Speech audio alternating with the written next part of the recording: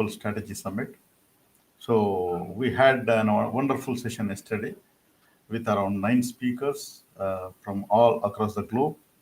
So we had very interesting and insightful and inspiring lectures yesterday. So just to give you a background and the details of Global Strategy Summit. So we conduct from True Strategy, we conduct twice a year a Global Strategy Summit for 2 days or maximum 3 days. So to connect industry experts, strategy consultants, and then managers across the globe to the organizations who are looking for strategy transformations. Okay. So this is how and we are quite successful in doing so, and many organizations have expressed their gratitude that this is helping them. Okay. So I take this as an opportunity, and Praveen, please check Dr. Ajay. Yeah. Mhm. Okay, so today is a day two event. I would like to invite our first speaker, Dr. Ajay Shankar Gupta from Hyderabad. So I would like to give a quick introduction to Dr. Ajay. So he can start our session today. Okay, so Dr. Ajay Shankar Gupta, the topic today he is talking is organizational performance alignment using the balance scorecard concept along with a case study of a power plant. So that's very interesting. I would like to hear that. So Dr. Ajay is the founder of Ainapur Consultants. He is an expert in ESG, sustainability, and business excellence with 40 plus years of experience. Formerly, he was with Tata Steel. He specialized in balance scorecard, TQM, and ESG frameworks, advising industries like mining, power, and manufacturing. Okay. So, welcome, Dr. Ajay. So, over to you. So, the first session, organizational performance alignment using balance scorecard, the case study. So, thank you, Dr. Ajay, for joining.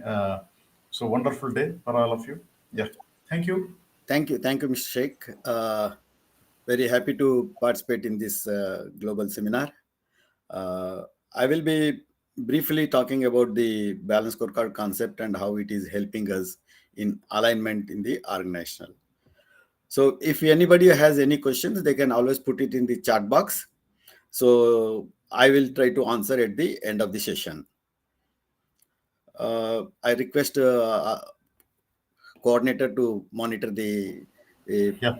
presentation. If any obstructions are coming, please try to call me and Yeah, then yeah, yeah. I'm there in the call. Okay. okay. So I'll be in the backstage, but Sometimes I'll call you back. yeah. Sometimes technical problem occurs. No That's why. problem, sir. I'm here. Yeah. Okay. Okay, I will be sharing my screen. Please confirm if it is clear.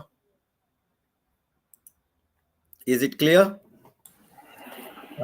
Yes, yes, yes. Yeah. Okay, friends. Welcome to the session. We are going to discuss on organizational performance alignment with balance scorecard concept, which is a very powerful tool. So here I'm going to discuss about why continuous improvement is required and why measurement is required, what to measure, and what is balance scorecard, how strategy maps helps us in alignment, examples of some case studies, and integrating with ESG, because nowadays ESG sustainability has become very important for many organizations. So we have tried to develop a strategy map and a sample scorecard for this. Then the deployment which helps in aligning the overall organization level. So if you have any questions at any time, you can put it in the chat box. We will try to answer at the end of the session. Why continuous improvement is there? See, because many times companies feel that I am the market leader, nothing to worry. Now I am there as a market leader, I can be there in the business forever. No. So earlier organizations used to think that today's performance will ensure future success, but it is not so. TQM, total quality management approach, though it is a very old approach, people say, but still it holds good, and it is the uh, maybe there it is there in different names, but it is still total quality management approach only. So which says that today's excellence is tomorrow's mediocrity.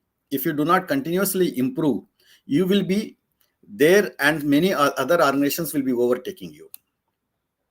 So we have to benchmark ourselves, compare ourselves with the best in the world. Why in the world, but not in the industry or not in within the country? Because now after globalization and open market and technology uh, implementation, so you have to compete with the global best organizations and continuously improve at the rate higher than our competitors and potential competitors. Remember this. Why I am saying potential competitors? Because the person or the organization which is not there in the business may suddenly enter into the business and with a new technology, new equipment, or new features and overtake your business. So you have to keep track of present competitors strategies and potential competitor strategies.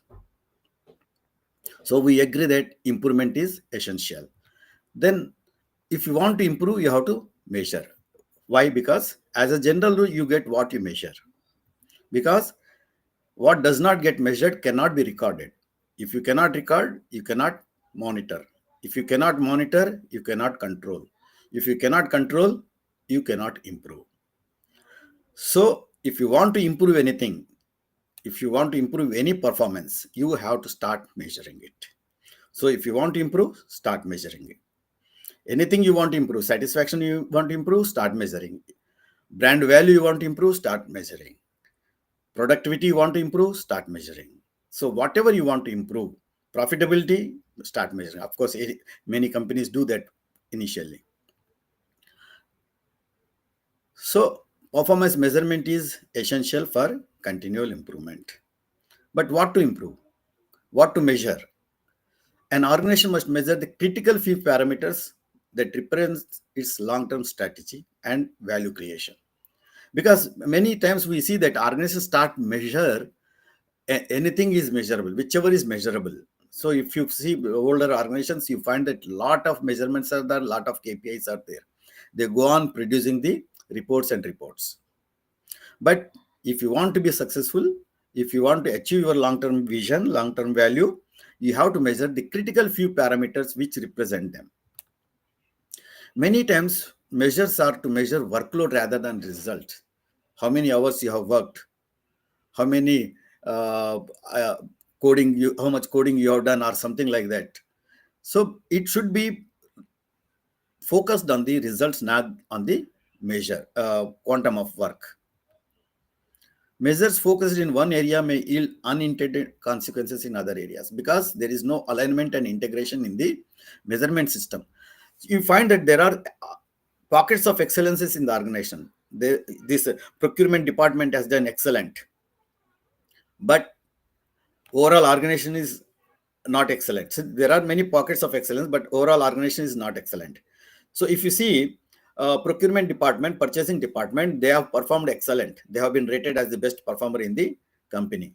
Now you go and ask their internal customer, maintenance department, they will say that we have not got the material in time, because of which I had to postpone my uh, overhauling, or my because of bad quality of the material, we had so many trippings or so many failures, so many hours lost due to that, like that.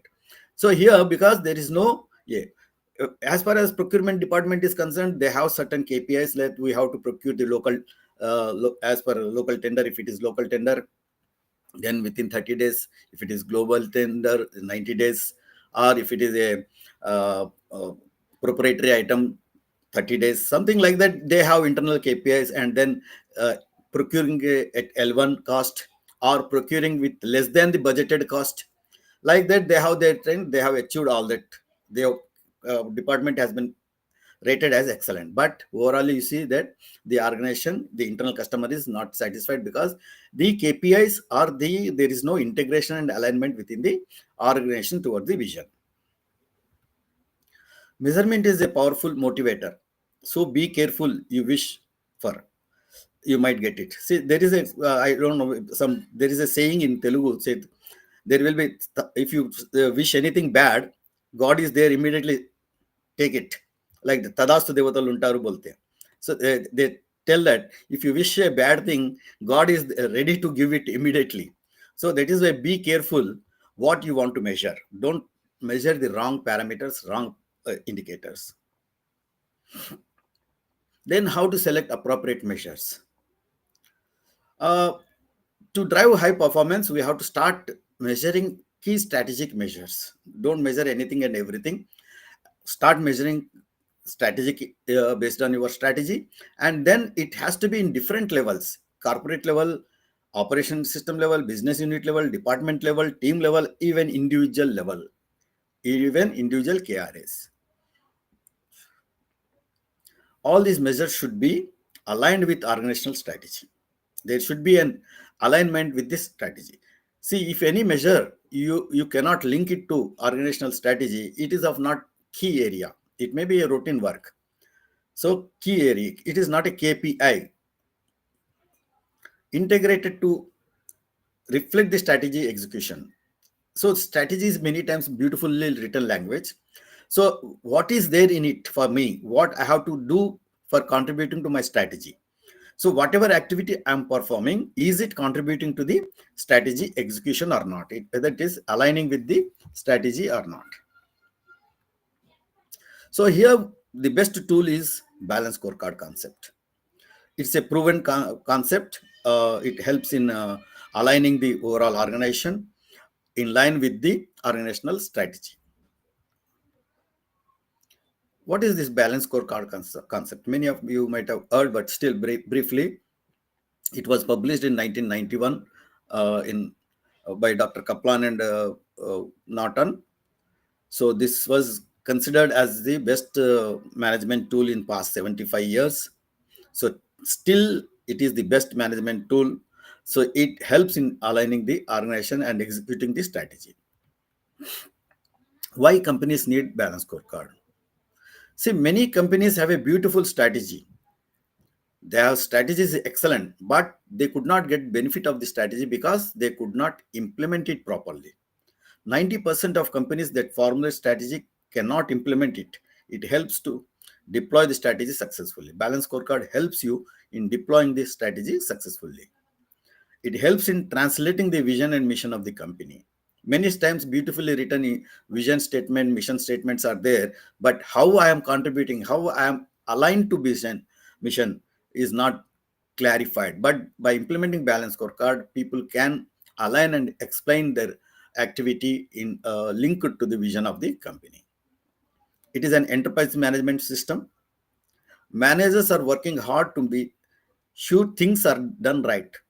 So we are trying to do the thing right. See, we have a performance parameter, upper limit, lower limit. As long as my process is within the upper limit, lower limit, I am happy.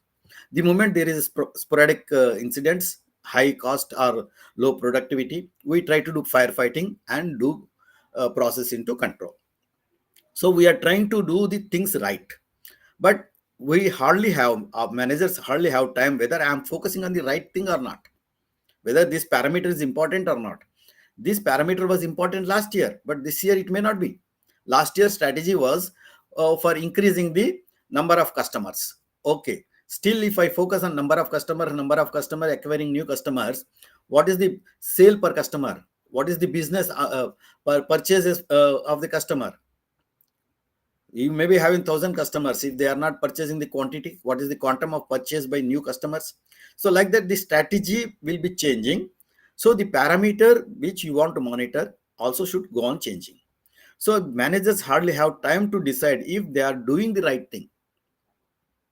So balance scorecard concept helps you in doing the right thing, focusing on the right parameter, right area. It improves in communication of the strategy across the organization. You see, the strength of the balance scorecard is the one-page strategy map. This one-page strategy map is going to explain you how the organization is going to play the game to achieve their vision. It communicates clearly to the every individual in the organization. So this balance scorecard has a 4 perspectives: financial, customer, internal process, learning and growth.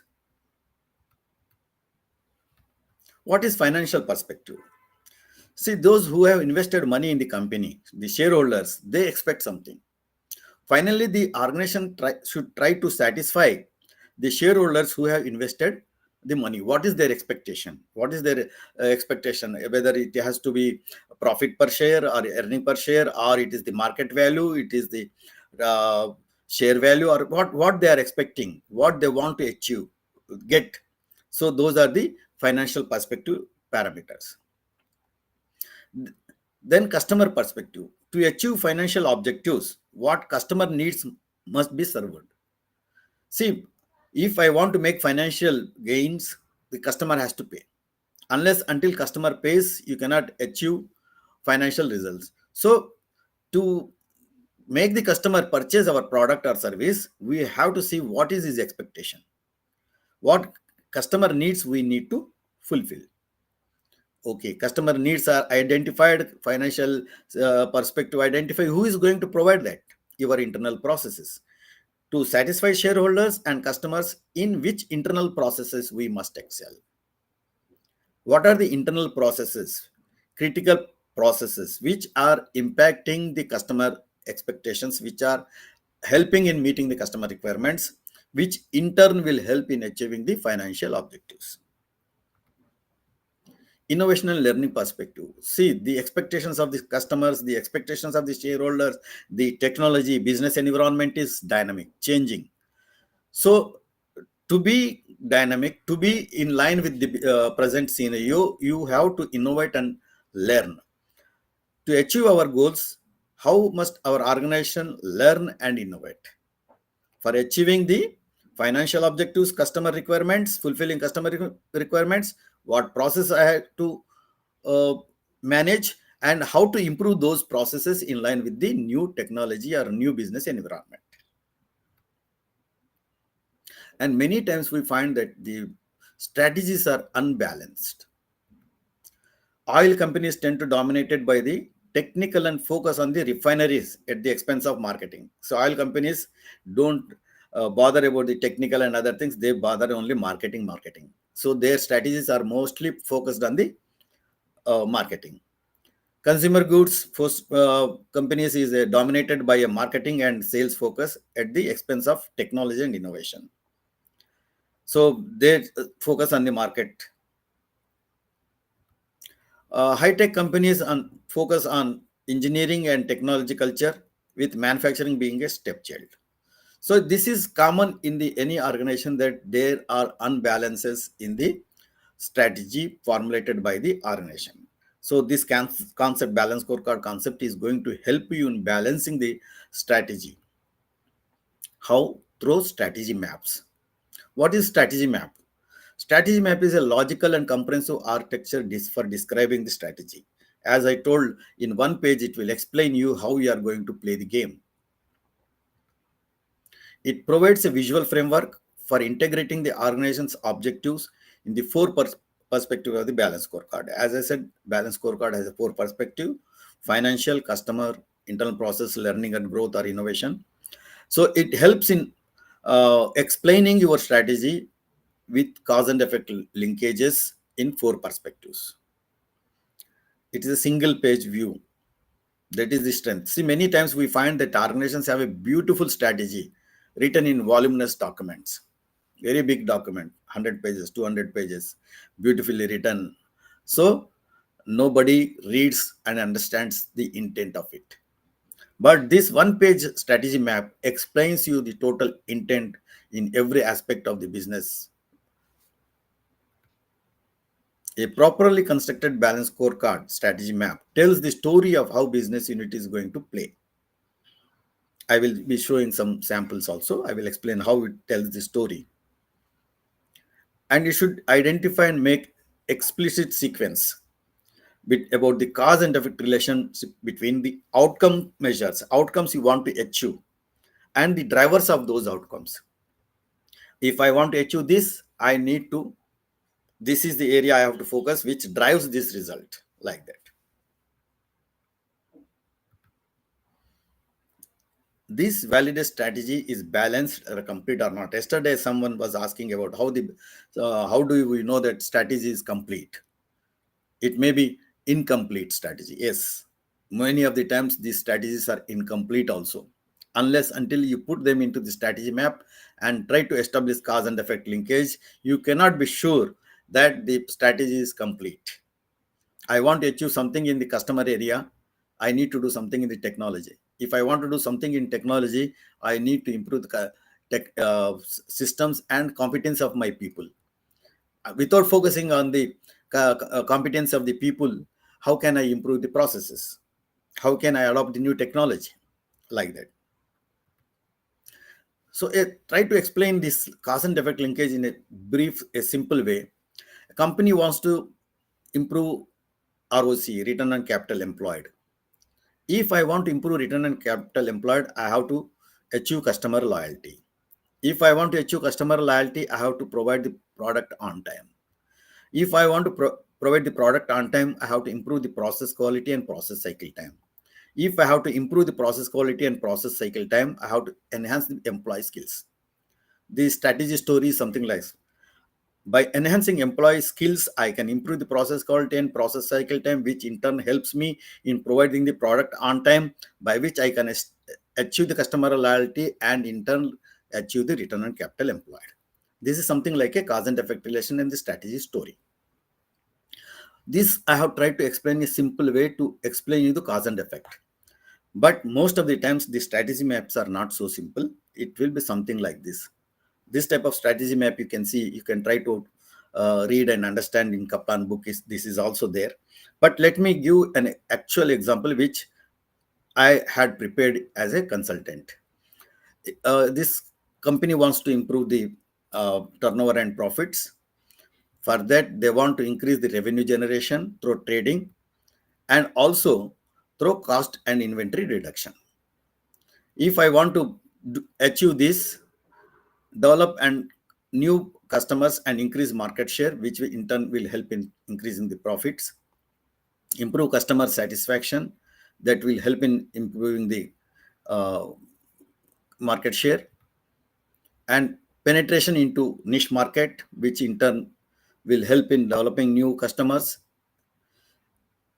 process improvement, which will help in penetration into new market, also improving customer satisfaction. Like this, you need to identify different strategies with cause and effect linkages.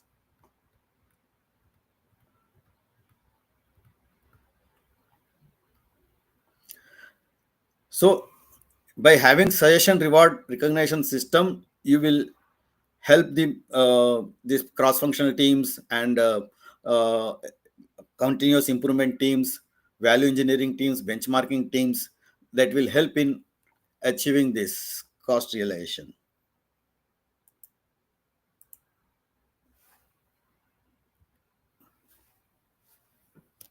Let me take an highliner. This will help in cost rationalization, which in turn will lead to the cost. Improving industrial relations will enhance employee engagement, employee satisfaction, which will also help in improving the process improvement. By improving the process, I can improve the customer satisfaction and also develop and help in penetrating into new niche market. So like this, there has to be cause and effect linkage. Without having this, you cannot achieve this. No, as I said, strategy is written in beautiful English language, beautifully written language. But what is there in it for me? How I am going to contribute? So the strategy has to be translated into operational and measurement language. As I said, if you want to improve anything, start measuring it.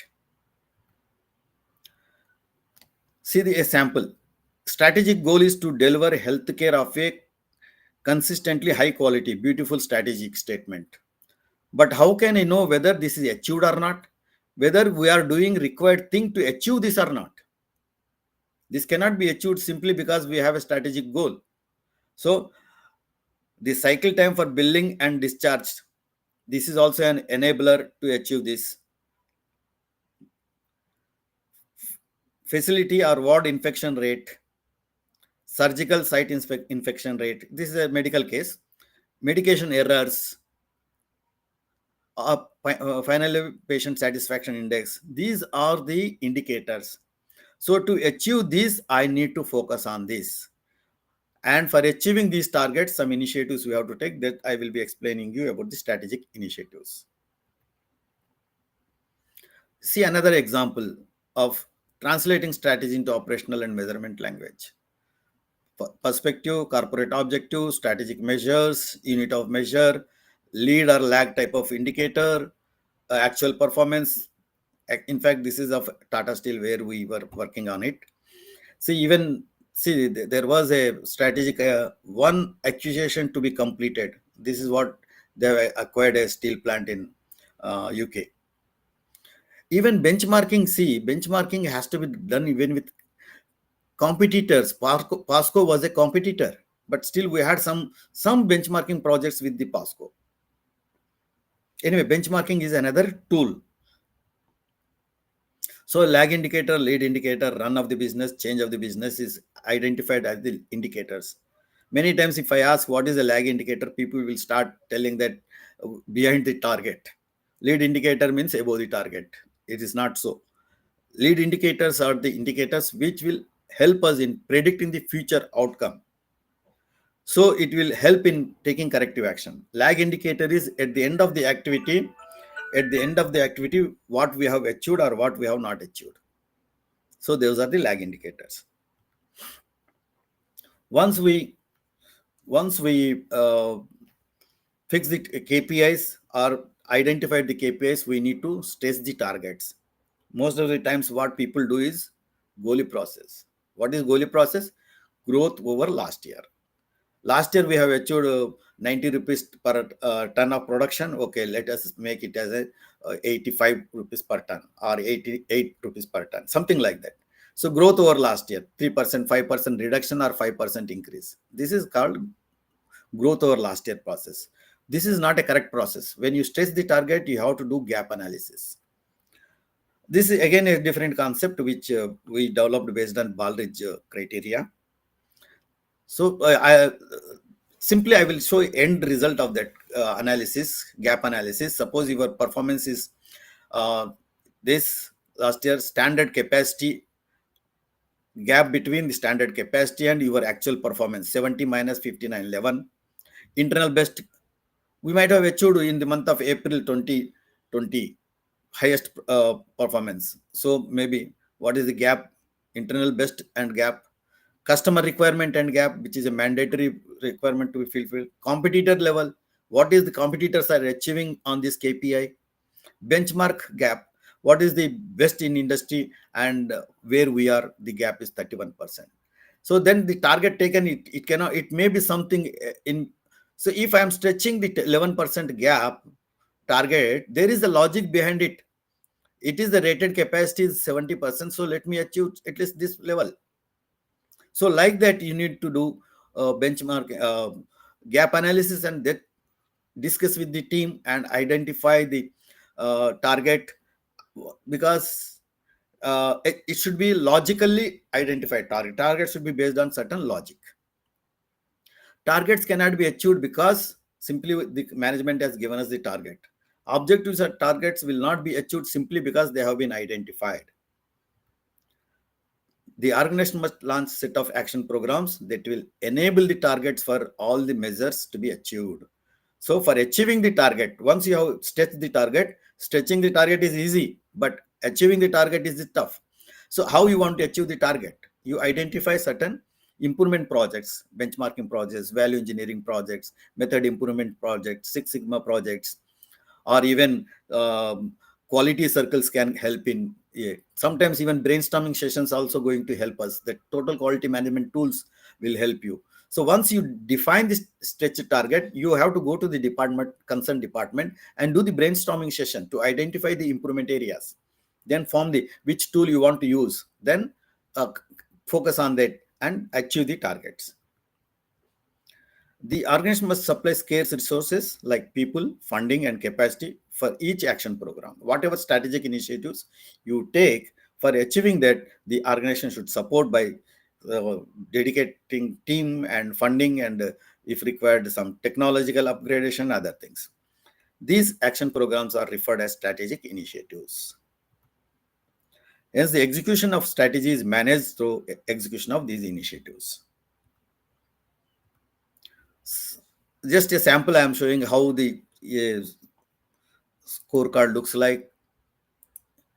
You see perspective, strategic goal, KPIs, KPI number, then unit of measure, target, actual performance, benchmark data, data owner. See, we had a system of identifying data owner and process owner.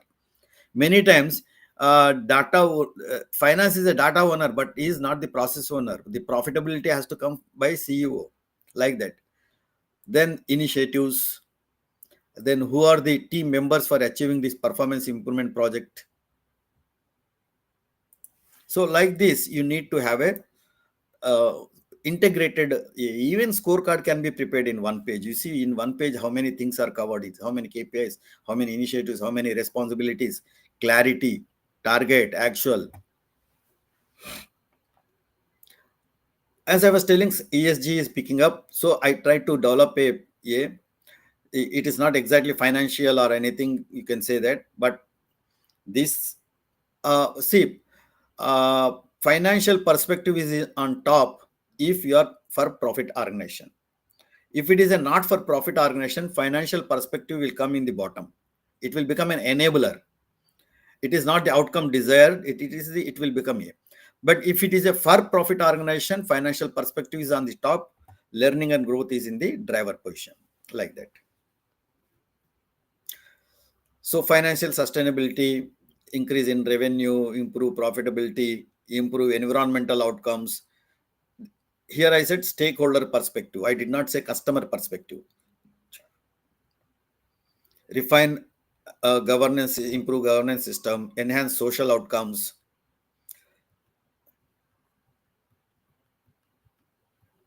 Now you see cause and effect linkages.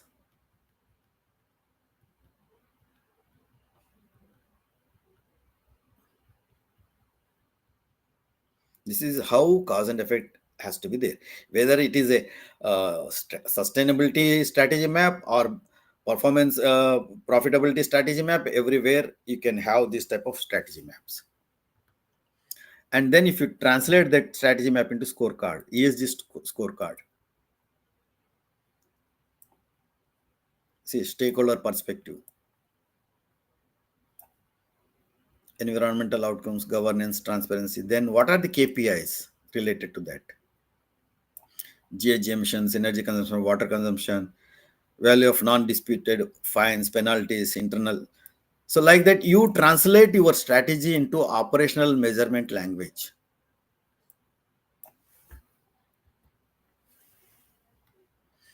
Then deployment. So once you prepare the corporate level scorecard, corporate level targets, how you are going to deploy it? It is another example how the vision statement of to be the most cost competitive steel plant in the world, Tata Steel. This vision statement, how it is translated into strategic goal, cost competitiveness, how this was deployed into MD level. MD's balance scorecard had a target of cost of HR coil, hot rolled coil. It is not human resources, it is hot rolled coil cost. Then it is deployed to different consumables and energy consumption and other elements. Now, if you take one specific energy consumption, how it was, this is a MD level, this is vice president and ED levels, and this is general manager levels. This sub-council council was a TQM organizational structure, iron making, steel making, roll making, like that.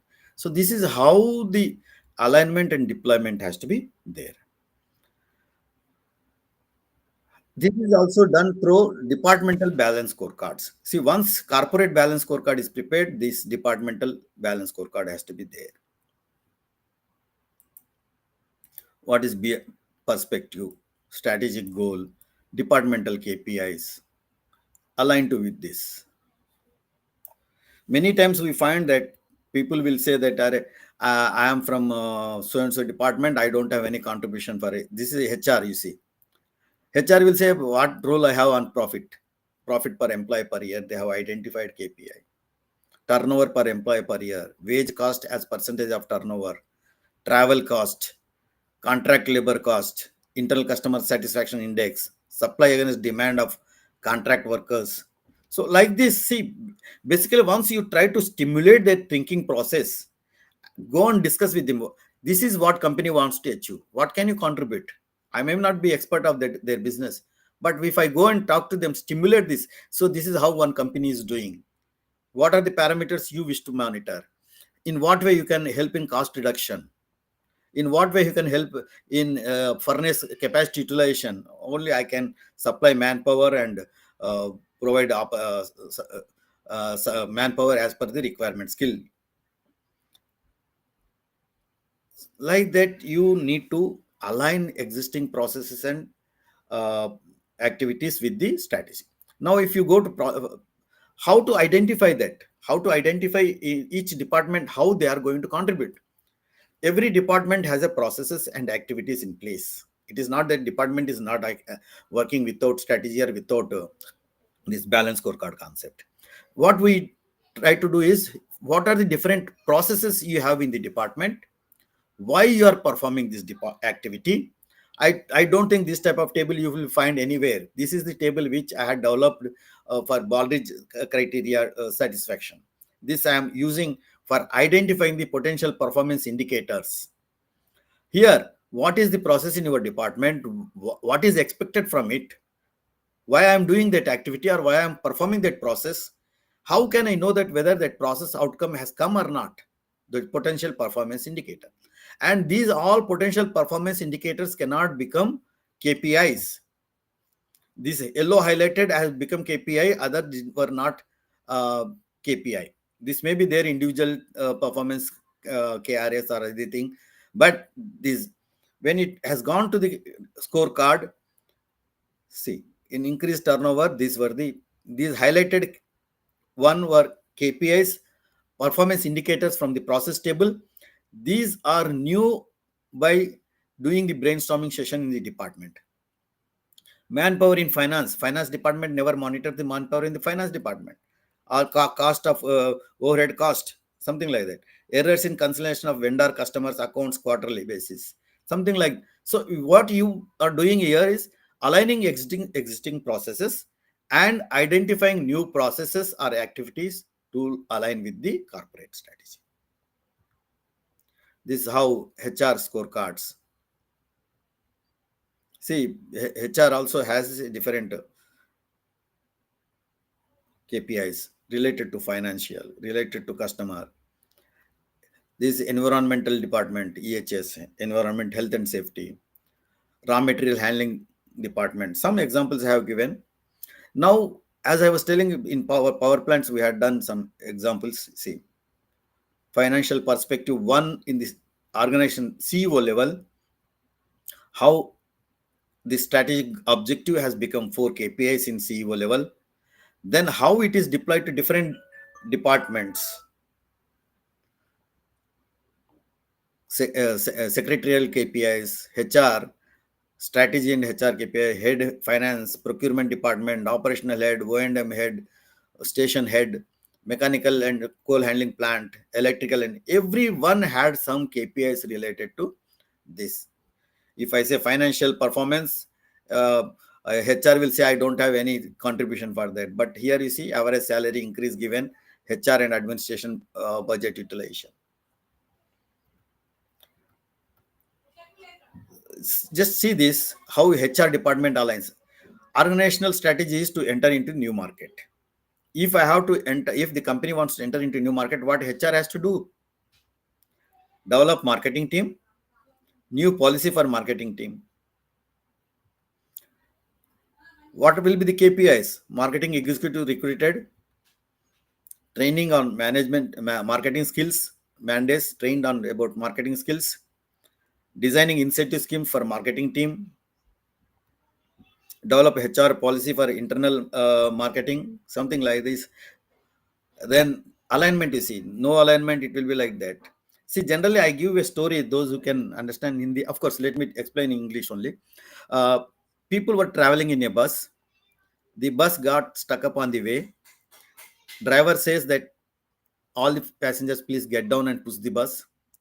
40 passengers were there. They got down and started pushing the bus. Bus did not move. Then driver says, how come 40 people are pushing the bus? Bus is not moving. Then he comes down and asks, why? Everyone has pushed? Yes, everyone has. How? Individually. Number one, with sincerely, I have put my total effort. Number two, number three. Individually, everyone was doing excellent, full energy. They were pushing the bus. What is the result? No, bus didn't go. Then driver says, everyone together, you have to push the bus. So all the persons started pushing the bus, but still the bus was not moving. Then driver surprised, how come? He comes down and asks, have we pushed all together? Yes, all of us together. Yes, exactly. Same time? Yes. How? From four sides, left, right, front, and back. See, then driver says whether you are in the left or right or back, see that bus moves towards front. So in the same way in the organization, whether you are in production department or support department, in whichever department you are there, you have to see that the your activity leads the bus towards your organization towards the vision. So that is the alignment required. In the process, what happens? Sometimes you may have to compromise with your internal excellence. Procuring at L1 cost, maybe you have to compromise L1 cost, you have to go to L2. Procuring in 30 days for single tender, you may have to bypass all that some steps and achieve it in 10 days or 1 week, like that. So that is how the integration and alignment has to be there. And how overall alignment. See, many times companies say that vision is first, but you see that those I don't know. Still, some MBA colleges teach vision is first, but according to Kaplan book, and I agree that mission is first. Unless until we decide why we are existing, what values we are going to follow, we cannot define where we want to be. Once we define where we want to be, how I am going to reach there is a strategy management. Then you have a balanced strategy or not, put it into the strategy map, then translate it to scorecard, identify initiative, define the individual KRAs or objectives, then achieve this here. This is there in the Kaplan's book. But now I will give you practical example. Group purpose of, actually it was Tata group purpose, then Tata Steel's vision values, then strategic goals, then MD scorecard, then quality council objectives, that is ED, vice president level, then sub council, this is general manager level or sub units. We had even where I was working in a mines division, it was SBU, sub council, and then departments within the SBU. Then we were preparing annual quality improvement plan. This is what I said. Our objectives and targets cannot be achieved simply because targets have been given. You need to identify the improvement projects. We were conducting brainstorming sessions in the month of April and identifying the improvement projects and forming the cross-functional teams and preparing the annual quality improvement plan. Then individual KRS. KRA, if I ask you, you will tell key result area. But as a lighter side, what we were calling it is as in Hindi, क्यों रखना है आपको? Why company should keep you? Why company should keep you unless until your activity has a linkage to departmental and then finally to vision. Unless until your work is aligned with this, why company should keep you, like that. Now people have become more conscious of OKR, but I feel OKR is alone cannot achieve this because they are not aligned with cause and effect. Gaps in OKR, no cause and effect logic, often disconnected from vision and mission, can be siloed at team level or individual level. It may be isolated objective, may ignore balance across financial and customer and learning growth. They may not be balanced OKRs. That is why strategy map is essential, which provides comprehensive view with cause and effect linkage between financial, customer, and internal process. OKRs not random or siloed, but anchored to strategic priorities. From strategy objectives like strategy map, strategic objectives, then you can make it.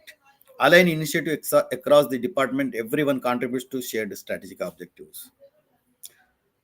Integrating OKRs with balanced scorecard is the best. Use the strategy map to derive strategic themes and objectives. then convert into KPIs. I am telling here, you may tell that OKRs.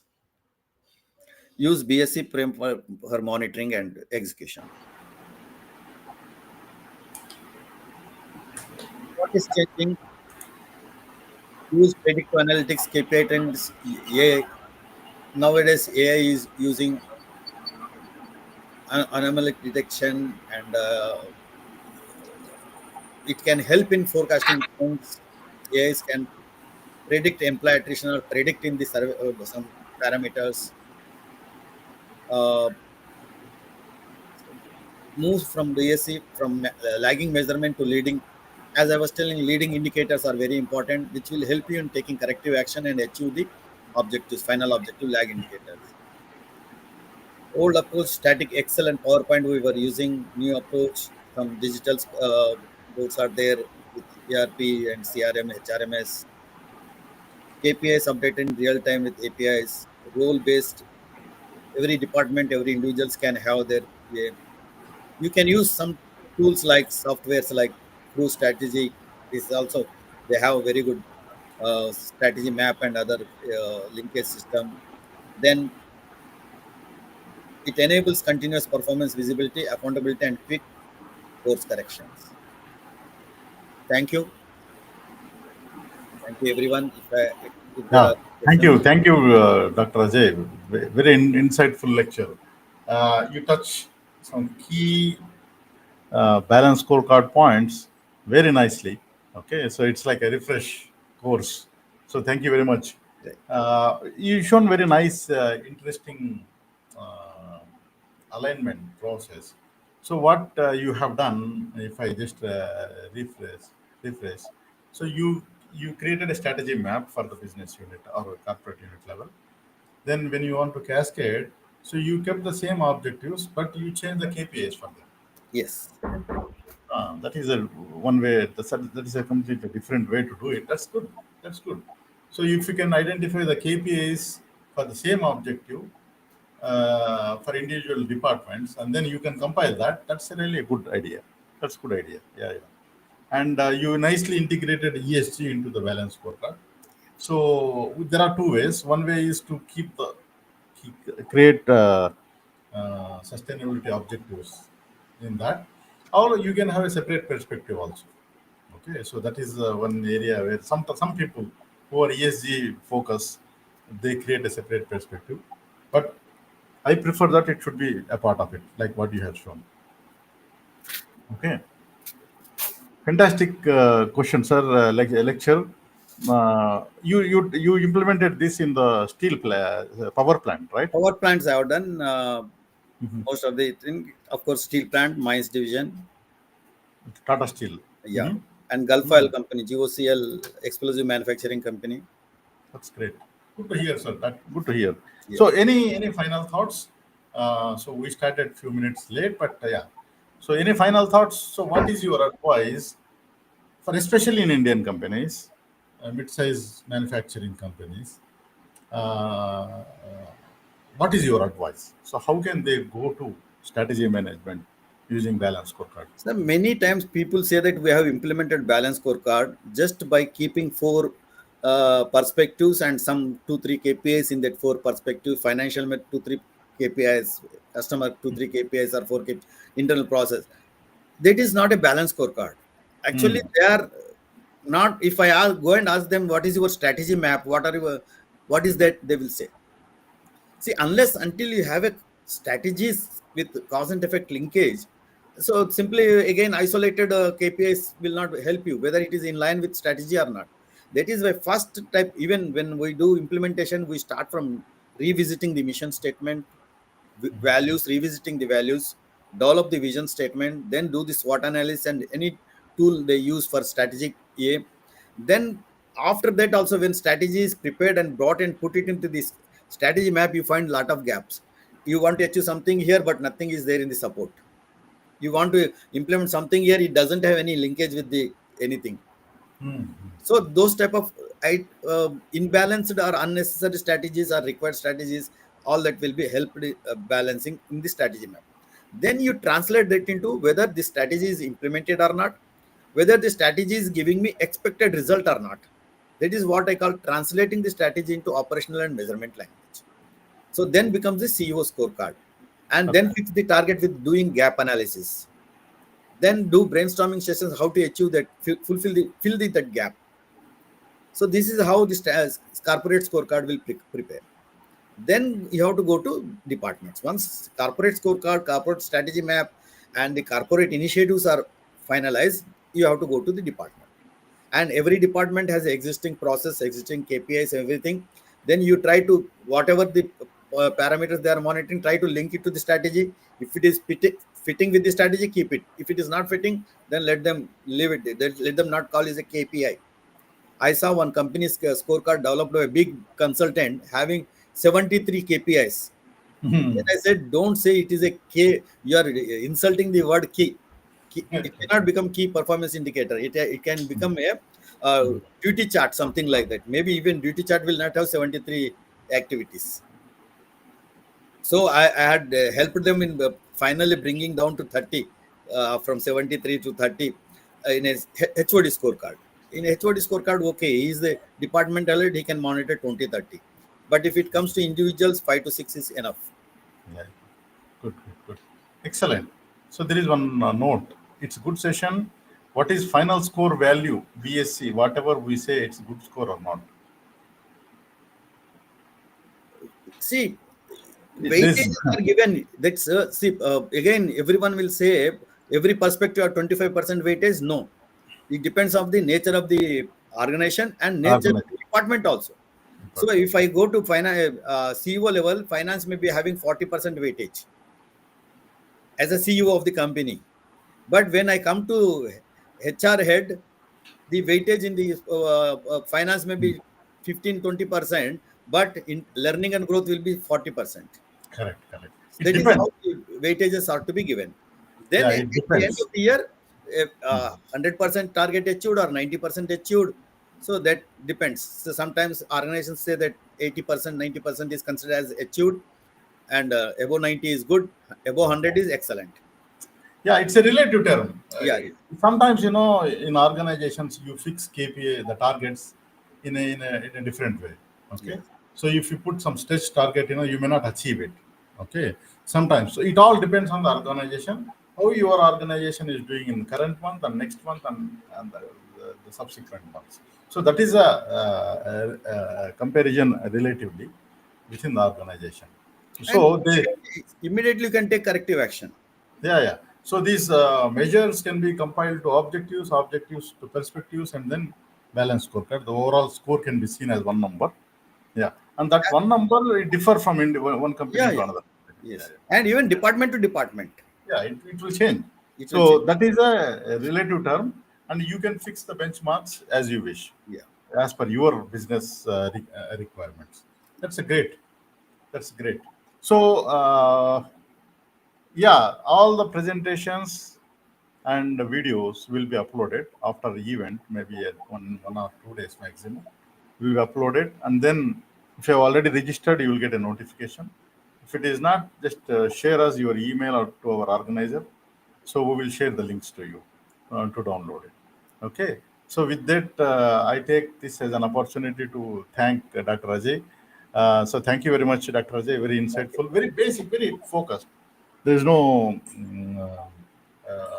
confusion kind of thing. You've given yeah. a very nice Thank you. practical example how it is done in our organization. So thank you, sir. Thank you very Thank much for joining all the way. And if there is any questions, Yeah, yeah, we'll put you offline. And then if somebody wants to reach you, yeah, we will just connect you. We'll share your contact details. yeah. And yeah, Thank you. okay. Thank you for the Yeah, we will update. We'll keep the presentations available, Marshall, for all the sessions. Yeah, we take consent from individual speakers, and then whatever slides it has shown, it will be published.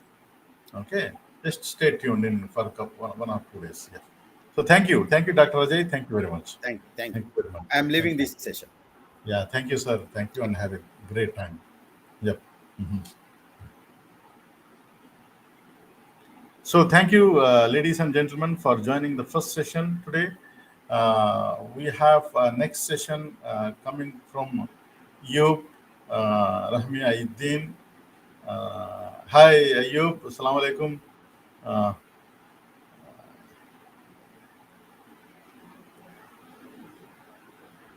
are you joining Eyub?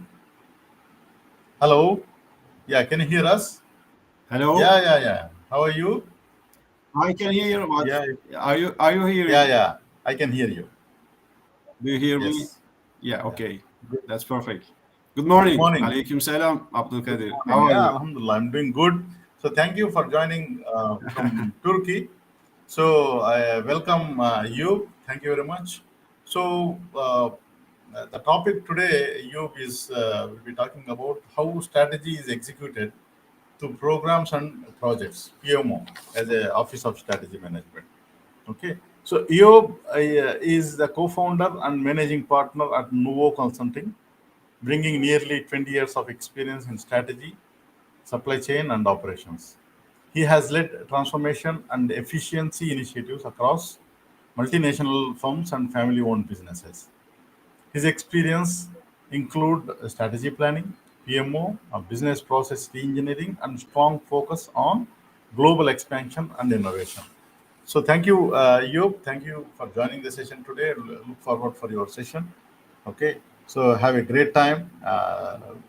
So you can share screen and start the presentation. Okay, I'll let me share the screen, please. Yeah.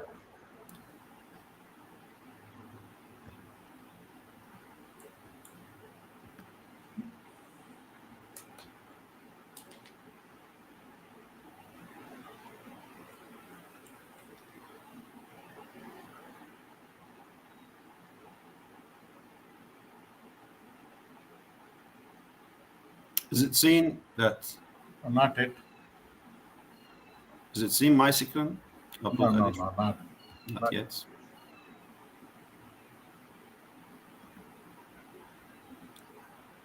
So you just share screen and select right uh, Yeah, presentation. Yeah. yeah. I am doing the right things, but I'm not sure why it is not seen.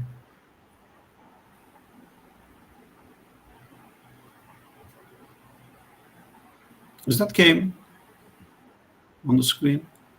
No, not it. Do you see Yeah. my Now it presentation? is coming. Yeah, Nah, it is okay. coming. Okay. Yeah, we can see. Thank you.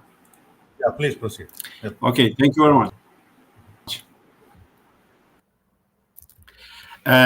It's a pleasure to be here with you today. Thank you, Abdul Kadir, and the entire Data Labs team. I have always believed that great conversations start with a strong partnership, and today's session is a perfect example of that. Uh, I would like to say that good morning, good afternoon, and good evening to everyone. Firstly, I am Eyub Aydin, and over the next 45 minutes, I will be your co-pilot on a journey through one of the most misunderstood yet most powerful engines of strategic execution, the PMO. Now, I know when people hear project management office, they all schedule Gantt charts, maybe a few templates here and there. But what if I more something that sits not at the end of strategy, but right at the heart of it? It's about strategy to value with visibility, agility, and accountability. We'll cover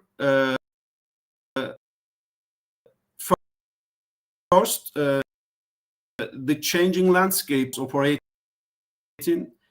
because let's face it, are thing of the past. Then we will explore what effective execution actually look, we measure it, and how PMOs can move the needle. After that, I will introduce you to a new case study.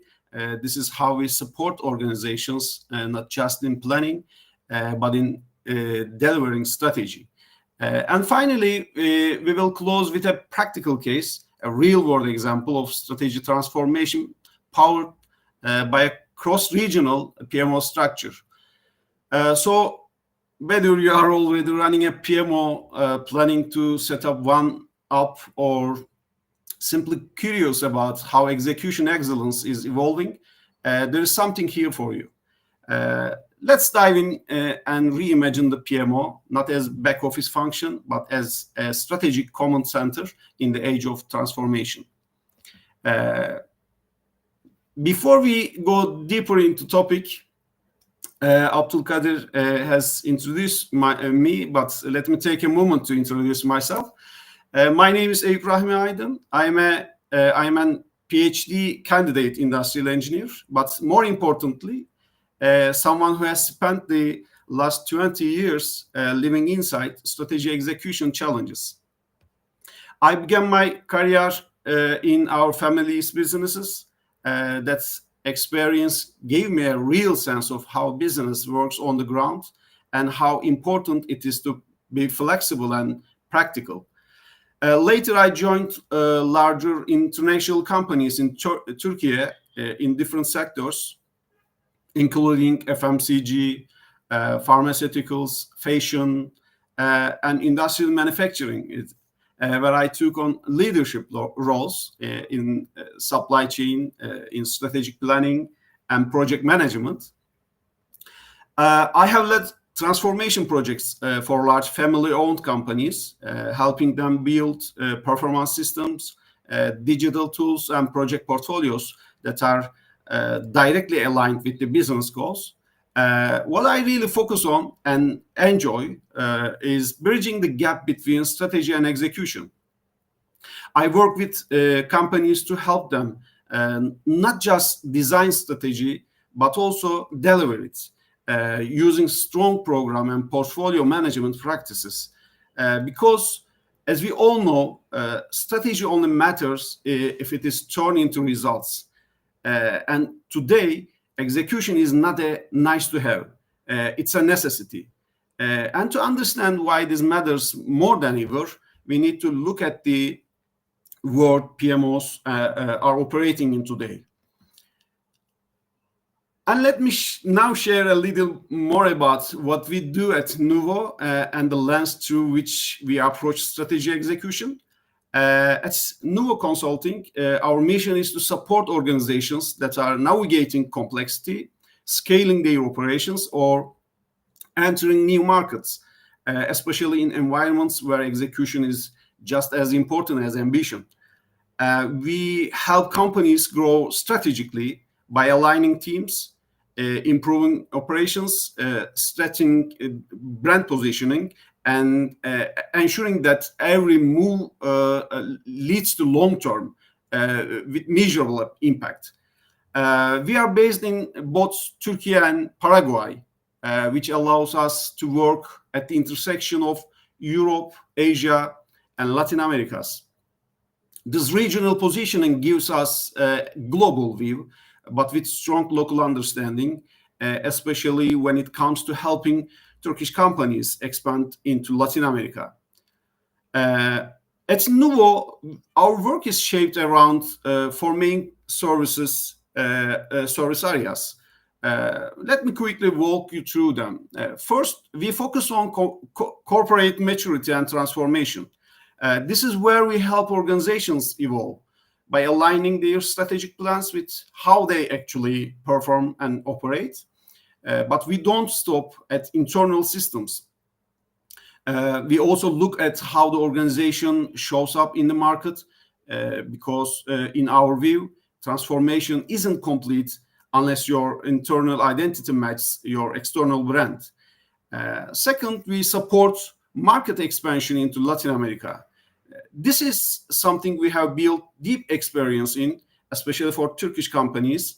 We guide them through the local realities, how to enter the market, who to partner with, how to navigate regulations, and most importantly, how to adapt to regional business culture.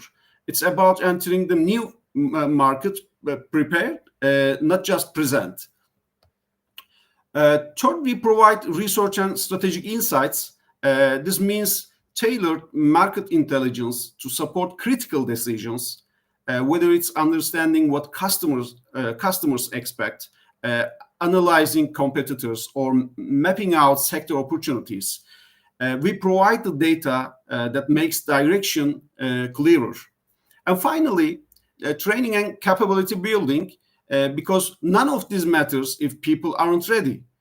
We design and deliver leadership programs, workshops, and internal development tracks, all aimed at strengthening the execution muscle inside the organization. At Nuvo, we see a logo or slogan, but as a strategic asset, one that needs to be fully aligned with how company grows, competes, and delivers its promise. Our goal is simple: to turn global ambitions into actionable strategies, and to help our clients execute them with clarity, capability, and commitment. And the reason I'm telling you this now is because the work we do at Nuvo is deeply connected to today's topic. As you will see later, we don't just talk about strategy execution. We live it on the ground with our clients. But first, let's zoom out and look at the broader business environment we are all operating in, and why the PMO has become such a vital player in today's execution equation.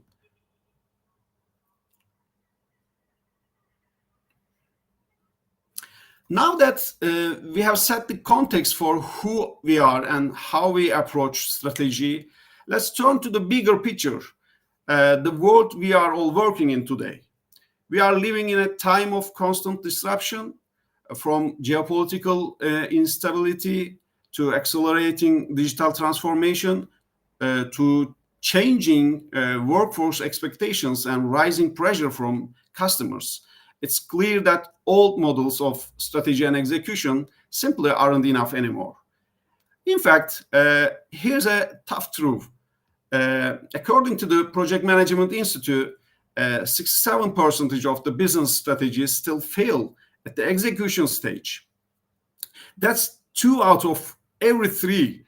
And why does this happen? Because organizations often lack the fundamentals: clear alignment across teams, real-time visibility into what's actually being done, a way to prioritize effectively, and this is where strategy breaks down, not in the boardroom, but on the ground.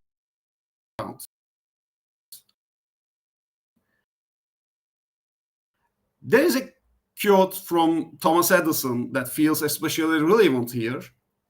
Vision without a goal, it really hits home.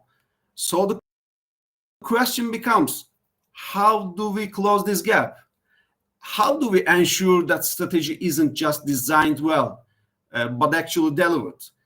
This is where the PMO enters the picture, but not old-fashioned kind. So to really understand how the PMO needs to evolve, we are going to look at it from 3 different angles, 3 lenses that will shape our conversation today. First, we will talk about landscape, the business environment around us, what's changing, what's driving all this disruption, and why can't we rely on old models anymore. Second, we will dive into execution, because it's not just about having a plan. It's about how we manage portfolios, programs, and projects in a world where everything moves fast and change is constant. And finally, we will talk about impact, the real results. Not just did we finish the project, but did we create a value? Did we move the business forward? Can we prove it? These three terms, landscape, execution, and impact, will be our guide as we explore that modern PMOs need to be differently. So let's begin with the first one, the landscape, and how it's reshaping the role of the PMO. So now that we have talked about how the business landscape is shifting, let's ask a simple but powerful question. What exactly is a PMO? Really, it's traditionally PMO stood for Project Management Office, and it mostly means structure, process, compliance, templates, reporting lines, and making sure everyone follow the rules. It was useful, sure, but it was also limited because as organizations began facing more complexity, more uncertainty, and faster change, they need something more. They needed someone or some function to help them align their strategy with execution, choose the right projects, not just deliver them, and make sure that what gets delivered actually matters to the business. And that's when we started to see the PMO take on new shapes, new meanings. First, it became what we call a portfolio management office. Here, the focus shifts from are we doing projects right to are we doing the right projects. It's all about smart investment choices, setting the right priorities, and managing the big picture across multiple initiatives. Then came to performance management office approach. This isn't just about timelines and budgets anymore. It's about value. Are we actually creating impact for the business? Here, the PMO becomes a performance partner, not just a process checker. And now, the most advanced version we are seeing, the PMO is evolving into a strategy execution office. It's no longer sitting on the sidelines.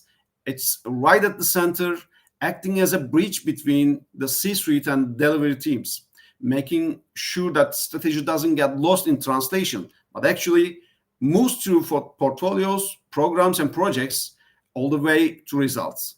The three letters are still the same, PMO, but what they stand for has completely transformed. Because today, successful execution isn't just operational efficiency, it's a strategic capability. And in this age of disruption, this evaluation, it's no longer optional. It's essential. So if the definition of a PMO has evolved, what about the way it executes? That's where we are heading next. So let's come to the core question. Why does the PMO matter now more than ever?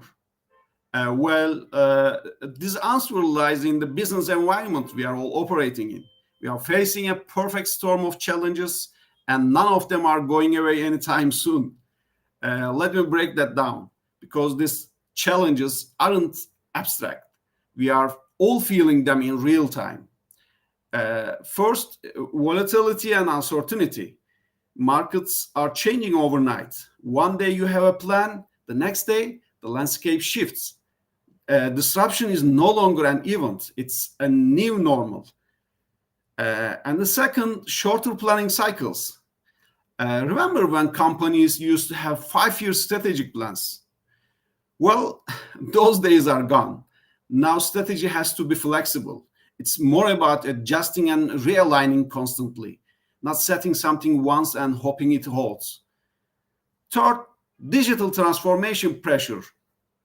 Every organization is in some phase of going digital, but without a clear structure, it becomes chaotic. Technology alone doesn't create results, but the execution does. Fourth, resource constraints. We all feel this one. Budgets are tighter, teams are stretched thin, but somehow the number of projects and change initiatives just keeps growing. And finally, change saturation. Let's be honest, people are tired. They are bombarded with new systems, new goals, new priorities, and without clear focus and coordination, this leads to what we call transformation fatigue. And here's the kicker.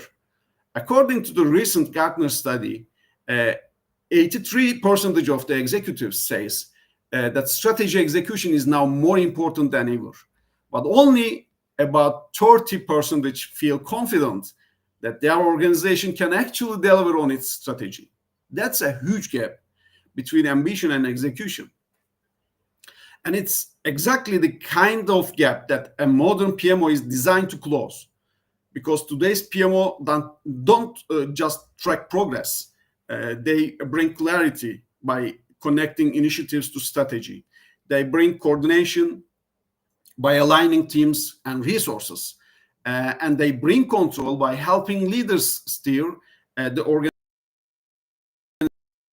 organization through complexity without losing momentum. In short, PMOs are no longer optional. They are a strategic life and beyond.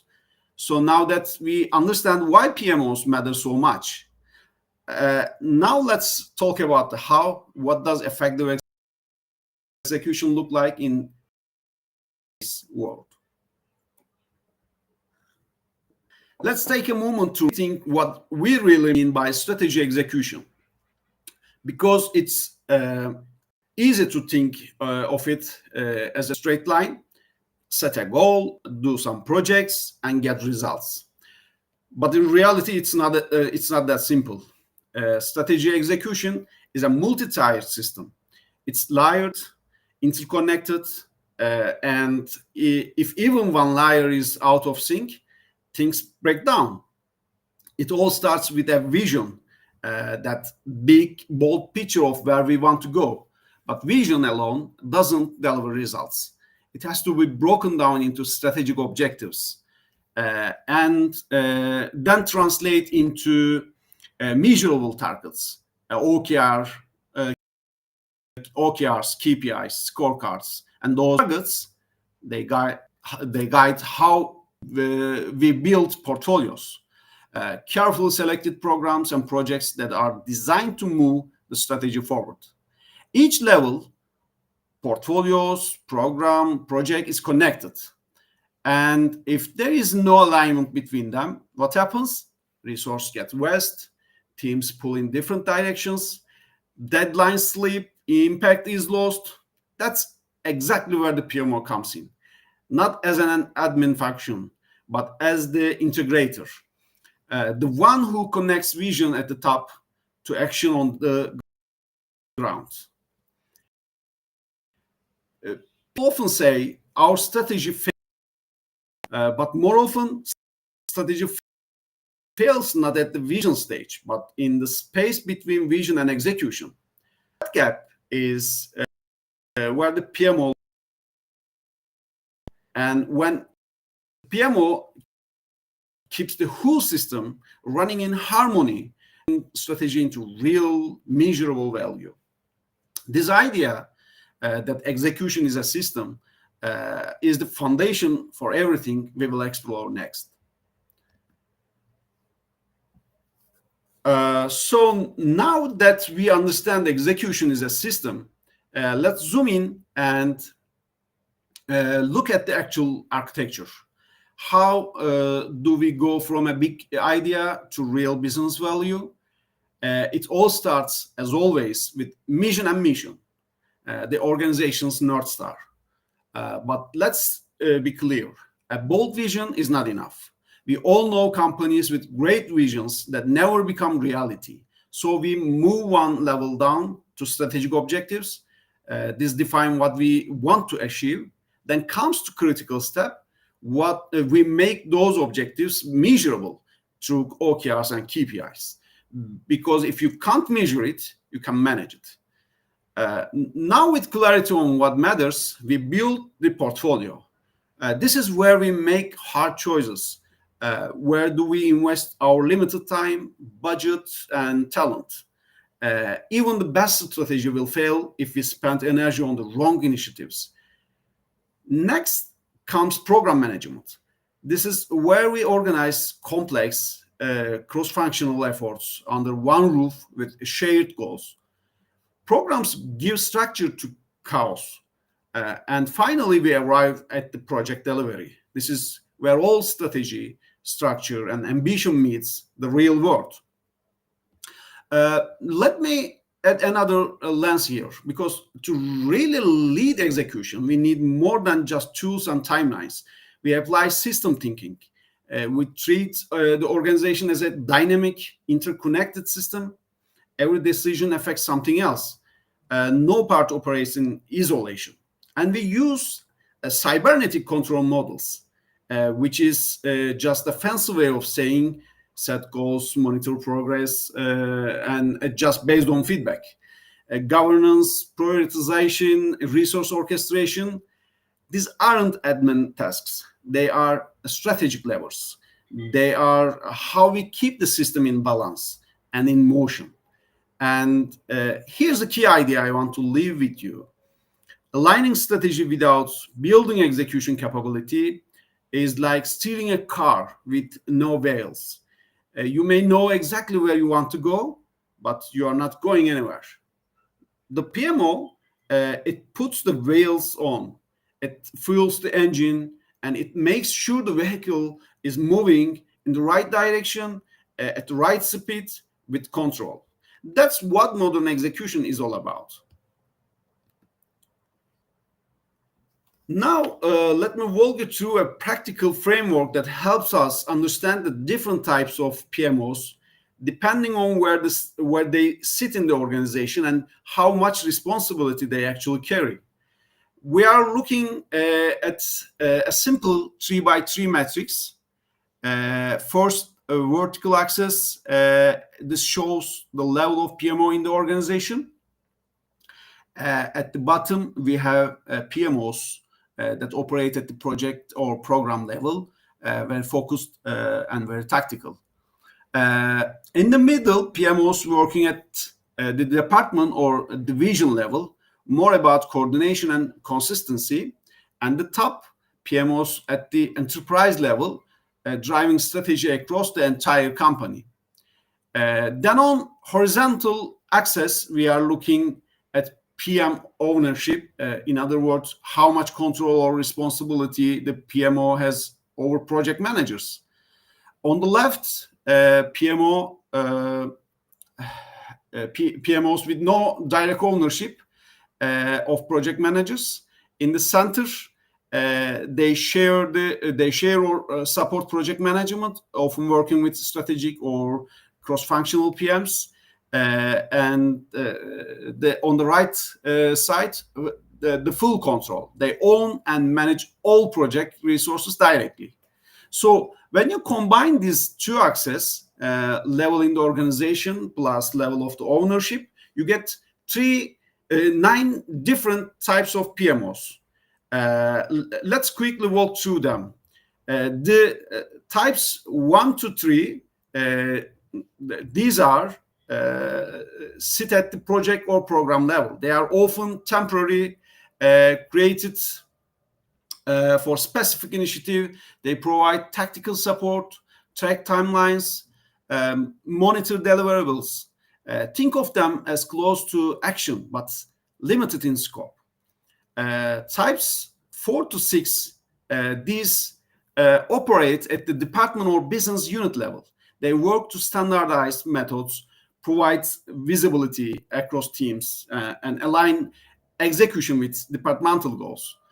These are great for growing organizations that want more control without centralizing everything. And types 7 to 9, now we are talking about enterprise PMOs. They work across departments, they shape the strategic project portfolio. And type 9, which we call Enterprise Portfolio Office or EPMO, this is the most mature strategic form. It's deeply integrated into executive decision making and helps guide all portfolios and programs across the company.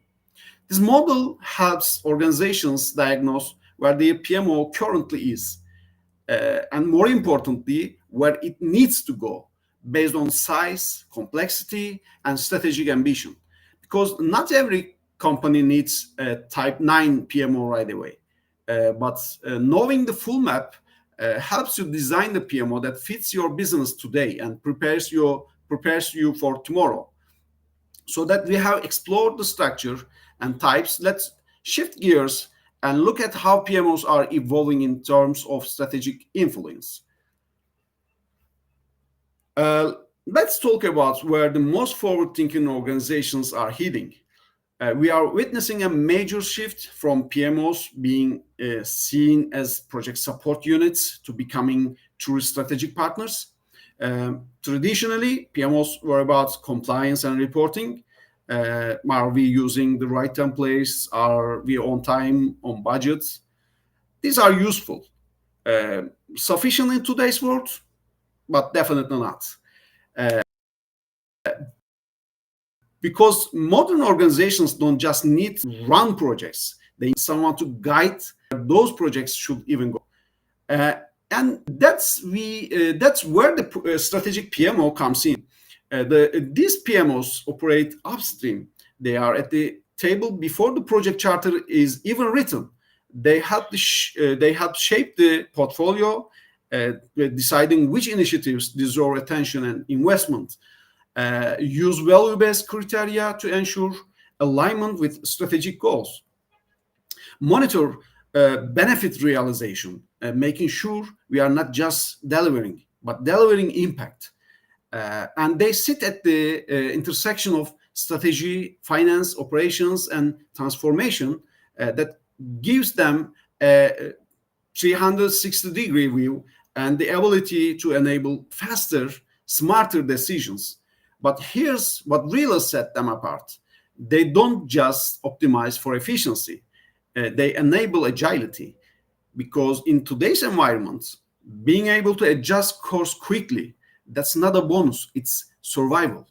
As the quote on this slide puts in, strategic PMOs shape decisions before projects even begin. They don't just execute, they influence. And that visual you see here, that's intentional. The PMO is no longer buried somewhere under operations. It's right next to the C-suite, working side by side with leadership, guiding change, and not just managing it. This is the feature of the PMO. Not tactical, not just a back office function, but a strategic orchestrator of change. As we start shifting from landscape into actual execution models, it's important to pause and ask, what does a modern PMO look like in a world that's constantly changing? We are no longer in the age of plan once and execute forever. The PMO has to evolve fast. And the evolution is being shaped by three powerful trends. This first one is game changer. PMO as a value office. It's no longer enough to say we delivered on time and on budget. Today's ask a different question. Being asked to go beyond outputs and focus on outcomes. They need to prove that means tracking benefits, measuring alignment, and making sure we are not just doing work, but doing the right work. The second trend is the rise of the hybrid teams. The way we work has changed forever. Teams today are no longer sitting in the same building or even the same time zone. They are made up of internal staff, outsourced vendors, freelancers, and increasingly AI and automation. The PMO has to manage this complexity, not by controlling every detail, but by creating clear governance, flexibility, and trust across all those layers. In other words, it's not just about process anymore. It's about people, platforms, and performance. The other trend is PMO as a platform. this last one is about mindset. The PMO can no longer be a silo, stuck in a corner reporting on status updates. It has to become a platform, a connective fabric that links strategy, finance, operations, and execution across the entire organization. This shifts enables real-time visibility, better alignment, and faster decision. We are moving away from static planning and toward systems thinking, strategic resilience, and continuous learning. Modern PMOs are becoming digital governance engines, using data, feedback, and insight to improve while executing, not just after. In short, the future of work requires a new kind of PMO, one that's agile, insight-driven, and fully integrated into how value gets created across the enterprise. This is no longer a support function. It's a strategic capability, and it's changing everything. As we go deeper into execution, I want to highlight a critical mindset shift. Strategy is only as good as your organization's ability to actually deliver it. Science sounds obvious, right? But here's the truth. Many companies still treat the PMO as a back office function, a unit that tracks deadlines, updates task lists, sends reports. Useful? Sure, but in today's environment, not even close to enough. Because execution today isn't just about control. It's about adaptability, agility, alignment. That's why we are now seeing PMOs evolve into something bigger, like strategic command centers, PMOs that help leadership not just deliver strategy, but shape it, adjust it, and keep it moving as the world changes. So what does a modern PMO actually do? A lot more than just following up on tasks. First, it drives strategic prioritization. In other words, what really matters right now, with limited time and resources, where should we focus? Second, it connects the dots across the organization, because execution doesn't live in silos. The PMO brings marketing, operations, finance, IT, all to the same table, aligned, coordinated, moving together. Third, it creates real feedback loops. So we are not just pushing projects forward violently. We are listening, learning, adjusting in real time. And finally, maybe most importantly, it helps build a culture of getting things done that's flexible, that responds to change, and that stays focused on results, not just activity. And here's the real question I would like you to consider. Is your PMO just delivering projects or enabling your strategy to evolve and thrive? Because that's the difference between a reactive PMO and a strategic one. And if we want to compete, grow, and lead in the fast-changing world, we have to rethink how execution is designed, governed, and improved. So now let's talk about what that new architecture can actually look like, not just built for efficiency, but built for impact. Now let's talk about different kind of shifts, not just inside the organization, but in how organizations work with partners on execution. Here's the reality. Execution is not a handoff. It's not, we built the strategy, now you go figure it out. And yet, that's how a lot of consulting still works. Consultants come in, run some workshops, build a great looking slide deck, and then they leave. The client is left alone to make it all happen. But here's the problem. Most strategies don't fail because they are badly designed. They fail in the delivery because of poor coordination, misalignment across teams, or the inability to adjust when reality changes. That's why at Nuvo, we do things differently. We don't just show up with slides, we stay in the cockpit. We position ourselves as a co-pilots, working side by side with our clients, not just helping them define strategy, but helping them deliver it. That means being agile because plans changing, putting in strong governance so accountability is clear, and offering real-time decision support, and not just a beautiful report that gets lost in someone's inbox. There is a quote I love that captured this perfectly. Strategy implementation requires proximity, not distance. Impact comes from the shared ownership. And that's exactly what we do at Nuvo. We bring structure, clarity, and tools. But more importantly, we bring commitment. We help organizations build the capability and confidence to turn strategy into lasting, measurable impact. Let's take everything we have talked about so far and make it real. This is how we at Nuvo approach execution, especially when we work alongside PMOs and strategy officers. Call this our embedded execution model, because we believe strategy doesn't get delivered from outside. It gets delivered from the inside out. The most effective execution partners don't just advise. They don't drop in, deliver a framework, and disappear. They embed.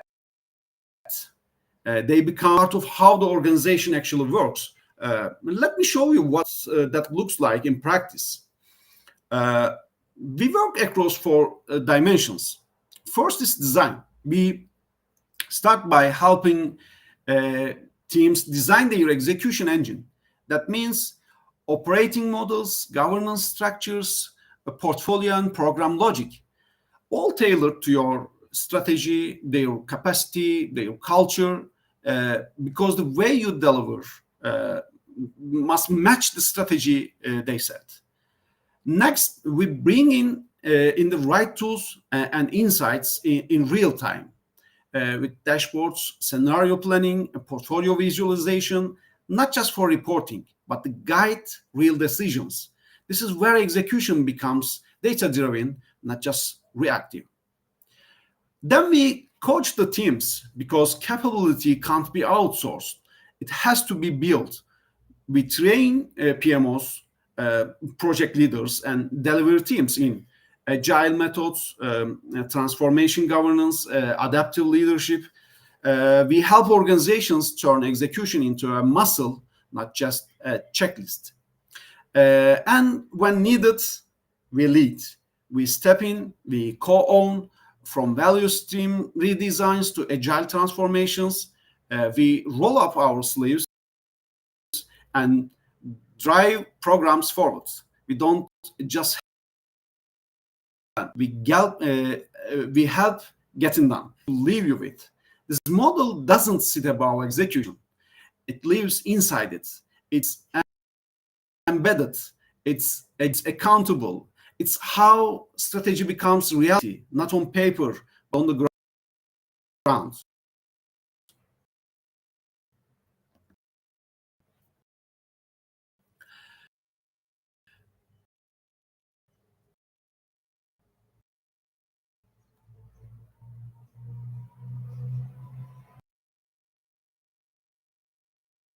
Outcome focused. But in today's world, that's not enough. We need to be smart, not just process data driven, not just intelligent tools, especially AI come into play. We are entering a new phase where the PMO becomes an insight engine. Let me show you what that looks like in action through 3 powerful capabilities. Imagine being able to forecast project risks before they happen. That's now possible using historical trends, real-time data, and AI models. PMOs can flag delays before they hit, cost overruns before they grow, and even resource clashes before they escalate. It's like having headlights on a foggy road. You can finally see what's coming. It's predictive analytics. At the risk sensing, AI can now detect early warning signals across your entire portfolio. Let's say one team is sleeping, or budget burn is accelerating, or external market data suggests a risk. AI can pick up on those signals and trigger alerts. Think of it as your digital early warning system. The third one, dynamic resource allocation. Gone are days of rigid annual resource plans. With real-time visibility, PMOs can reallocate people, budgets, and focus on the fly. Based on what's urgent, what's strategic, and what will move the needle, this makes the whole organization faster, sharper, and more adaptive. At Nuvo, we built these capabilities using platforms like Free Strategy, which brings together execution dashboards, scenario planning, portfolio simulation. But here's the truth. Tech alone isn't enough. You need the right model, you need the right mindset, and most importantly, you need the right partner to help drive it. Let me bring all of this to life with a real-world story, because the theory is great, but nothing speaks louder than impact. We have a few more minutes left. Huh?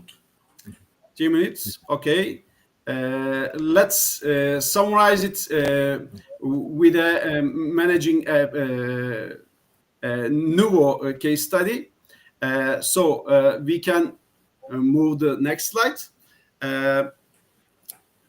Let's pull it all together, walk through how we helped and the clients turn into strategy, into real measurable results. We use a simple but powerful model built on 3 core phases: reframe, prioritize, and enable. The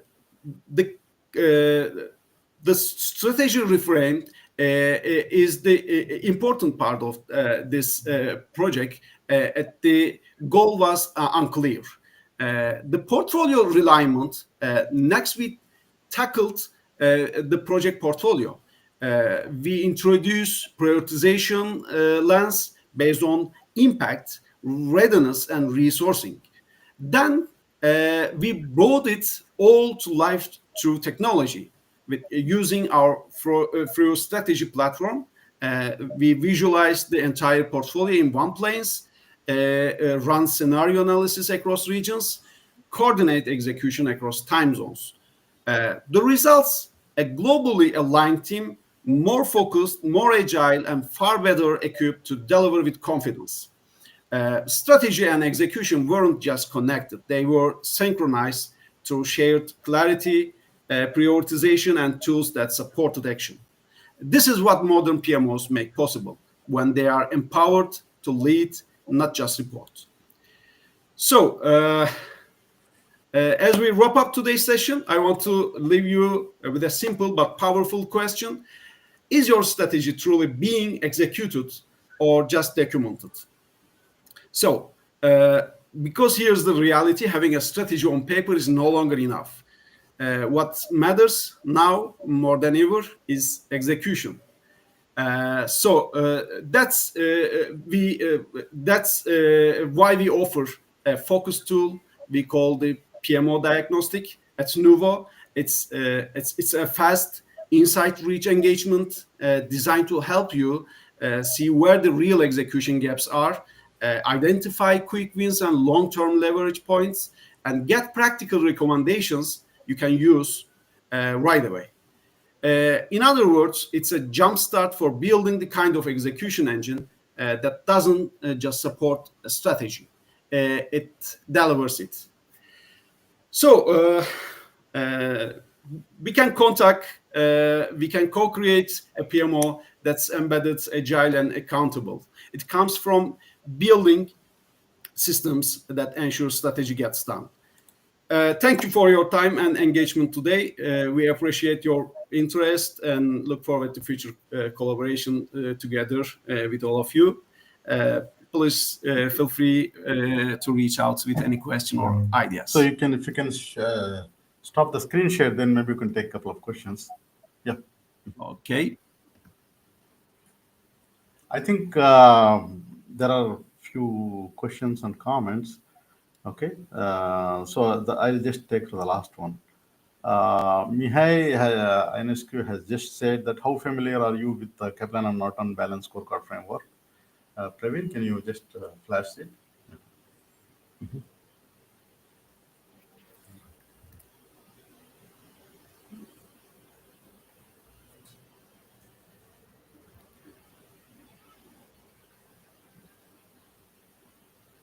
Okay.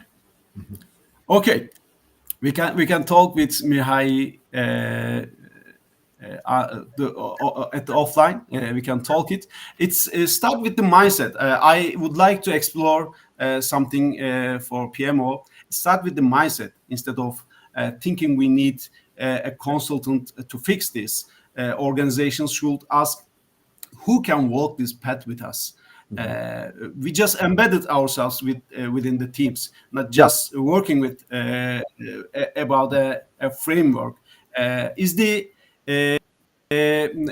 not only the strategy execution framework, because he's also working implementations, but practically that looks like shared dashboards, joint decision making, and being available in real time, not just in steering committees.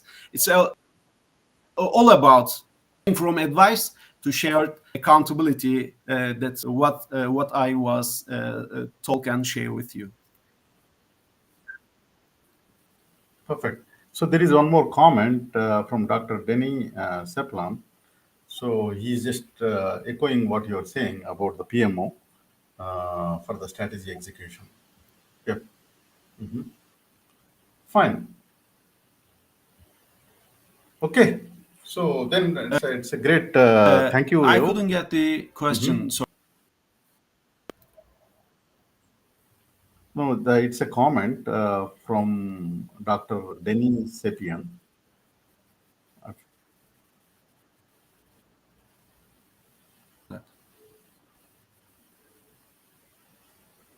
No, he's just echoing what you had just said about the importance of PMO.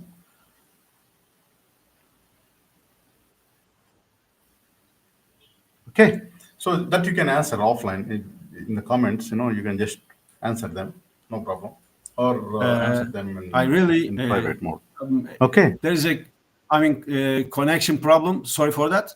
I will also answer all the question offline. Thank you for the time, and I would be happy to hear. Just following the program, I would like to leave now. Thank you for the time. Thank you. Thank you. Thank you, you for great insights. Thank you. Wonderful to see you All again. right. So thank you very much for joining the session today. Yep. So, ladies and gentlemen, I would like to thank our guest speaker, Eyub, and for talking about the importance of PMO. And it's a really very important function in strategy execution, and how it is executed, how it is a very important key, a critical part in the strategy execution. Okay, so the PMO. So that's what Eyub has expressed. I think that's everybody agrees with that. Okay, so if there is any questions, you can just ask offline. Okay, so I would like to invite our next speaker, Alberto Manzo. Praveen, if Alberto is there, so please let Alberto to join. Sir, he is in joining process. No problem. So, yeah, okay. So, so thank you, ladies and gentlemen.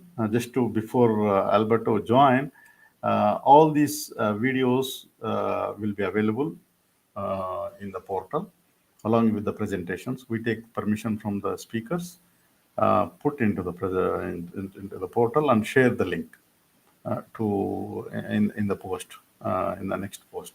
Okay. So that's not a problem. You don't have to worry about it, unless if the speaker don't want to share it, then we cannot share that. Otherwise, we will share it. Okay. And the second thing is the YouTube link whatever you have, it will be posted again just in the comment by our team. Just share with anyone who are interested to join. It does not need any registration also. You can directly join. Okay, so that is very important. And our guest speaker is about to join us. So if you have any questions, please post it. We try to make sure that your questions are answered uh, in the session. Okay. So we had very nice session, two sessions today. So first session, Dr. Shankar has talked about organizational performance using balance scorecard. So he gave a very nice case study of power plant in India. So he implemented balance scorecard in a couple of projects. So he shown the examples. So that's very nice to see him. It's a classical. He used the classical XPP model. So that is nice to see the traditional XPP model implementation, followed by Eyub, talk about the PMO and its importance in the strategy execution. Okay, so here we go. I would like to invite Dr. Alberto Manzo. So Alberto, can you hear me? Yes, I can. Can you? Yeah, I can. Excellent. I Sorry can about hear the you. delay. And I've Excellent. just tried to Mm, share my screen. I don't know whether you can see it just yet. Yeah, let me do a quick round of introduction, Dr. Alberto. Mhm. Okay. So Alberto Manzo, he's talking today about aligning structure, people, and culture with strategy. So realignment models in practice.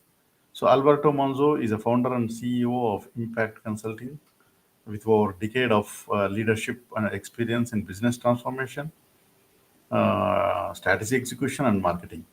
He obviously led global sales and product development at the Khadar Post and many other international organizations. He helped them to drive revenue growth and leading a full rebranding process and help organizations to do strategy execution and more. So, would like to hear from Alberto. Yeah, over to you, sir. So, Yes, please so take good it morning, from Abdul. here. I hope that you can see my screen and you can see also my face. Is that okay? We can see you. I think, did you share the screen? Mhm. I did. You can't see it. No, still not. Yeah.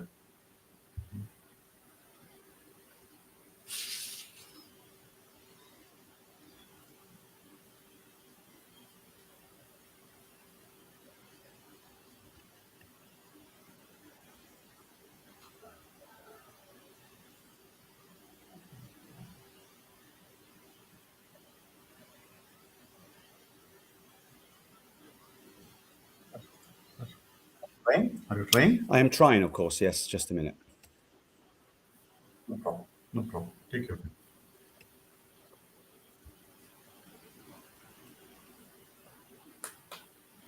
Just give me a shout when you see something. Yeah, sure. The sharing part is a little tricky in this stream. Mm.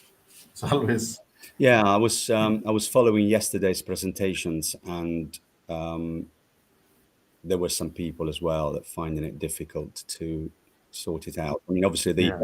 So we the have, commands are clear, uh, but for some reason we're going around the houses here.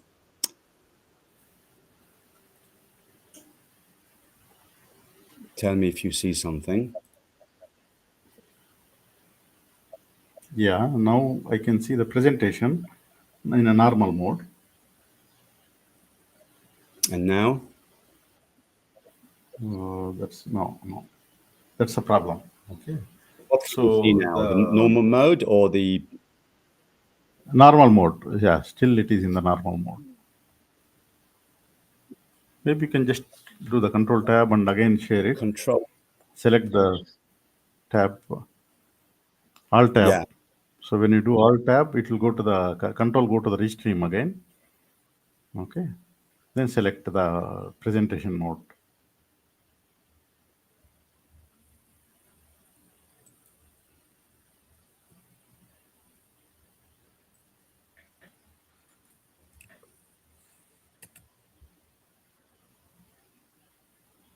What about now? Not yet. Yeah. Not What yet. can you see now? Just the normal presentation?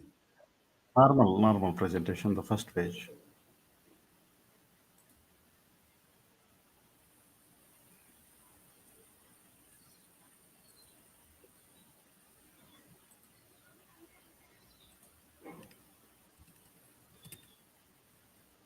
You can see your cursor.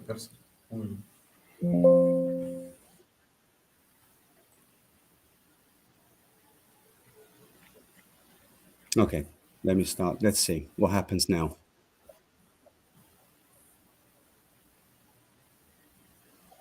Same. Still we are in the page one.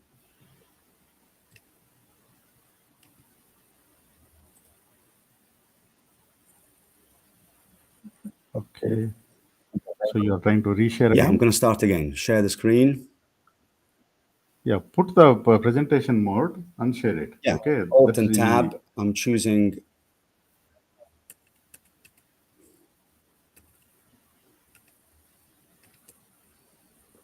What can you see now? Can you see my LinkedIn? not yet. So nothing is visible still.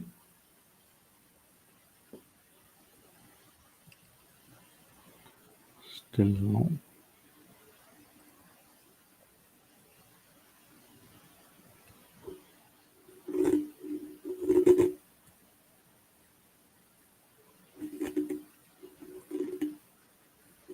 Can you see the presentation mode now? Not Nothing yet. at all, or can you see this? Nothing. No, nothing at all. Still. So far, nothing.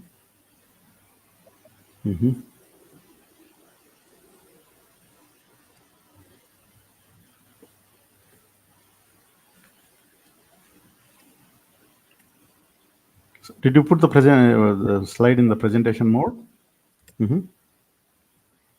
Yeah, I'm. Praveen, are you? I'm basically Can you tell? doing everything correctly here, but for some reason you don't see Okay. anything. Can you not see the standard presentation, not the presentation mode? The standard presentation, or is that Normal one? No, that's gone nothing. as well? Yeah. Yeah. Sir, You want? can you You want please a? rejoin one?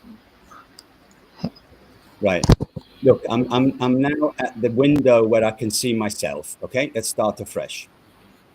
Okay, Okay, I sir. can see myself, Okay. and I've got Abdul on my left with the name only. Okay, go ahead. So share the screen button. Okay.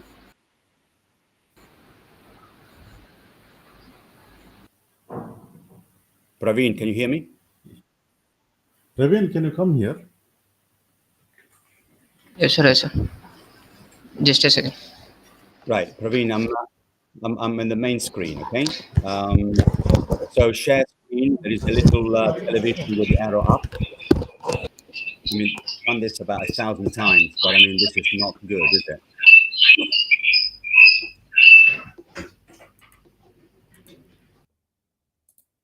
What can you see now?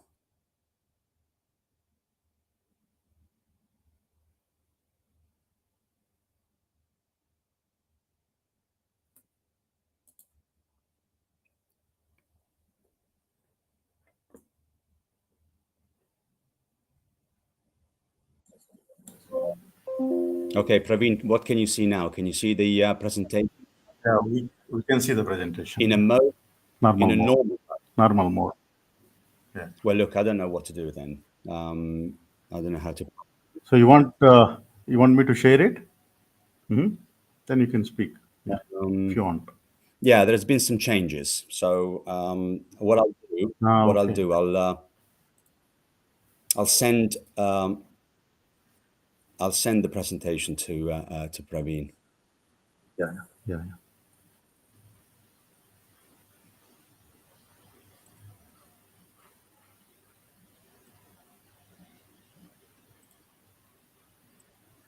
Just try one last time.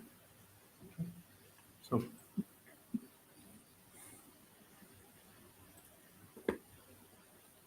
put the PPT in presentation mode and then Alt Tab, go to Restream window and then share it and select the presentation mode window. That's the easiest one. Okay, stand by. I will do it for the last time. Yeah, just try last time.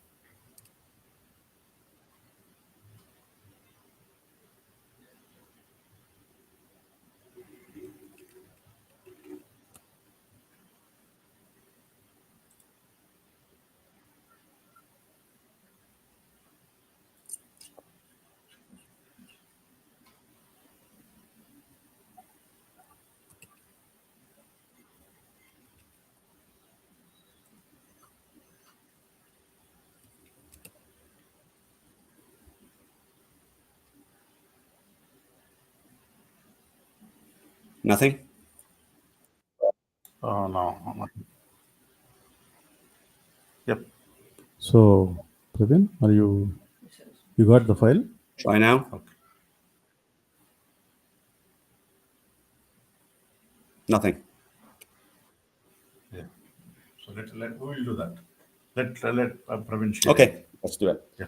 But for next time, I don't know what we're using here, but anyway, I'm just wasting my time and yours. Okay, are you on, Praveen? Can you put your slide up?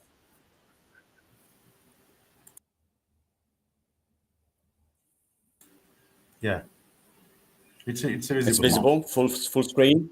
Because I can't Yes. tell.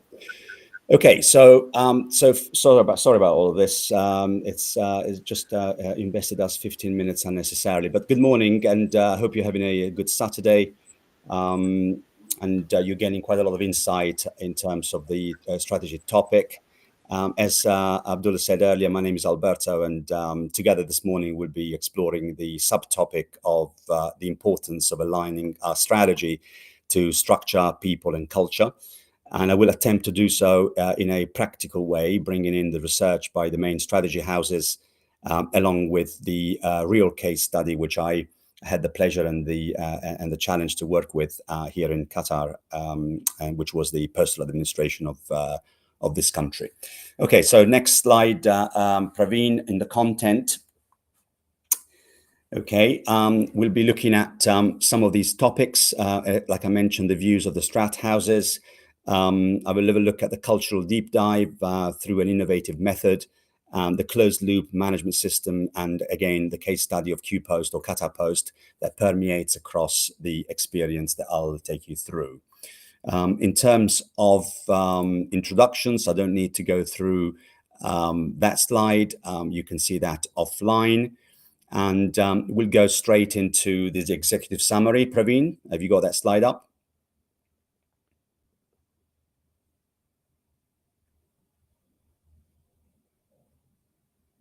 Can you hear me, Abdul? Yeah, I can hear you. Yeah, it is in the content. I'm in the executive summary slide.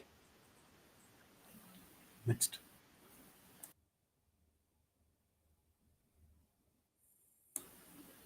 Okay. Yeah, it is in the executive summary. Okay, great. So the successful strategy execution hinges on transforming broad strategic plans into clear, actionable goals that align every part of the organization. And failure often results not from poor planning, but from inadequate communication and execution. I heard earlier Mihai's comment on the other speaker, and I'm very happy to mention that the Balance Scorecard is a very important tool and serves as a vital technique in this process, translating high-level objectives into specific targets and performance metrics across 4 critical dimensions, which are the financials, the customer, the internal processes, and the learning and growth. Strategic alignment across departments and teams prevents, obviously, silos and conflicting priorities, enhancing coordination and ensuring resources are deployed to initiatives that deliver the greatest impact. And prioritizing the investments aligned with strategic priorities is essential to maximizing organizational value, requiring adequate support for key processes and capabilities that drive strategic delivery. And continuous performance monitoring through the Balance Scorecard enables the real-time tracking and creates a feedback loop for agile decision-making. This adaptive approach, and this is an important word, adaptability and agility, allows organizations to identify gaps between the plans and the results, and make informed adjustments and improve the execution. Achieving the execution premium, as it is named by some authors, is an ongoing journey of learning, refining, and adapting to an evolving market and customer needs. Strong leadership is critical, and with the CEO championing the strategy, operational managers ensuring that the cross-functional accountability and executives promoting alignment and reinforcing the strategic objectives. And effective governance and structured review meetings promote a culture of strategic focus and continuous learning, ensuring sustained execution, excellence, and the realization of long-term value. This comprehensive framework empowers organizations to clarify the strategy, monitor progress, and engage every employee in driving the strategic success. Move it on to the next slide, please, Praveen. Here, I have shared with you, but I'm not going to go through every single slide in this level of detail. But I wanted to offer you 5 different strategy houses for the audience to later examine in much more detail. And one is McKinsey, but I will not go through all the 5 or 6 points there in blue, but I'll just pick a few. So the transformation frequently fail when the leadership team does not develop a compelling narrative that resonates with all the employees. The change story, because essentially transformations and strategies are transformations for me, and transformations is change. And the change story must be meaningful beyond just the financial incentives to engage the entire organization. Without a powerful and relatable change story, the employees may lack the motivation and understanding that is required to fully commit to the strategy roadmap and the transformational efforts. Now, poor alignment and engagement, I'll take the third one off that list. Successful transformations require the entire organization to be aligned and engaged. This includes setting clear expectations, maintaining regular communication, and ensuring that everyone understands their role in the transformation process. Misalignment and lack of engagement can lead to fragmented efforts and decrease the overall effectiveness. And I'll choose the next one as well, which is also important for us. It's the inadequate change management infrastructures. And effective change management structures, such as dedicated transformation office or office of strategy management, in my experience, are essential. These structures help in tracking the progress, managing initiatives, and maintaining the momentum needed to drive the transformation. Without a robust change management framework, it is difficult to coordinate and sustain the various activities required for the transformation and for the successful strategy deployment. The leadership aspect probably comes, I'm sure will come in one of the other strat houses, so I'll leave it out. But to just mention that the role of the chief strategy officer or a director of strategy, whatever in the organization is available in the org chart, can drive a transformation with authority and focus, ensuring that leadership is fully committed and capable of steering the strategic initiatives in the right direction. Next slide, Praveen, kindly, please. Some of the BCG elements resonate with what I have just been talking about for McKinsey. And for them, they highlights that the people dimension is crucial. Strategies, in fact, frequently fail when the companies do not adequately consider the human side of change. This includes employee resistance, the need for cultural shifts and change aversion, where employees are inherently resistant to new ways of working. Different cultures, of course, different countries, different realities, different contexts. Working in the Middle East is a very tough from a cultural perspective to get some of these sort of strategy initiatives cascaded down and deployed. Perhaps in other environments, international environments, it's a little easier. But I've cut my teeth really in terms of having been here in Qatar for the past 15 years and deploying these types of strategies as an executive of the business, not a consultant, by the way. And it's a tough journey, but it's a top down sometimes and a bottom up approach. Communication, training, and involvement at all levels are really, really important to overcome resistance and ensuring that new behaviors and mindsets are embedded in the organization. A lot of organizations kind of come across an inertia and deeply rooted behaviors and established processes within the organization create significant resistance to change. And this kind of inertia can prevent the successful implementation of new technologies and processes, which are essential to the success of the strategic intents and the strategic initiatives. Having a clear vision and leadership, we've covered it earlier. It's very, very important. A successful strategy typically benefits from leaders who establish the clear value drivers and maintain consistent alignment throughout the organization. In contrast, strategies that often fail where leaders are unable to effectively communicate the vision and align the organization towards those common goals. There's also short-term pressures, and this is actually quite a common stumbling block. When companies face short-term pressures that conflict with the long-term nature of transformational projects, leaders must balance delivering immediate results, so business as usual, with investing in the future, which is obviously challenging, having this dual mandate on your plate.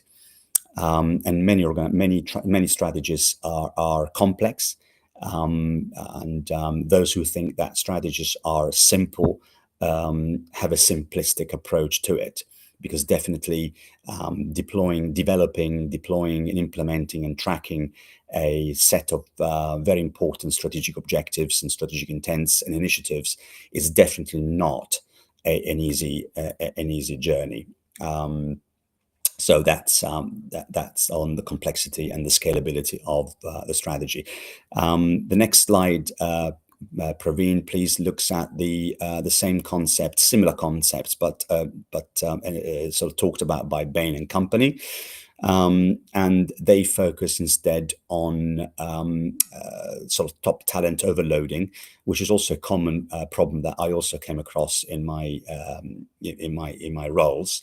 Strategists often place excessive demands on a company top set of performance, leading to burnout and reduced effectiveness.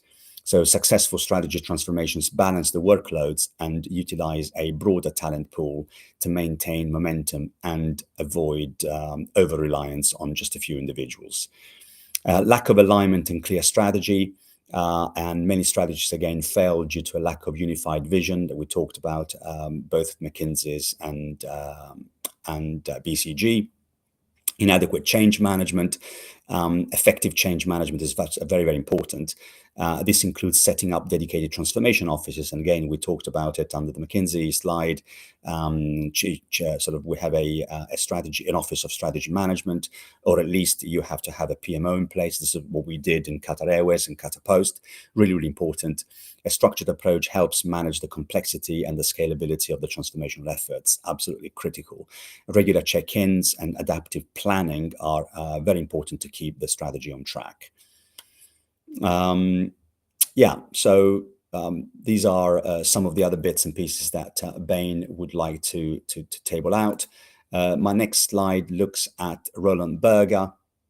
Once again, successful strategies require a clear and unified strategic intent, and companies often fail because they do not align their internal capabilities with their external market positioning, leading to misaligned efforts and priorities. And I'm sure you've heard it through previous speakers and future ones coming today, the importance of understanding the gaps, the capability gaps. And these capability gaps are essentially what you need to fill, we need to fill as executives vis-a-vis the strategic intents that were developed as part of those paramount challenges, which are critical in terms of addressing threats and opportunities to be able to materialize our strategy. An ineffective project management office, we talked about the PMO or OSM, very, very important. And cultural barriers, we talked about as well. Transformations often require significant changes in organizational culture and leadership styles. Overcoming resistance to change and embedding new behaviors into the corporate culture are critical for long-term success.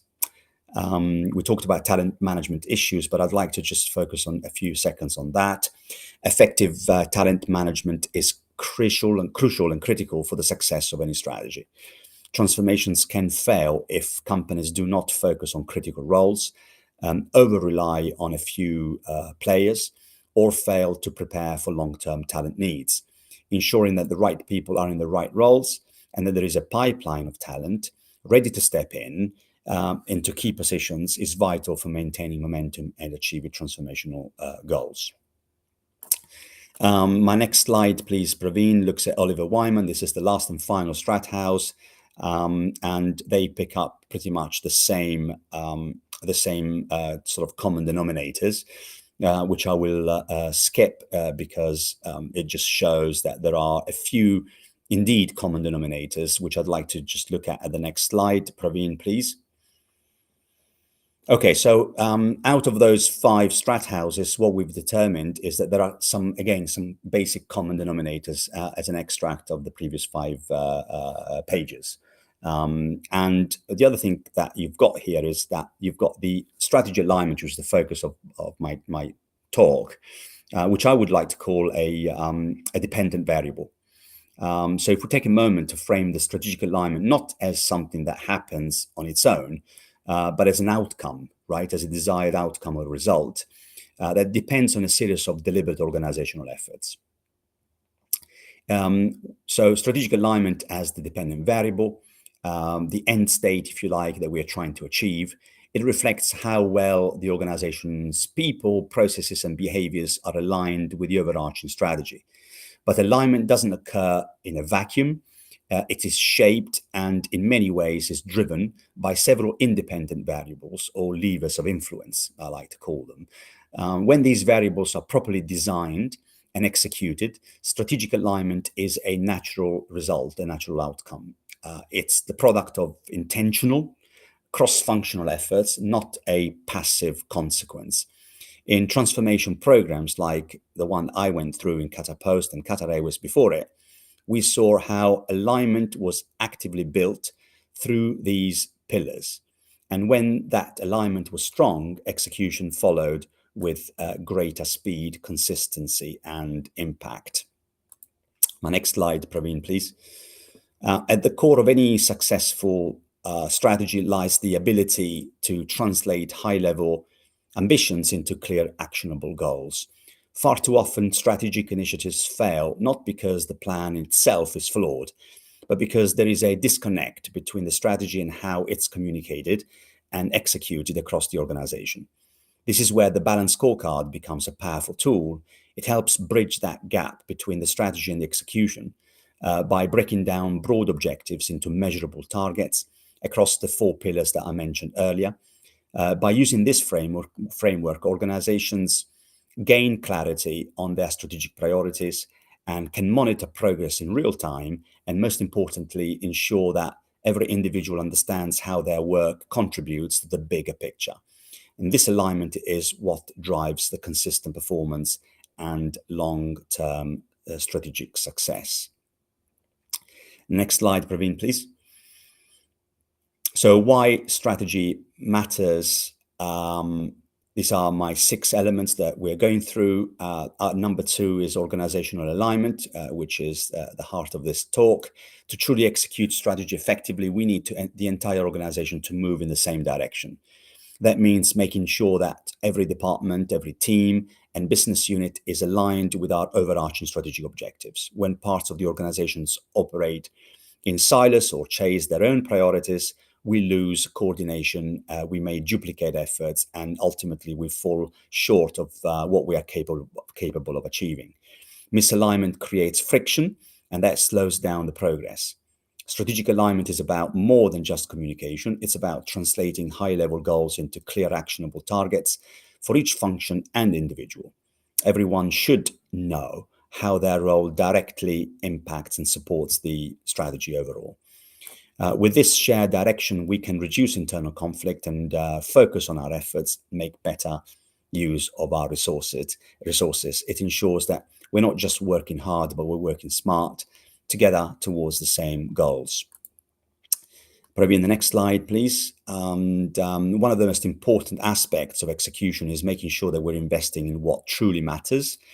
That starts with identifying the core processes and capabilities that are essential to delivering our strategy.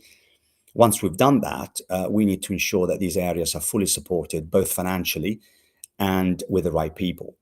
Execution isn't just about having a plan, it's about directing resources, time, money, and talent towards the initiatives that will make the biggest difference.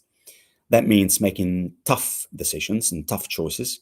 We can't fund everything, it's a trade-off, isn't it? And we talked about strategy in terms of the theoretical aspect, but when I talk about this, it's really out of sweat, blood, and tears, and we can't fund everything. We must prioritize investments that are directly tied to our strategic objectives, initiatives that will move the needle and create the most value for the organization. And by being intentional about where and how we allocate our resources, we can maximize the impact, avoid waste, and stay focused on what truly drives success.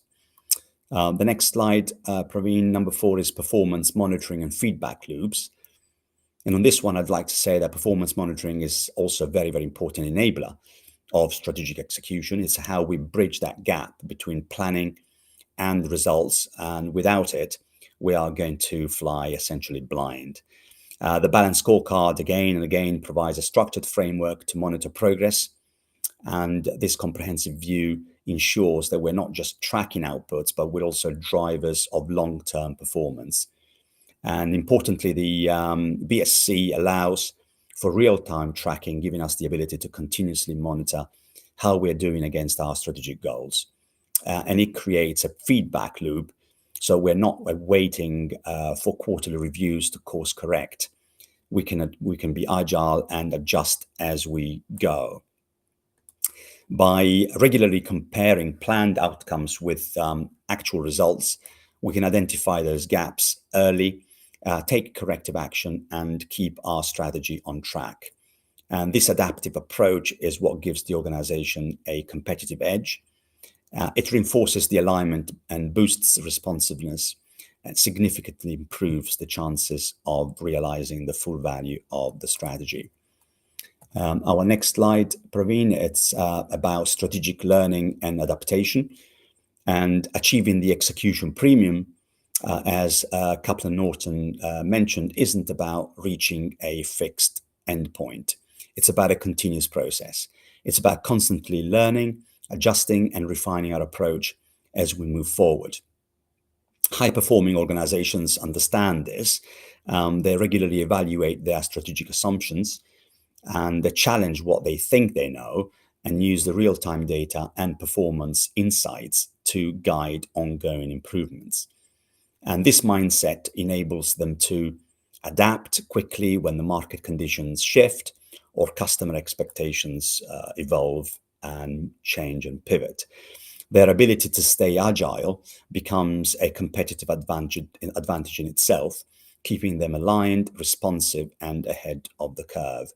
Ultimately, it's this commitment to continuous adaptation, not just the planning element, that sustains execution excellence and drives long-term value. Our next slide, Praveen, looks at governance and leadership commitment. Strong leadership is absolutely essential. We talked about this all the way through this very brief chat to achieving the execution premium. Without strong leadership, even the best strategists will not progress as effectively. The CEO plays a vital role as the visible champion of the strategy, setting the tone, direction for the entire organization to follow. But leadership doesn't stop at the top. And like we mentioned earlier, the OSM is critical in ensuring cross-functional accountability, making sure that strategy is not just talked about, but actually implemented across departments and teams on a day-to-day basis. Executives must actively lead the strategy, not delegate it. That means promoting alignment, reinforcing priorities, and making sure that everybody understands what the organization is trying to achieve and why this matters. To support the execution, we also need effective governance mechanisms and structures we talked about that ensure accountability, monitor performance, and guide how resources are allocated and tracked. And culture is reinforced through distinct types of meetings. One layer is the operational reviews that keep the day-to-day on track. The second layer is strategic reviews that assess how long-term direction is ongoing, and the strategy adaptation sessions that allow for reflection and course correction. So altogether, these ensemble of three types of reviews reinforce the culture of strategic focus and continuous learning, both of which are essential for long-term success. If you give me my next slide, Praveen, and when I talked up until now, since the beginning, it's really about the experience that I had in a couple of organizations as an executive of those organizations, as I said earlier, not as a consultant. And this is a distinct difference. When the organization itself, when I was involved in it, drives the concepts that I have talked about now, this is really important, and we do it not with the help of the consultants, although they are useful at times, but we do it ourselves, and we do it, and we act as an intelligent client in executing and deploying and rolling out the types of best practices that I've been sort of talking about for the past sort of 25 minutes. So in our case, in Qatar Post, we had a top-down strategic clarity and alignment, and the strategic objectives were systematically translated into operational goals through a cascading model. This ensured that every department and unit could directly connect their activities to the national vision, and QNV stands for the Qatar National Vision 2030 and Qatar Post transformational goals. The balanced scorecards are very critical. Again, as I talked through the entire talk, Qatar Post used the BSC framework not just as a measurement tool, but as a strategy alignment mechanism. It helped us link the corporate goals to the departmental KPIs and individual performance metrics. So there was a clear line of sight from the very top to the very bottom of the organization. We also had a dedicated transformation office. We had a PMO and an office of strategy management that set the drumbeat to ensure focus, drive, and coordination, managing interdependencies, and this is important, interdependencies across various initiatives. The office maintained a disciplined rhythm of reviews, performance monitoring, and risk mitigation, which minimized strategic drift and kept the momentum high. Employee engagement and internal communication was another element that we focused very deeply in. We launched internal communication campaigns aimed at explaining the why behind the transformation and the strategy initiatives. We held town halls, team briefings, and cross-functional meetings were held to reinforce the transparency and invite feedback from people, reinforcing the organizational narrative. HR integration and change champions were also a couple of tools that we adopted. These played a critical role for us in our journey. We integrated transformational goals into the performance management systems, training programs, and reward frameworks as well. The creation of change champions helped us build internal momentum and promote peer-driven alignment. So these were employees from cross functions tasked with promoting and supporting change at the grassroots level. Customer-centric redesign, let's not forget about customer. The emphasis that we put on our transformational strategy was placed on designing around customer needs, not just internal efficiencies. And this helped anchor the transformation in purpose and relevance. Tools like, for example, customer journey mapping and service blueprinting helped align internal processes with external expectations, making the transformation and the strategic initiatives more relatable for staff and customers alike. And finally, the feedback loops and the adaptive strategic approach was also very important that permeated through my talk so far. In Qatar Post, we instituted regular performance reviews, employee feedback surveys, and customer satisfaction tracking, for example, the Net Promoter Score, NPS. to create a learning organizational model.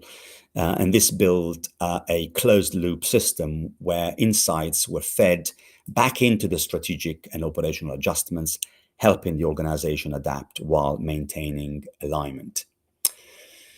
So that's how those elements that I talked about earlier with the strat houses and other slides permeated through in real life in our journey in Qatar Post. Now I want to focus in the next slide on the people element, which is extremely important. Praveen, if you're moving on to the cultural deep dive slide, here is where things become complicated, because strategy is a social science, in my opinion. We can be technical about it, but at the end of the day, it's about people, and it's about how people deploy the precepts and the concepts of strategy. So, and this is where I'd like to focus three slides onto.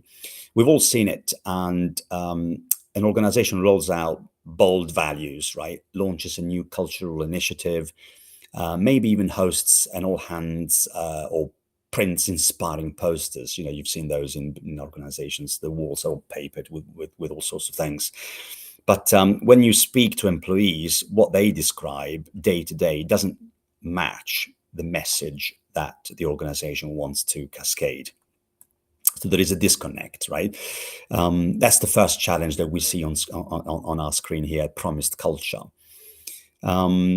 Reality feels far removed from our aspirational values.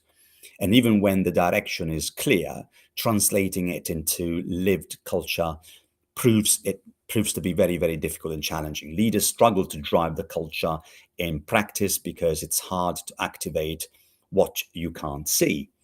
As a result, engagement plateaus. People feel disconnected, and the energy to move that strategy forward just isn't there. This isn't just about values, it's about the execution part of the strategy. So closing this gap starts with seeing the reality clearly, not just what we say, but what's truly lived by our teams. Moving me on to the next slide, Praveen, please. And if you can just build it up to its full. And to drive strategy through culture, we need to understand three interconnected layers. The first one, what matters most to our people, their personal values. These are the beliefs and the principles that energize and motivate people at work. The second one is the climate that people operate in, the everyday signals, the behaviors, the norms that shape how things really get done in the workplace. And the third is the organization's strategic direction, where we are headed and what it will take to get there. Now, here's the nuance. When people's values align with their day-to-day experience, they feel engaged because what they care about is being lived. But engagement alone isn't enough. People can be engaged yet still misaligned with the strategic direction. That's why direction really is important. It matters. The real power comes when all three are aligned, when people live their values in a climate that energizes them and moves the organization in the right direction. That's when the culture becomes a lever, not just for engagement, but for strategic momentum. And my third slide is pretty much ending my talk. Too often we assume strategy execution is all about systems and structures and targets, but climate, the felt experience is what either enables or blocks the momentum. Abdul, over to you. If there are any questions. Yep. Okay. So you would like to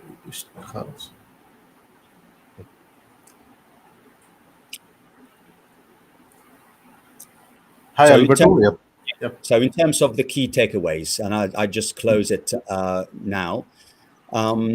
In terms of key takeaways and best practices, the first critical step in effective strategy execution is to translate those high-level objectives into clear, actionable operational goals. And this makes the strategy tangible and relevant at every level of the organization. And to achieve this, the strategy must be cascaded throughout the organization, from senior leadership down to the individual teams and employees. And this is that clear line of sight I was describing earlier, so that everybody understands their role in delivering the strategic priorities. And embedding the strategy into HR systems is also very important. And this means integrating strategic goals into the performance management, into the recruitment, the training, and the development processes, ensuring that people are aligned, capable, and motivated to execute. And maintaining a disciplined and regular review process system is essential to monitor progress itself, identifying issues early, and keep the organization focused. These reviews provide opportunities to assess alignment and make the necessary adjustments. Deploying a dedicated OSM is very, very important, can greatly enhance the focus and the accountability. And this unit serves as the nerve center for managing strategy execution, coordinating efforts, and tracking key metrics, facilitating communication. Finally, cultivating a culture that supports strategy execution is vital. Leadership plays a crucial role in setting the tone, modeling the behaviors, and reinforcing the importance of alignment. Feedback loops enable continuous learning and engagement, empowering teams to adapt and improve. And altogether, these elements create a robust system that connects the strategic intent with the operational reality, driving consistent and effective execution. That's it. Abdul, over to you. And if there are any questions, I'll be happy to. Yeah, we have 10 more minutes to take up questions and further explanation, because we started the session a little late. Okay, That's so okay. we can do 10 more minutes, no problem. Okay, so if you can stop screen share, then we can talk. Yeah, I'm not sharing it. So, Yeah. Okay. Okay, so you can do it. Yeah. Okay, so I think it's very important session where we talk about aligning structure, people, and culture. And culture, especially the part where you are in the region, where you have multiple people, uh, multiple people from different countries, and then local people. Okay, so it's a complete different environment. I know. I worked there in Middle East for quite some time. Okay, it's very, very important that any initiative, especially in strategic in nature, need to be aligned. Otherwise, even if your intent is good, everything is good, there is it tend to fail. Okay. So can you throw a real-time examples based on your experience, especially mid-size to large organizations? How did you help them to do that? Yeah. Mhm. yeah, I think as I said, and as you've wrapped up quite nicely, the cultural context is very, very important, and the context also suffers and or benefits from the geographical presence of the organization. Some of us have worked in US or Western organizations, and they will experience a certain kind of environment and culture. And some of us also have worked in, like I said, in Africa or in the Indian subcontinent, and also in the Middle East, where I am, and I have been over the past 14 years, 15 years. And here we have and of course, working in Asia is an interesting environment where if you are in Southeast Asia, places like Korea, Japan, you've got a culture of obedience, where people will follow the lead, right, and will follow the leader much more easily. In fact, very smoothly compared to other environments. So, my experience is very much colored by a westernized approach and the Middle Eastern approach, Abdul. And as you know, you've been here a while, and I know what your history is, so I know what you've done. And it is very tough, but also very rewarding. And as I said earlier, the part that is very rewarding for me is not doing what I've just been preaching as a consultant, by any means. what I really enjoy the most is deploying the concepts I've described in real life and doing them myself as one of the executive teams, working together with the rest of the colleagues. In my experience in Qatar Post, my role was in the commercial space. In the commercial space meant product development, which is a very, very important part of the strategic mix and the paramount challenges that need to be surmounted. When you think about a post, you're not talking about Coca-Cola, Pepsi, or Nike. You're talking about a relatively seemingly boring product, right? So how do you transform that product mix is really, really important. And what strategic initiatives do you have to put in place? So my role was very much responsible and accountable for product development, product creation, ideation of new products and services, and revenue generation. So direct correlation between launching and or adjusting existing or new products with making the revenue for the business. And this is really kind of the excitement that really sort of I tried to convey in this talk in a practical way,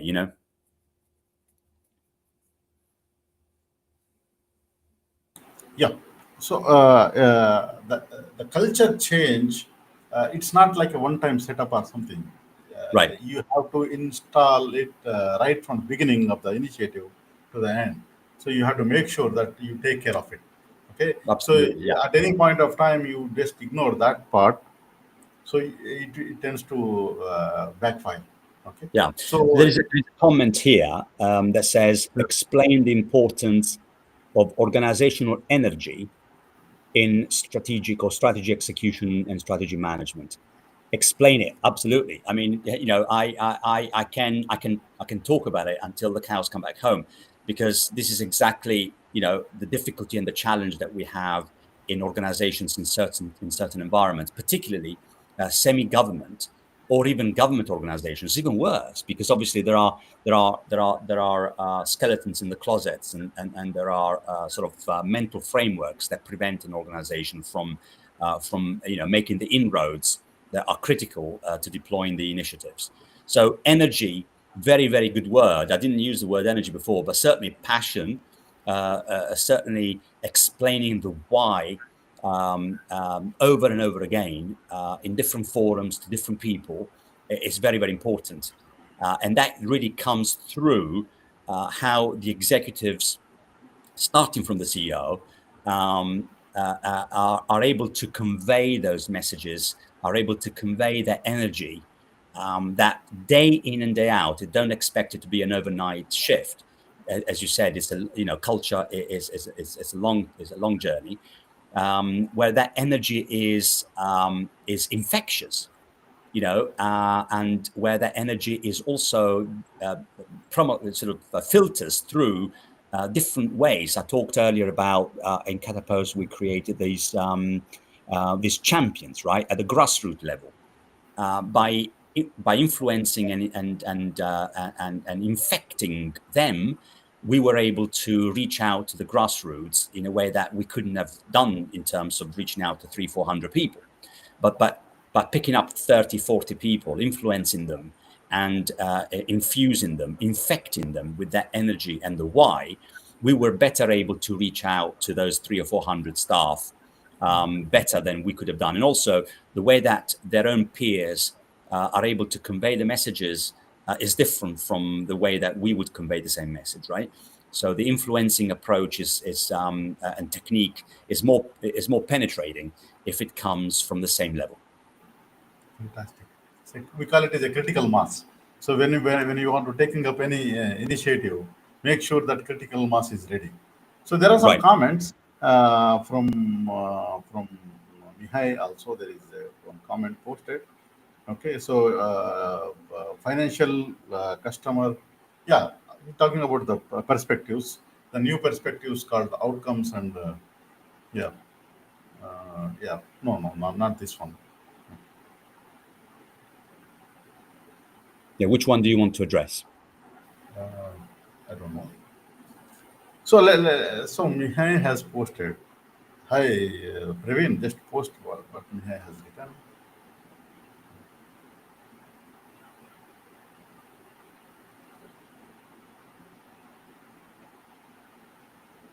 The next one, the before one, the financial perspective.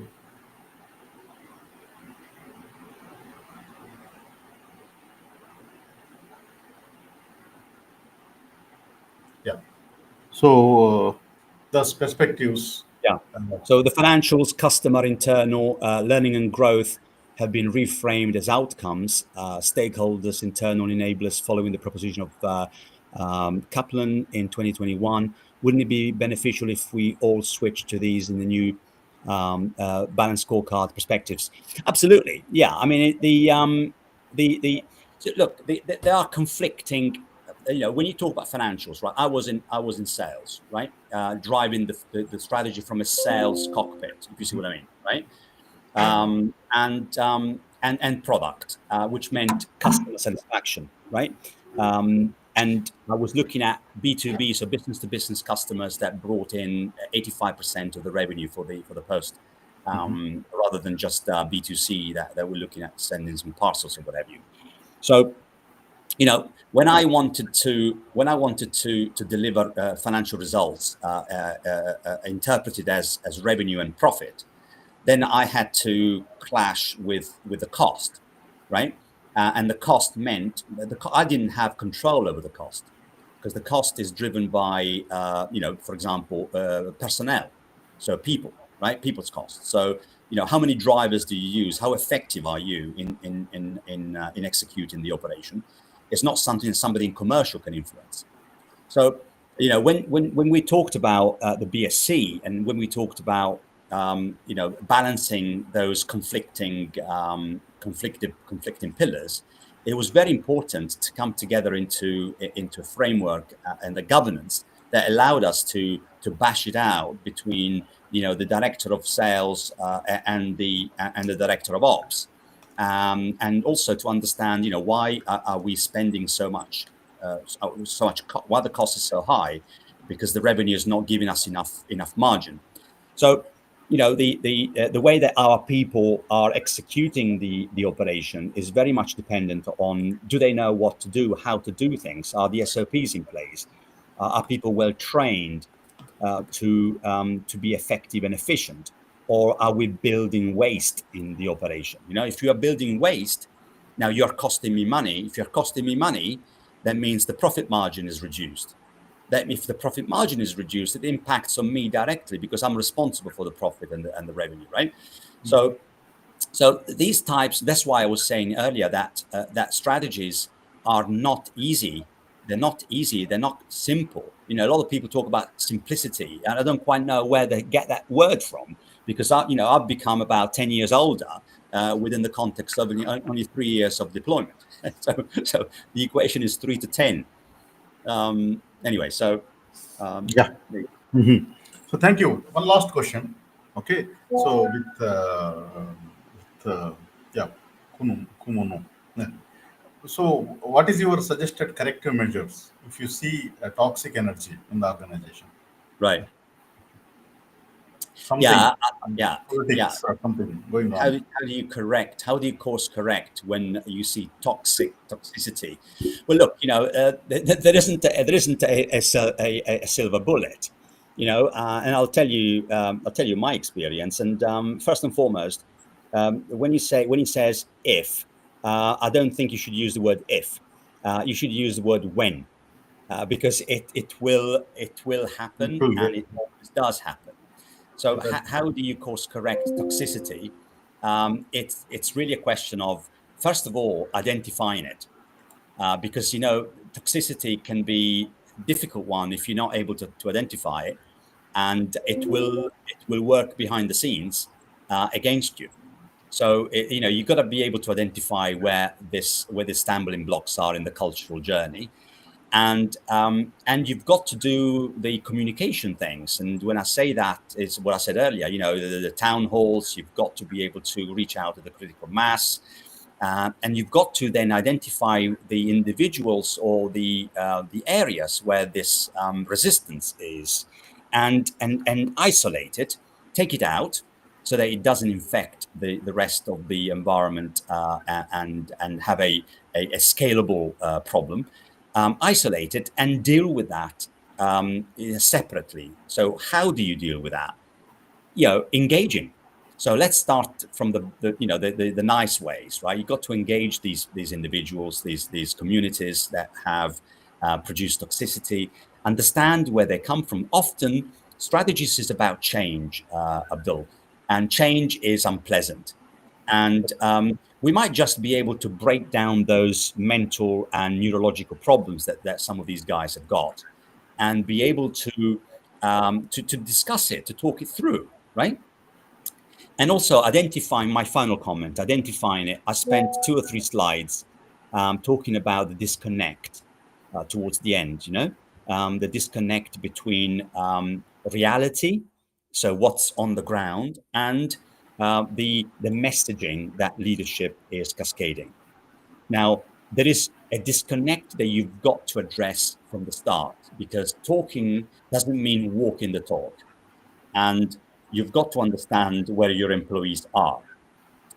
And we can deploy different methods. And at Impact, we have done a bit of that work with our partners into organizations in order to assess scientifically where the employee base is versus where the messagings are. And once we understand that gap, even though it's not toxic, we understand that gap is actually a positive gap. You can have positive gap and negative gap. It's like debt. You can have a positive debt or a negative or a toxic debt. Mm-hmm. For us, it's about identifying that gap and addressing that gap through certain tools and techniques that we can talk in terms of how to do it. Perfect. Thank you, Alberto. Thank you. It's a wonderful session, and it's very important. And listening to you from your practical experience in Khadar Post and other organizations is really great. So thank you for joining session today. And some disturbance in the initial. Okay, so apology for that. So no problem. So we'll take corrective actions. Right. So have a great time. Thank you. And if there is any questions to Alberto, so please post it, and then we will make sure that they reach to Alberto and then they get answered. Okay. So thank you very much. Have a great time. Thank you, Alberto. And you. I will leave that. Thanks a lot. Okay, thank you. Good morning, good afternoon, good evening, ladies and gentlemen. So we are late by 15 minutes, but the next session is at 1:30. So Indian time, we will cover it up. I will be presenting about the flu strategy session. So we talk about successful strategy execution through systems-driven approach. Okay, so let us do that now. So let me share my screen and then quick briefing on how we do that, and then let us take a deep dive into a demo.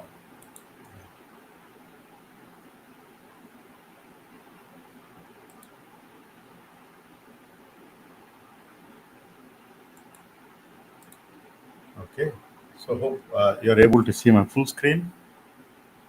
Praveen, if you are able to see the full screen, please confirm me.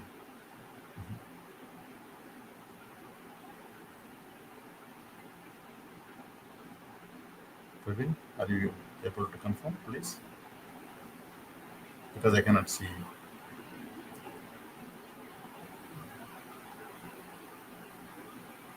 Okay, I think I can see it. Yes, sir. It is visible now. Yeah. Okay, so let me go to the screen. Yeah. So basically, to just to give a round of introduction. So I'm Shaik Abdul Khadar, CEO of Data Labs India. So we do the products and strategy management and supply chain, and then this is our portfolio. So we have products in strategy, enterprise strategy management, and then in supply chain optimization and supply chain execution. So we do some consulting services, and also we have some software implementation. Okay. So today we talk about strategy execution. Prior to that, I would like to just pick 1 minute and the take on the thought leaders, especially the Richard Rumelt, the good strategy and bad strategy. Okay, just to quickly touch on it because it's quite relevant and whatever we talk. So, uh, so good strategy, bad strategy is the Professor Richard Rumelt has told about it. Okay, so he has a fantastic book released in 2011, and then followed by a book called Crux. So they are fantastic books. If somebody wants to understand real strategies, just those are the good books to refer. Okay, of course there are multiple thought leaders in the domain, but these are quite relevant at this point of time. Yeah. So basically, what good strategy, bad strategy says is strategy has something called diagnosis. So it's a clear insight, a challenge. So you need to identify the challenge for your organization, and then you need to have a guiding policy to address that challenge to solve it, and then you have to have a coherent actions. Okay, so that's how you really solve your challenge as part of your strategy. Okay, so all these things are called strategy. Okay, so one of the most important things we need to know what is bad strategy is. So bad strategy is root causes. So bad strategy, the characteristics are like it's a fluff, it's a fancy names, fancy things, and the organizer, the senior leaders don't want to face the problem. Okay, so there is a confusion for the goals for the strategy, and then create a bad objectives which does not really help to create strategy for you. Okay, so the root causes are like a template style planning. So when we talk about strategy, so many people do like template style planning. Like you have a vision, mission, values, and then you talk about other templates. So doing a template style planning is a problem because you really don't understand what is your problem in the organization which needs to be solved to achieve your results. Okay, so template style planning does not help you. Okay, so you need to really understand what it is. Okay, and wishful thinking also does not solve your problem, and avoiding a difficult choices. Strategy is all about making the right choice, making a choices whether it's what is right for you. So you need to make a choice. You cannot do everything, and you cannot achieve whatever you want to achieve without making a proper choices. So identifying a challenge is a problem, maybe is a key thing in the strategy. And then he has further explained in his book called Crux, so how to identify the challenge and all. Okay, so that's one thing which I would like to quickly say this. uh, our approach for flu strategy is something similar to that, and followed by our main fundamental methodology behind all our execution. Strategy execution is XPP, the execution premium from Dr. Kaplan and not for quite long time. So I am aligned to the methodology. And of course, over a period of time, there are some add-ons we have added here and there, but as a foundation is XPP. So basically, diagnosing as good strategy and bad strategy says. So strategy analysis. So there could be an external analysis, internal analysis, and assessments. For scenario planning completely cannot be done here. It is a part of strategy formulation process. It can be started here, but it will be completed by the time when you do the strategy formulation. In the strategy formulation, so we talk about strategic choices, value proposition, capabilities required to deliver this value proposition, and then to closing that value capabilities required, closing the gaps in the capabilities required is it your strategy plan. So that's how the strategy planning could be for 1 year or 2 years, 3 years, whatever required based on your industry. Now, the moment you have your strategy in place, you need to have a coherent actions. Okay, so this is called guiding principles. What I understand at least. Okay, so coherent actions means your organization have to be aligned. When you talk about organizational alignment, it's your projects, your business processes, people and technology, and culture, everything. So that everything have to be aligned towards guiding policies, and then you execute the strategy. So it's a primarily we recommend to use balance scorecard, but it has a comprehensive linkages for every nook and corner of the organizational processes. Okay, so you can do that strategy execution and then performance management reviews, actions, and then transform. So you can witness your transformation. Okay, so I'll just stop here, and then I'll just share once again to my other window. Okay.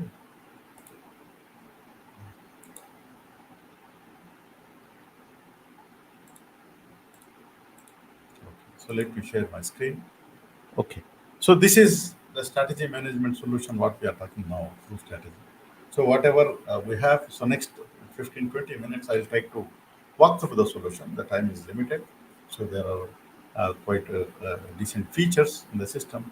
So yesterday I had presented very detailed session on strategy analysis and formulation powered by AI. I'll just quickly touch on it to make it more complete. So, strategy analysis, we talk about, we just fix the organization structure. Of course, it will never be finished. So, but you have to start somewhere. Usually, the best way to start is creating your at least high level, business unit level structure, the corporate units and business units, and then, okay. So you can do that, and then you can have your business unit structure. Okay, so if we don't recommend to have a mission, vision, values from the beginning, values, of course, it will be there. Okay, at least you have a draft, like, at least to start with. Okay, so but real vision and mission will come when you do that strategy formulation exercise. So that can be updated when you do that. But at least we need to start somewhere. So this is could be a starting point of the overall strategy formulation. Okay, so in the strategy analysis, so both external and internal analysis can be done. Okay, so prior to that, you can do some assessments in your organization. So we do have some kind of organizational assessments. So there are multiple organizational assessments like Organizational Health Index, SFO, and ESG. So SFO is basically a palladium approach of doing assessment. And then we have added recently the OHI. It's a custom made. So if you have any specific questions from your side as a consultant or as an organization, you can do your own assessment approach and then come up with a scoring. And then ESG, we put it as a separate thing to support your organization. Okay. For example, if you do OHI assessment, so the system will help you how to do it, what to do, what are the questions, that it's up to you. Okay. So when you do define all the steps, okay. So and then who are the user setups? So you can do the user setup, how to do it, the organization setup, everything, evaluation criteria. So what is it you are trying to evaluate, everything, and then you can conduct assessment. You can conduct assessment. Okay, so you can have a questions where you can do that, and this has a link. You can send the system will send a link as part of Office of Strategy Management. You can send a link, and then the system you can access it. Okay, so finally all the scores can be consolidated. Okay, consolidated, and you can get a scoring on any organizational capabilities what you want. Similarly, we can have SFO assessment where this is basically, as I said, this is the classical XPP approach where the Kaplan and Norton has given five criteria. You can have a score. This we used it very heavily. It's very simple, and then we can track of it. There is some kind of uh, pentagon diagram. You can see how it progresses. So we can do the ESG assessment also in case if it is required. Some organizations prefer it. So if you want to use it, you can do that. That's not a problem. So you can do that. Okay. So then I'll come back to strategy analysis. Let us do that. Go to the strategy analysis part where we talk about strategy formulation part. A code will be created for one strategy formulation for a particular segment, like for a particular product group or a region, whatever you decided, and then maybe we prefer to start with pastel usually. Okay, so we start with pastel, and then you can do the pastel analysis. So there is a system to input the data or import it from Excel.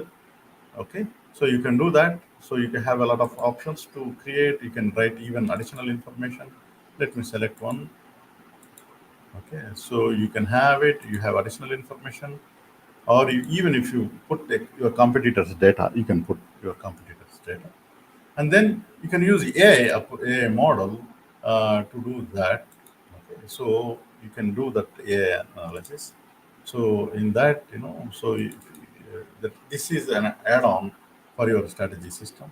So there are two things here. So one thing is this can be exported to Gen AI API, and then you can get it.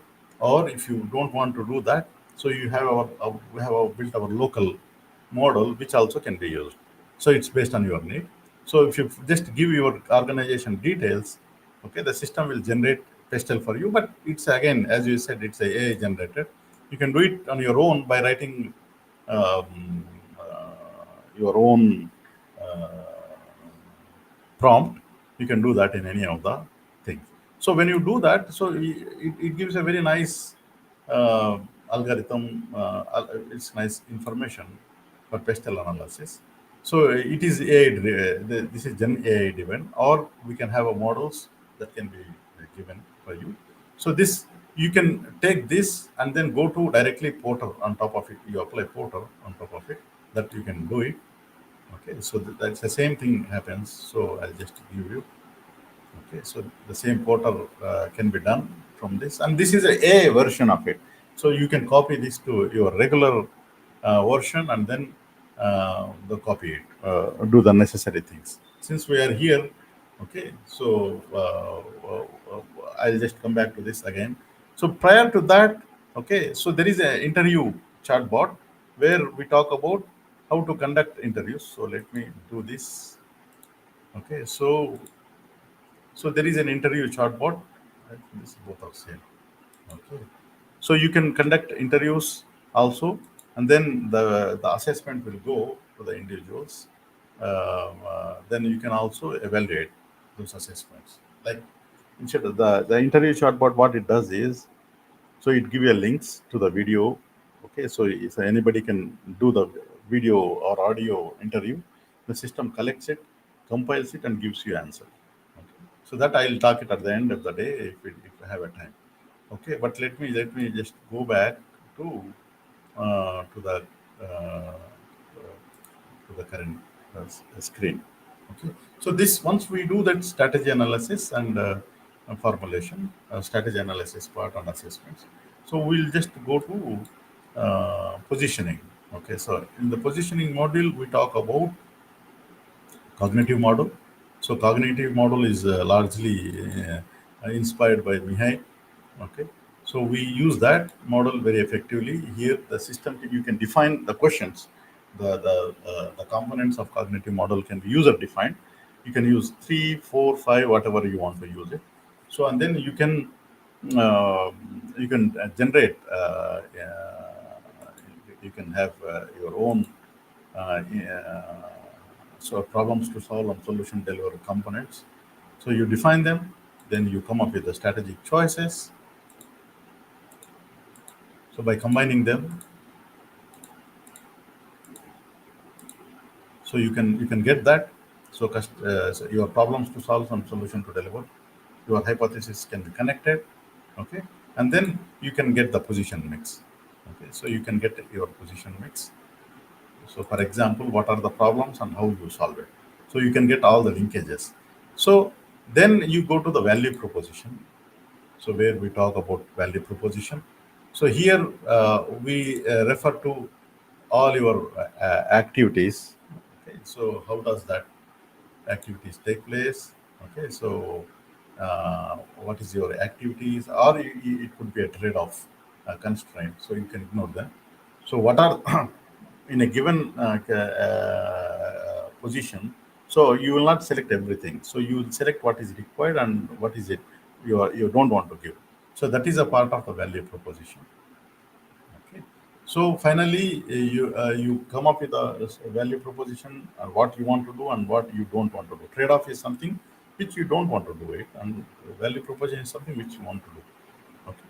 So this way, customer is a very clearly can understand very clearly what is the value of your proposition of your product or service. Okay. So to deliver that, the capabilities required. This is very important. This is where the importance. So you can identify all the capabilities across the organization, which includes the processes, the systems, and people, everything. So you can budgets, funding, everything, whatever you can just identify all capabilities required for this, and then finally, so how to close that? So this is where the closing the gap is something which is very important. So you need to close it by how you close it by you select your strategic objectives. So finally, you need to connect it to the execution. This is where you connect. Okay, so identify the gaps. Okay, so gap closure, and then you can come up with a draft strategy map. We call it it's a basically a draft. So how you want to close an year on year. So year one, year two, year three. So how you close it, how much percentage you want to close it, and then you can define a strategy map. We call it so. So this is a draft. Okay, so you can come up with a draft, and then that's how it links. It links to the balance scorecard. Okay. So there is something called revenue gap analysis also. This also can be used. This actually originally an XPP model it is there. So, but it is only discrete. It only a part of it. It does not tell the whole story. Okay.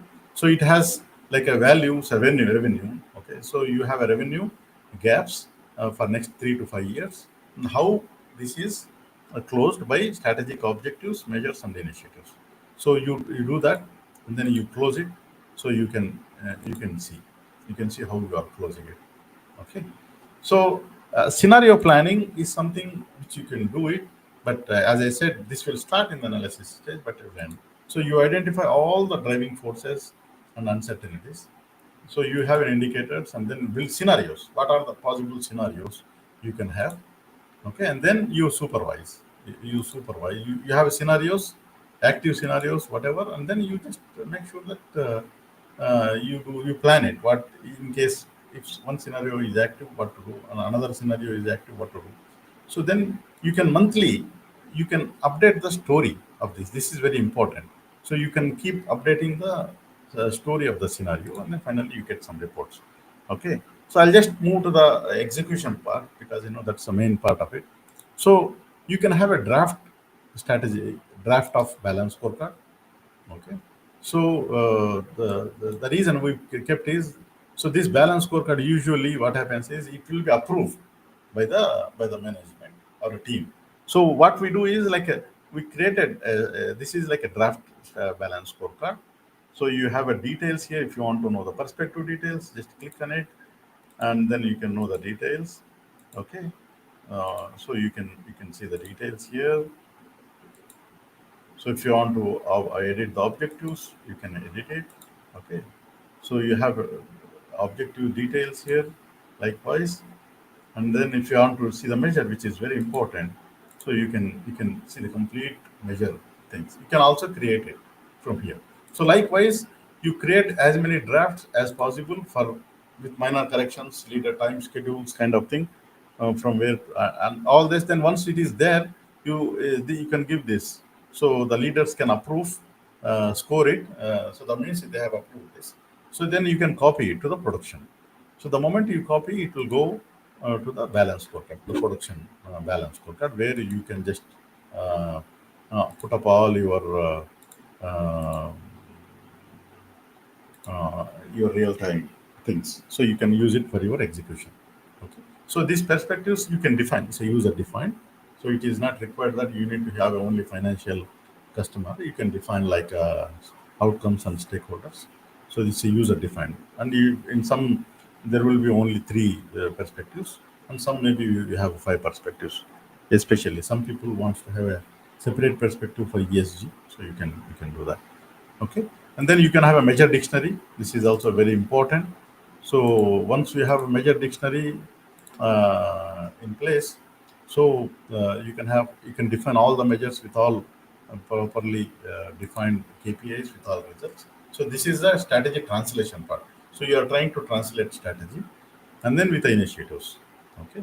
So initiative, you translate the strategy. So complete. Once we translate it, then it's a performance management, like it's a review once in a month, whatever based on your requirement. I'll just take any one of the things. This can be also generated, driven by your strategy map. I'll show that also. Okay, for example, anything. I just okay. So you can have it. So all this information for this particular strategic objective can be seen here. Okay, so these are all measured data. So there is an integration protocol. It can directly data can be taken. Okay, and then you can see the story. You can write your analysis and recommended actions. You can see historical data also. Even if you want to see the last year data, okay, last year data, last year targets, you can have it whatever you want to have it, and this you can hide it also if in case you don't need to see it. So likewise, so for the whole story, you can do that. So I'll just show one sample strategy map, so you will understand what is it I'm talking about. Okay. So in case if you have a group company, okay, so that I'll show you strategy map and I'll talk about that. Um, okay. So let me give you this. So you can have a strategy map. You defined it. It's very dynamic, by the way. So the moment you create objectives and all, it gives you cause and effect have to be already defined in the objectives. It will come. Okay. So let me see if I have a data or something. Okay. So let me clear this. So let me take this. Okay.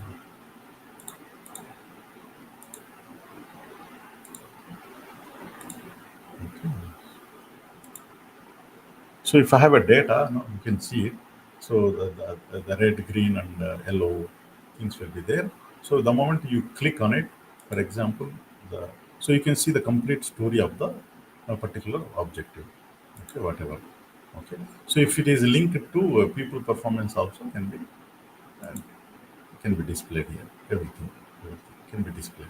So from here you can also go and then drill down. Okay. So there is an organizational. If you want to write any comment here on a particular strategy owners, you can write it. So you click on it. It will go to another slide where you can communicate your strategy. And then email will be sent to them. Okay. So you can send emails and you can track. Okay. So likewise, I'll just quickly skip. There is an organizational dashboard if you have it. Okay, for example, let us say, um, if you have it. Okay, so you can you can see the complete story. So your scorecard details kind of thing. I'll just so for the floor mill, so you have details here.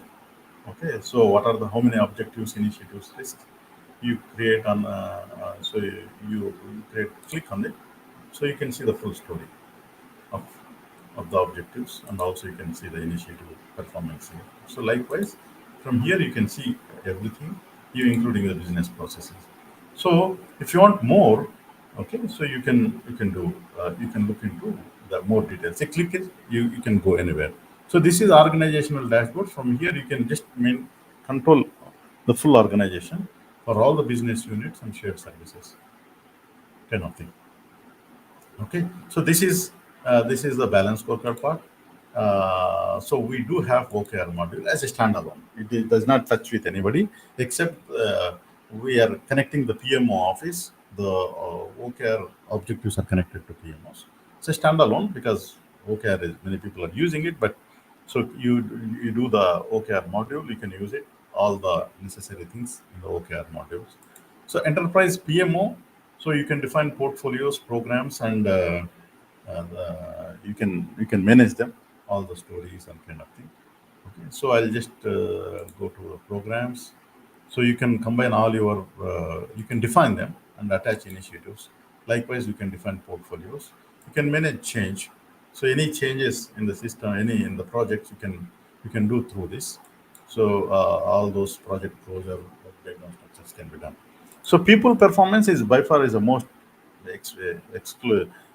detailed one. So you can have individual performance. Individual performance. Sorry, I have to keep it. Sorry, I forgot to keep it mute.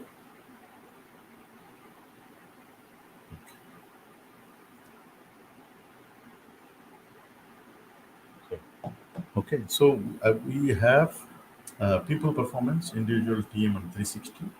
So, and then people performance, weighted average of this, 9 box and component. So, in the individual performance, this can be linked to the strategy, okay, the strategy performance. So, this is very important that we all employees that link, and then it can be linked to the strategic objectives. So, everybody is linked to the thing. So, team performance 360. Competency is the extension. The moment you have a full assessments kind of thing, so you can define all competencies, roles, and whatever the actions you do to close this, you can do that. Okay, similarly the business processes can be defined. We have recently added value stream mapping to that. So you can do a business, you can list out all the processes, business process optimization initiatives like Six Sigma, whatever, and then you can just connect it here, because we are connecting all everything to the strategy. Okay, I'll skip that. Risk and compliance. So we have a risk and compliance module where you can manage all your risks and compliance as far as the strategy is concerned. So you can define all the risks, and then you can define them, how to monitor that. So on a month-on-month basis, you can have a risk actions. Okay, and then you can just try to comply with that. So similarly with the compliance, so we recently added budgeting module also. So it's you can do the capital expenditure, operational expenditure, and strategy expenditures. You have a projected financial statements, the complete budgeting process by your cost center, your ledgers, by your cost centers and profit centers, and also additional dimension. So the people who do the budgeting, they understand this. Okay, so very clearly the budgeting process can be done complete end to end.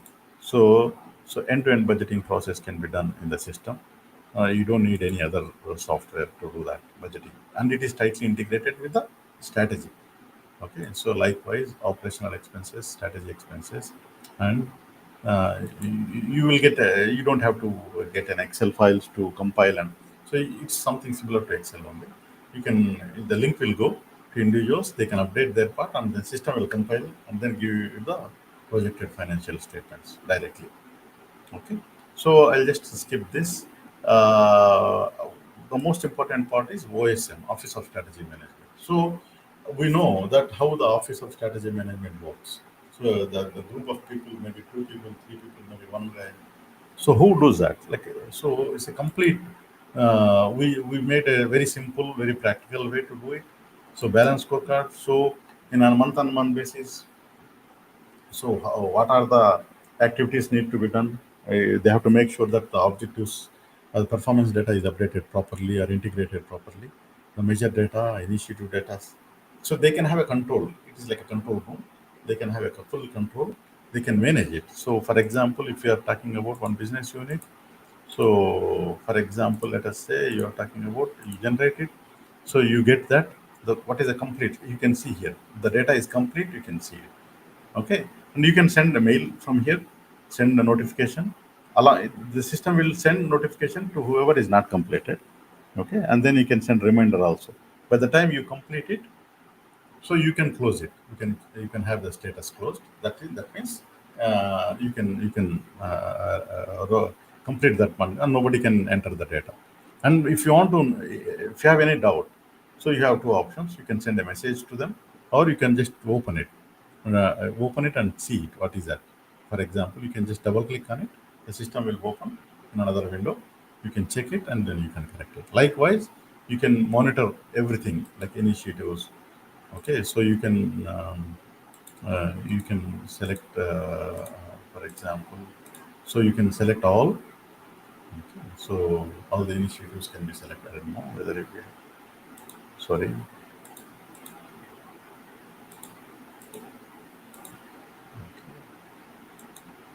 So I can look maybe, yeah.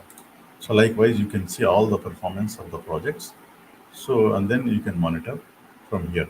So you can see the initiatives and then projects and programs also. You can do that. Okay. So even OKR also you can do that. And organizational performance. This is like overall ESG assessments and all. You can do it from here.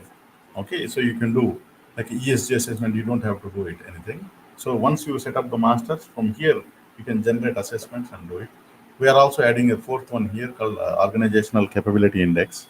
That is only basically for culture and change.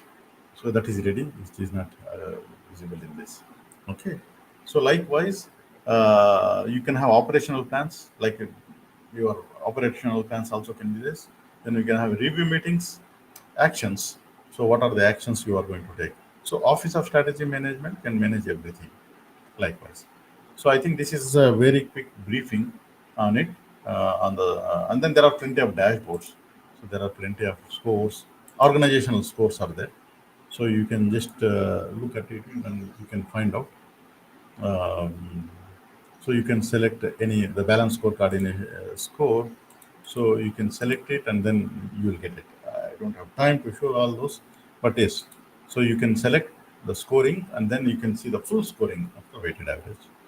So let me see if I can do that. Okay. Okay. Maybe it's login is a long time and I want to show that. But anyways, so we are already 1:30. The next session is due. I'll stop sharing here and then take up any questions. Okay.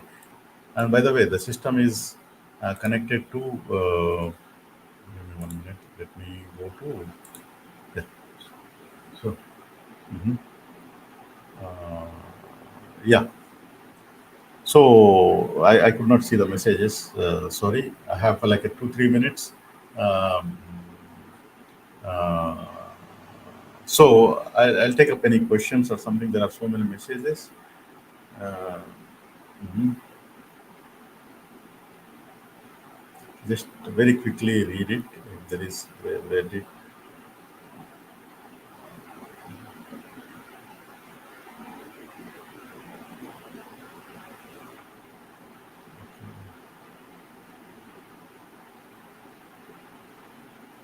Yeah. Mhm.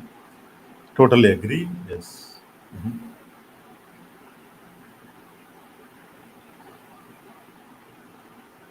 Yeah. Yeah, the SWOT, I totally agree with you. Mihai, that is the reason we moved to the last, the SWOT part. Because, for whatever reason, can you post this, Praveen, 12, 13, 16, okay, from Mihai?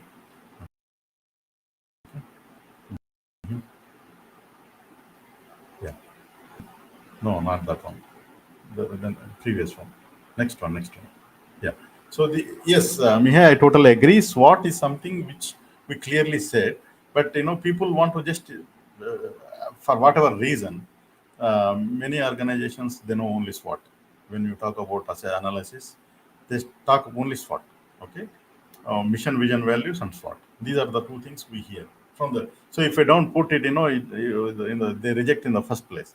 So we said that okay, so you have it, but it is a configurable. So all those things are configurable.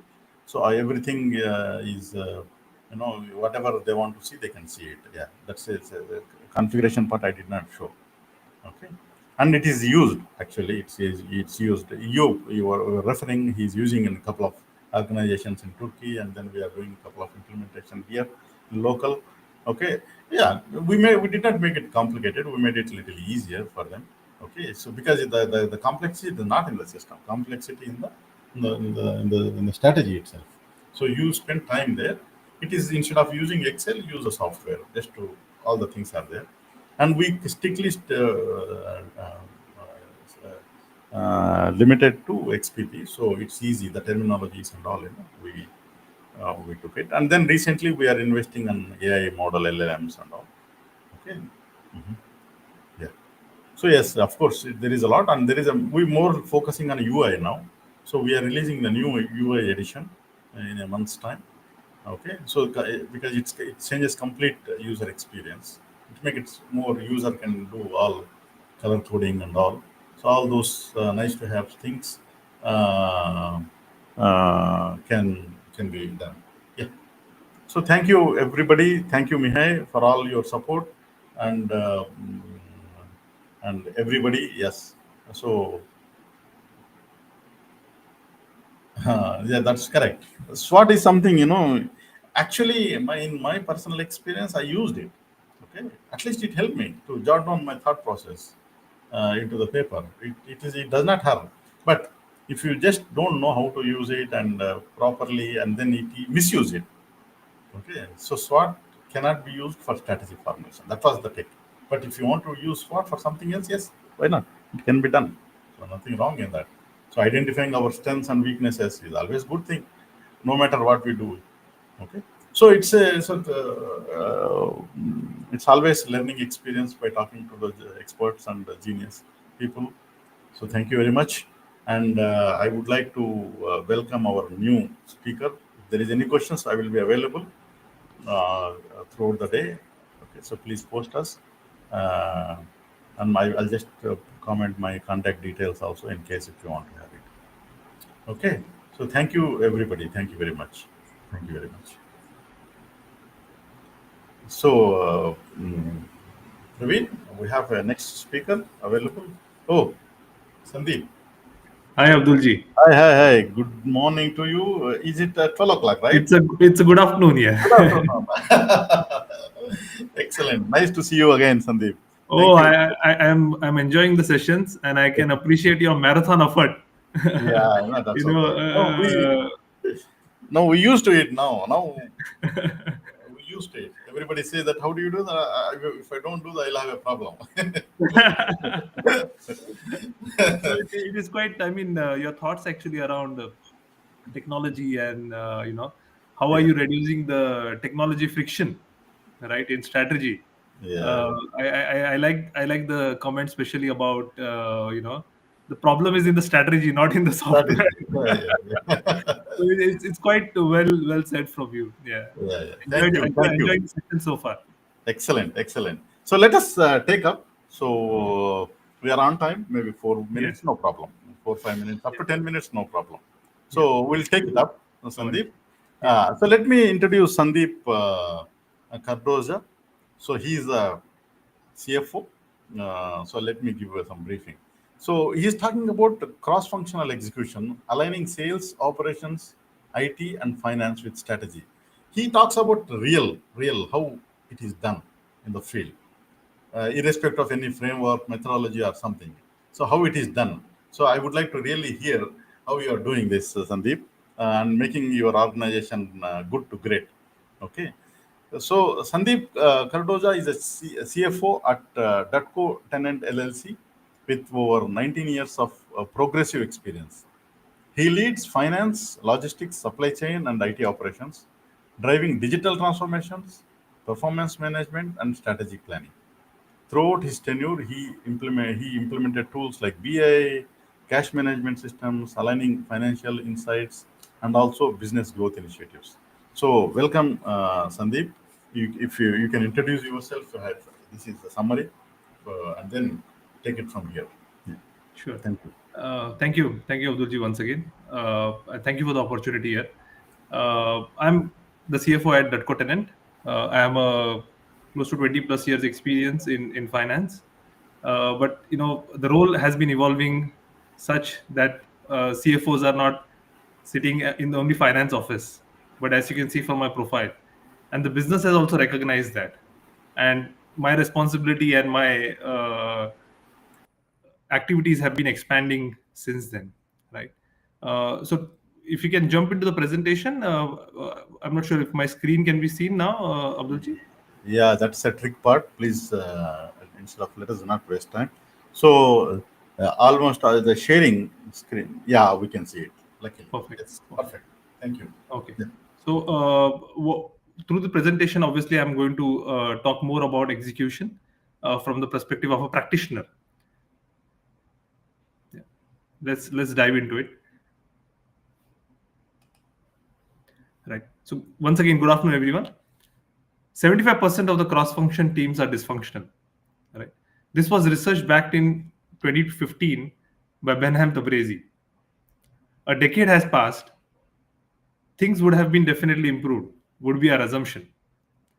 However, a recent study from McKinsey confirms the continuation of the same challenges. And we find this same thing in our businesses also.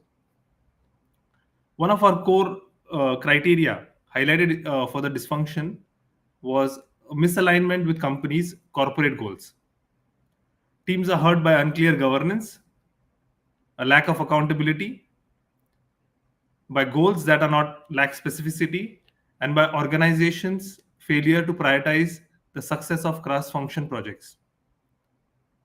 In time we have, I would like to take a step back and understand the formation of corporate goals and connection to execution and various functions. As my profile says, I'm not a corporate strategy guru, but a practitioner. I have examined our practices in our businesses, especially in Dutco Tenant, and then sought frameworks to better communicate those ideas. I'm willing to share what I have learned, and I hope you will find it useful. I would like to address the execution topic in three points in the agenda, what you can see here. So most companies struggle with formulating a winning strategy. So we'll cover the same in defining the winning strategy. Earlier in our introduction, when Abdulji mentioned about the complexity in strategy, we'll try to break it down and see from practical lens how that can be defined, and especially in context of cross-functional execution. What are the fundamental flaws of connecting strategy and execution? Right. So that's what we'll address in the point 2. And lastly, in cascading strategy across functions, we'll cover where traditional logical flow breaks down. So these are the 3 points I would like to cover in my presentation. Right. Defining a winning strategy. Strategy is like a raindrop in a desert.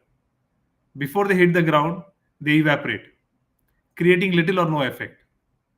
So what are the characteristics of a winning business strategy? While this presentation is ultimately about execution, let's first take a step back. Mission defines who you are and why you are here. It should specify your firm's core business. Defining your core business is difficult, but crucial, as it provides clarity on what you will and will not do. I would like to narrate incidents actually within our organization also. When you ask business manager what your core business is, you won't be surprised if you hear 10 different answers. We would expect that it should be pretty straightforward, but that's always a challenge. Yeah. So let's look at through the lens of a cross-function execution. If our core business is not able to define from our business leaders, how the cross-function teams will be able to define them, right? So the next slide, what you will see is a simplification of the strategy thought process. We spent a whole day yesterday talking about how the strategy formulation will work, but sometimes it is lost in translation with many cross-functional leaders. And hence I have tried to simplify it in this next framework. Right? So defining a winning strategy. A winning strategy provides a clear and a coherent answer to 4 questions. Right? 2 of these questions define the arena where you will play, and the next 2 define the capabilities or the competitiveness, how you will win. Right? Under where you will play, whom do you serve is a very critical question. Who is your customer? Do we truly know who our customer is? I once asked a salesperson in our organization. We are being a distribution organization. We have our sales team being the core part of our strategy and our functions, and we have a debate in our organization about who our customer is really, right? And is everyone our customer, right? So sometimes the salesperson definition is yes, customer who is willing to pay is our customer. But do your cross-function team truly understand? Do you know who the customer isn't, right? I mean, we just heard also in the previous session, strategy is all about making choices. Yeah. Internally within our business, we define them as key accounts. right? Who are the key accounts and where we should pursue our key accounts from, right? A clear strategic segment is also very important. So identifying your primary customer segments, avoid the trap of serving everyone, right? Strategy clarifies demand focus, right? Visualize the buying journey. Picture yourself in your customer's shoes to understand their needs and frustrations. Do we truly know who our customer is? Yeah, that's what will be defined there. Avoid the trap of serving everyone. Yeah. What do we provide? When we move to what do we provide, defining the product scope, what do we offer and what do we intentionally not offer. This choice significantly defines your supply chain and procurement policies. This is where the choice and the trade-offs become critical. You can't be everything to everyone.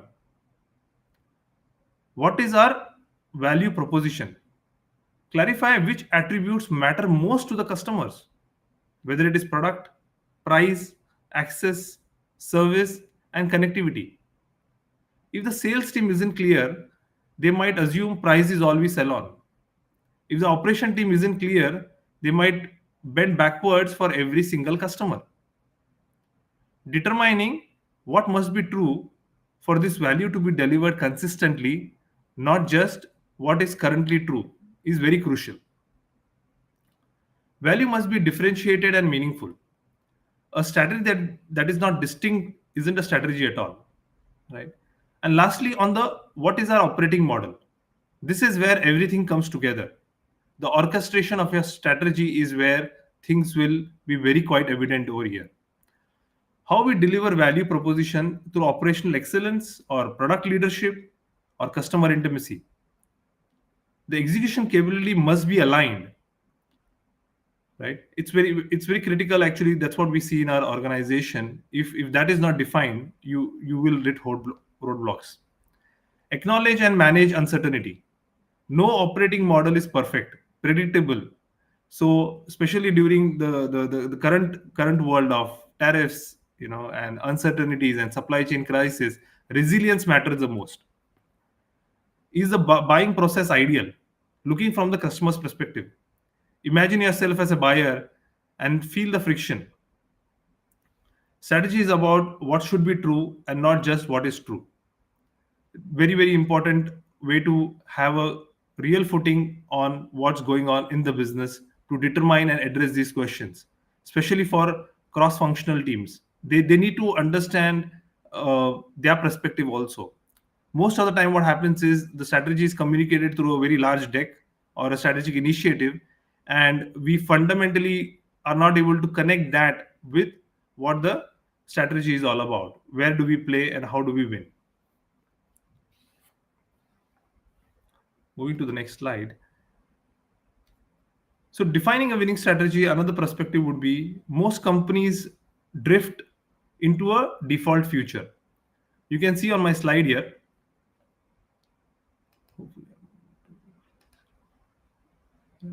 So most companies have strategy, right? I mean, that's whether it is written down or not, right? Because it is evident from the actions of the organization. And if you are on your path, you will notice that it will lead to growth, right? Whether it is a 3% growth or a 2% growth or a 5% growth, it will lead to some growth, but not necessary. A future by default is rarely a future that is desired, right?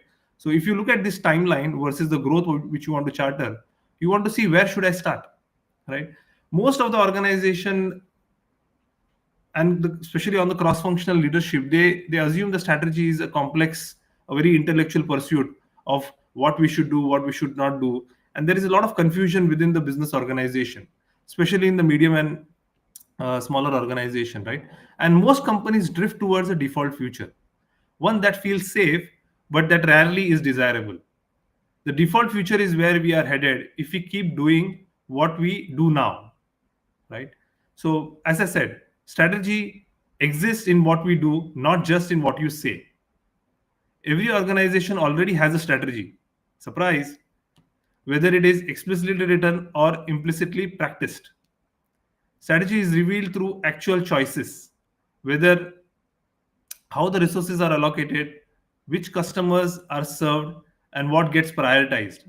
And this is especially true when it comes to cross-functional, your operations team, your IT team, your finance team, HR, your sales teams.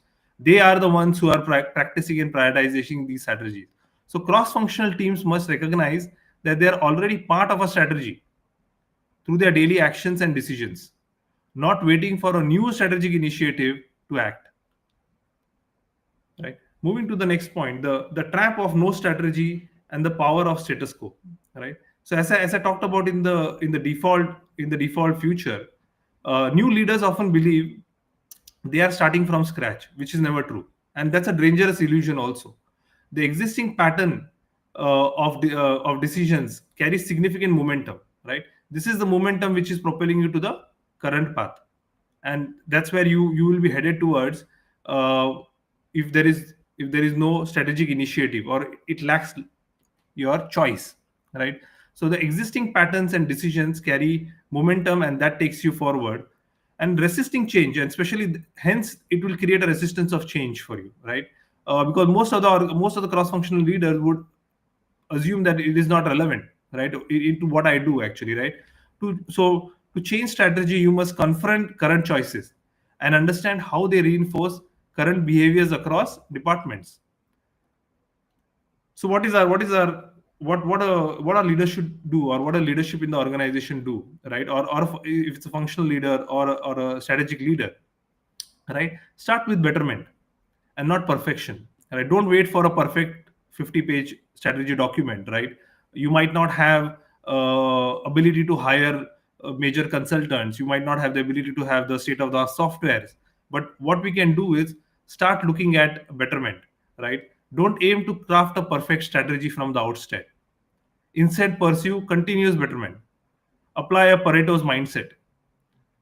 Identify top 2 or 3 painful gaps between current performance and desired outcomes, right? So what you see in this graph here is there are gaps along the way, right, through your desired path, and you want to craft an altered path for how you want to move forward, right? So this gap analysis is very important actually, in moving you towards the change or the new path, right? But again, there has to be a sort of a prioritization in that, right? How will you prioritize 2 or 3 painful gaps between your current performance and your desired outcomes, right? Some questions to ask here: what different choices would make so that the gap disappear? Aligning the new choices across function. Check your compatibility and reinforcement, and not contradiction, right? Because especially if on the ground there are things which are happening, you have to ensure that you're compatible with that, and then look at reinforcement of those new strategy for yourself, right? So in each function, integrating choices across the function is very important, right? If each function attempts to fix their own gap without coordination, you risk creating a conflicting strategy, right? So it's very important that cross-function teams are not working in silos, right? So the true cross-function execution requires integrating choices and improvements which are supported and not sabotaging each other, right? I mean, I think the earlier presenter also talked about a toxic energy, and I especially liked about when he mentioned about it's not if, it's when actually it happens, and how will you deal with it. So that's very important in alignment of your choices, right? So this demands a dialogue, a continuous integration, a strategic trade-off, not parallel plans developed in silos, right? So cross-function execution frequently fails when functions chase local optimization instead of a shared betterment, right?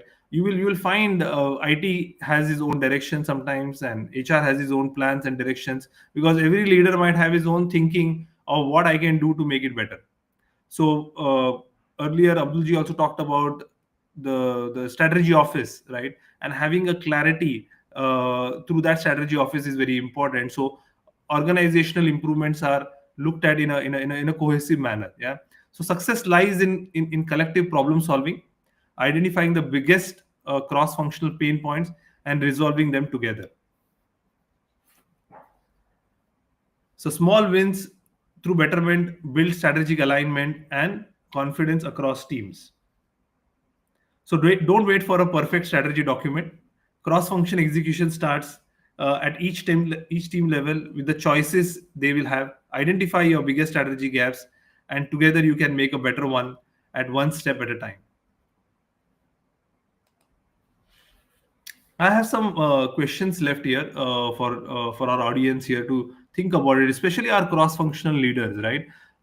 And their struggles actually. So obviously, this is not an exhaustive list of questions you may have, but just quickly let's quickly run through them. So how would you describe your strategic segment, right? Do you focus on one or more segments? A gap analysis here is very important, right? In our organization, we continue to do that, right? We look at, okay, if you are selling an application in one segment, can we look at other segments where we can sell similar applications, right? And this happens as a continuous process in our quarterly meetings, in our discussions with our units, and look at where the gaps lie and when we can fix it, right? Again, because as you all know, the strategy is not a one time exercise, right? It happens on a continuous basis, so evaluating those gaps are very important. The second question we keep asking ourselves is, do we know who our angel and demon customers are, right? Sometimes it's a controversial statement with the sales teams, but it's very important, right?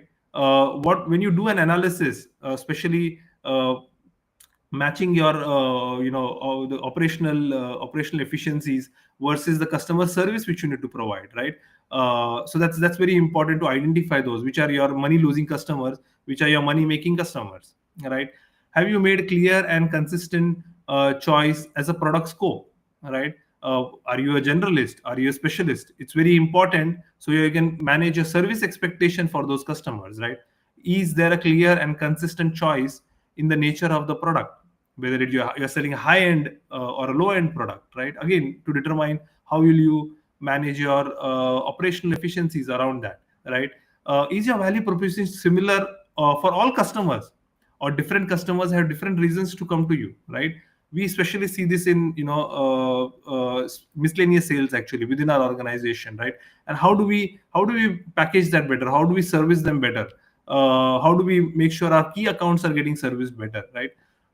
Do your product and service dominate in any value attributes in the comparisons with your contributes, right? Is there a differentiation, right? How do you make a clear choices of one of the three operating models? Where do you fit in, whether operational efficiency, customer intimacy, product leadership, right? Where do you fit in? It's very, very important, right? And are the functional departments focusing on the same operating leadership? We talked about bending backwards to serve a customer who is not a real customer for us, or maybe losing customers, right? So that's very important. I hope this set of questions help you, and crafting your own questions will be very important for you to help you with your own implementation of strategy, right? Moving to the next point here, right? Connecting strategy and execution. So the critical reality check on how strategy often breaks down within the organization, right? There is a famous Roger Martin quote actually: if you show me a company where the planners are different from the doers, I will show you a company where what gets done is different from what was planned, right? I love this quote actually. It captures a fundamental flaw in what we observe in many businesses, and when we reflect on sometimes our businesses also, right? So when people who craft the strategy are disconnected from those responsible for execution, yeah, the results are almost guaranteed to diverge from the original intent, right? Planners may design elegant strategies, right? But unless they are deeply embedded in the realities of day-to-day operation, the constraints, the workflow, the frontline customer realities, those plans often become irrelevant and the moment they hit the ground, right? So it is that the mental model, incentives and priorities are often misaligned, right? So in a high performing organization, the gap is closed either because the planners and the doers are the same people, right? And or if connecting strategy means the different functions, sales, operations, IT, they are co-creators and co-owners, right? And so we'll explore that in the next few slides of how we can bring the real world execution of what's happening on the plans, about adapting the motion, right? The continuous feedback loops, which are very important. And this happens when the doers, the people who are executing the strategy choices, have a clear voice and trust in the strategy, right?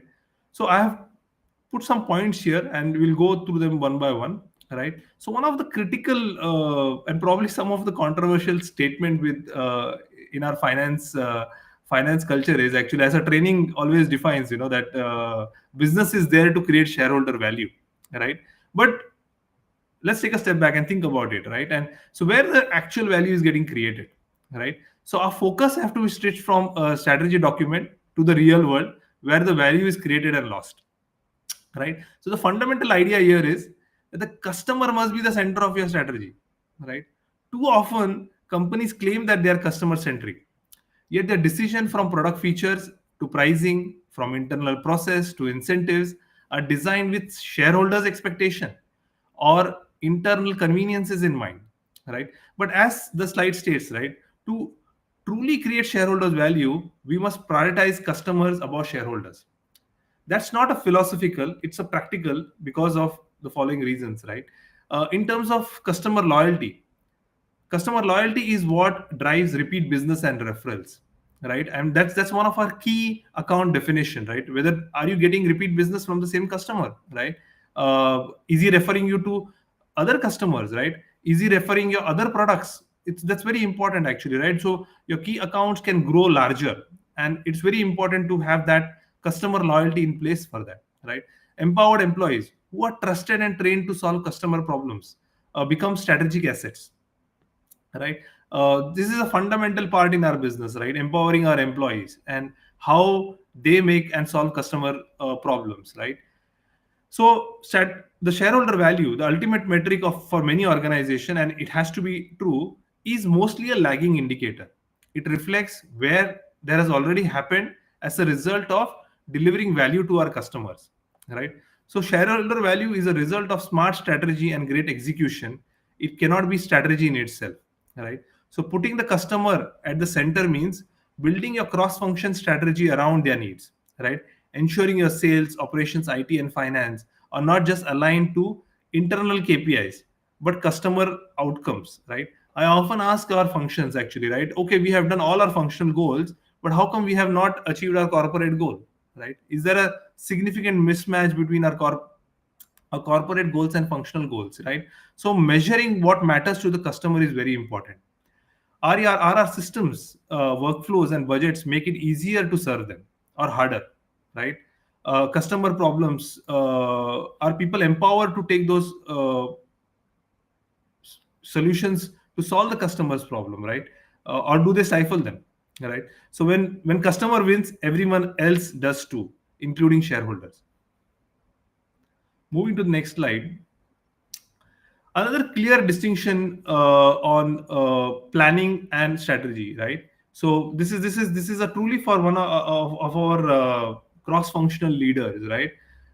And how they take a back seat actually when it comes to strategic planning, right? And are always switched on in terms of doing, right?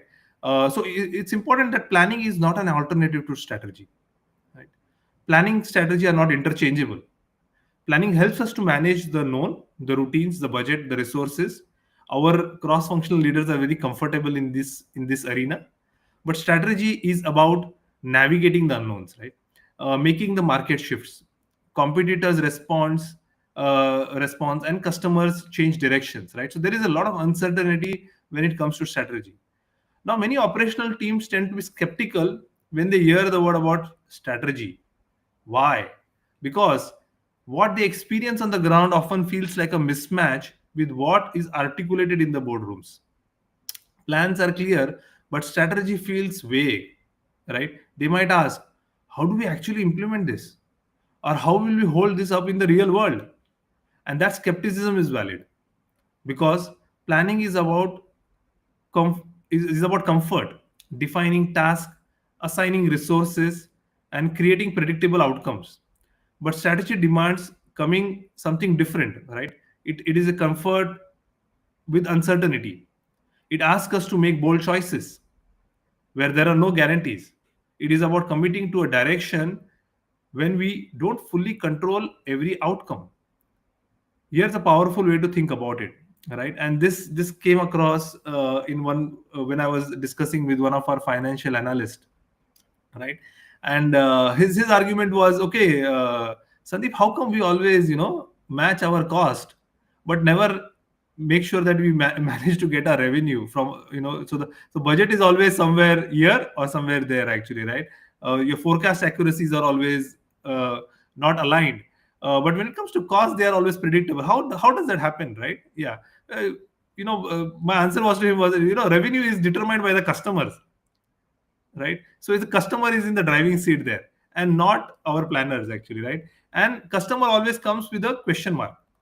They can switch, they can delay, they can cancel your orders or demand more, right? But cost, however, is largely within our controls. We can plan it, predict it, and structure it, right? So planning can give you cost disciplines, right?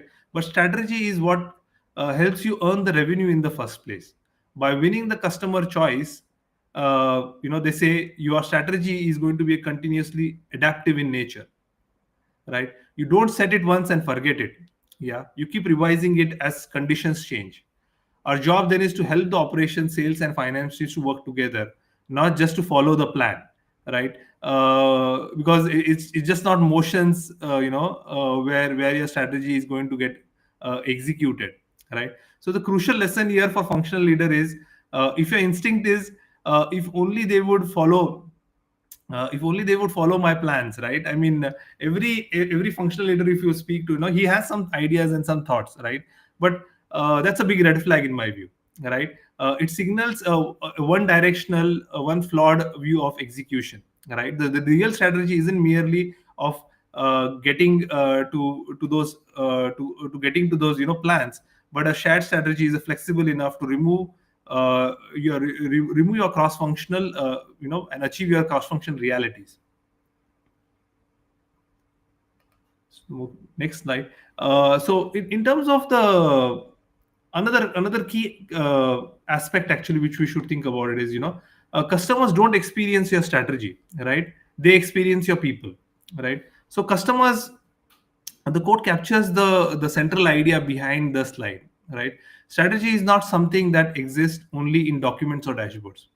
It's something customers encounter through your people and products, right? So the bold line on the slide, the competition happens at the front line, not at the head office, right? It's very important, very, very, very, very important for the CEO and the strategy office to keep it in mind, right? uh, right. So it is critical shift in mindset for the leadership team, right? So customers aren't evaluating our strategy frameworks or our vision statements. They judge us based on how well the front line delivers value, right? Through every product feature, every conversation they have, every delivery experience they have, right? So these principles highlight a crucial truth, right? Sustainable competitive advantage is built where your organization meets the customer, not in the boardroom, nor in the annual strategy offsite, but in everyday decisions and behaviors of your people across sales, operations, service, and logistics, right? And that's what leads us to the second key point here, right? The job of the head office is to enable, not overshadow the front line, right? This means building systems, culture, and strategy structures that empower frontline teams to win in the market. It's not about rigid top-down controls. It is about dynamic bottom-up enablement. And I can vouch for that in terms of in our organization, right? How our head office actually manages that, gives us a free hand, actually, in terms of how things happen, right? The empowerment cultures is sort of a top-down culture, from the head office to your from the boardroom to the management and down to the frontline organization, right? So it develops a meaningful culture which empowers your frontline team to win in the marketplace. It's not about the rigid controls, right? So strategy isn't about executed in the broad strokes, right? It is where your salesperson respond to your customers, how your warehouse team prioritizes an urgent order, how your IT resolves a service future or a service failure, right? All these micro decisions shape the customer experience, right? So it's not about and it is very important actually down the line, right? Your third line reporting or fourth line reporting and the decisions they make, that determines how your strategy is actually executed, right? So we must invest in what happens in the front line, not just focus on what decided at the top. That brings me to the next point in this, and then the final point in this section is the separation of strategy and execution. Right, it's a false divide. Right, so great strategies are designed with execution in mind. Right, imagine, I mean, what you can see in the picture, a blueprint converting into a building. Right, is there obviously there are differences in terms of execution, but you would expect that it to come to life. It's important to have a singular thought process. So splitting execution and strategy is not a sort of a, it's uh, into logical industrial activities is not the reason, right? So great strategies are not theoretical constructs, right? So they are designed with implementation in mind from the very beginning. So let's unpack how that we see in our organization also, right? So treating strategy as thinking and execution as doing, we inadvertently damage the hierarchy, right? We create a hierarchical organization where the doers and the thinkers are different, right? It disempowers people on the ground, right? They don't feel ownership over the strategy, right? And when you see things don't get executed, what happens actually, right? Blame games, right? So when things go wrong, planners blame the poor execution and the executors blame flawed strategy, right? So the mindset shift is required here, right? What is more important is execution, except it is the same as strategy. It is no two different things actually, right? And every strategic choice is a hypothesis. It lives or dies through actions. If something is implementable, is it a strategy? Is it truly a strategy, right? That's the question we have to ask ourselves, right? Again, I refer here to Roger Martin actually, who has suggested in his book, choice chartering, right? And it felt quite a, a word to use it in the presentation today is, so the strategy versus execution, but just a blend of two things together, right? So defining it clearly, coordinated choices across the organization, and committing to act on them together, right? So there is no such thing as a good strategy poorly executed. A strategy that isn't executed is simply isn't. So that brings me to our the final section, the third point, in terms of cascading strategy across functions, right?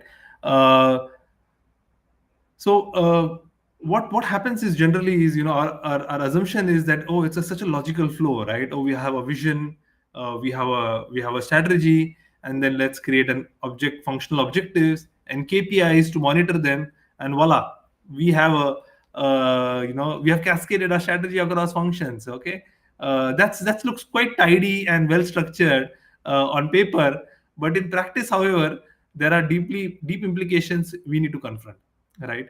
So the model assumes that strategy is formulated at the top, and typically at the head office or in corporate planning, and functions are merely the doers, right? That's what we saw in the previous slides also.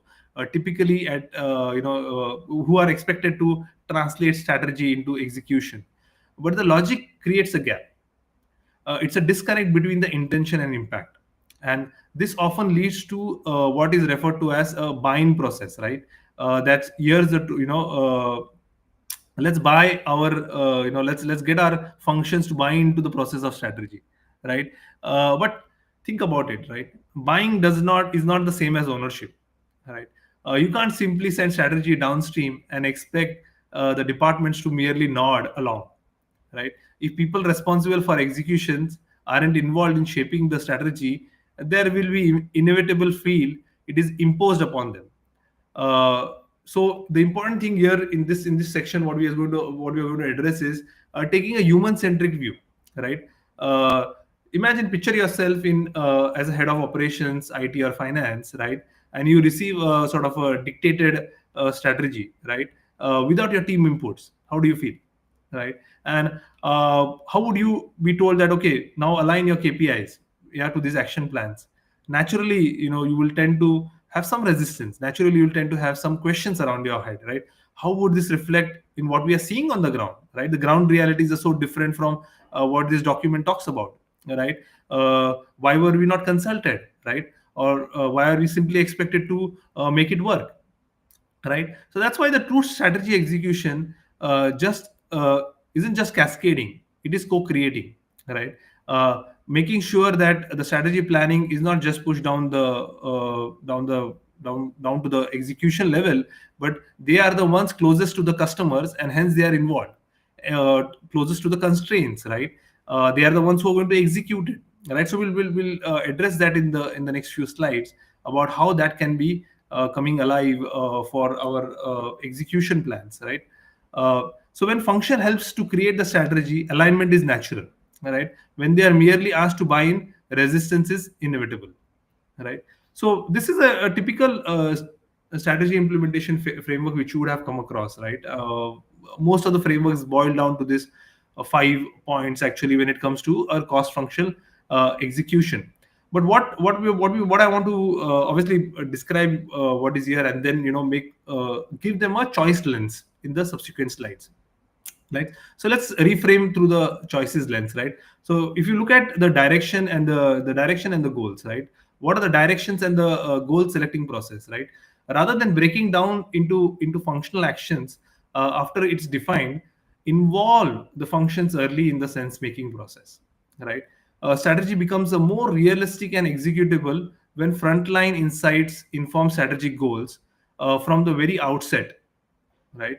Uh, when it comes to operational teams, right, our sales and our logistics teams, right, it's where the actual doing is happening, right? In our organization, what we do is, I mean, when we are setting our goals, we have a combination of top down and bottom up, right? So you are involving them at every step of the way, right? Instead of just assuming that just dictating a goal or setting a target for your sales teams to go and achieve it, right? So what does it do is actually it creates sort of a operational realities, and which actually shapes your strategy, right? Makes it more executable, right? Sales and logistics are not just executors in this scenario, right? They are the sensors and the contributors, right?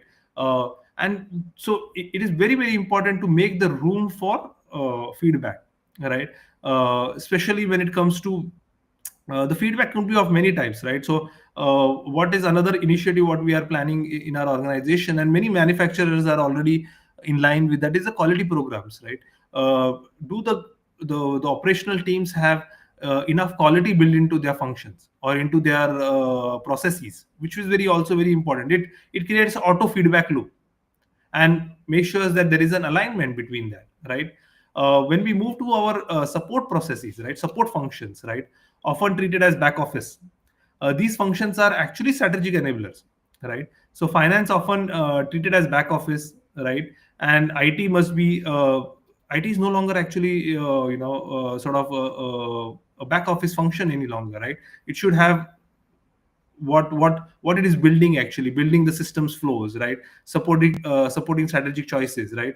HR is also defining and the talent which is required to execute the strategy, right? When it comes to evaluation and control, actually we saw throughout yesterday and today in the beginning of the presentation about balanced scorecard.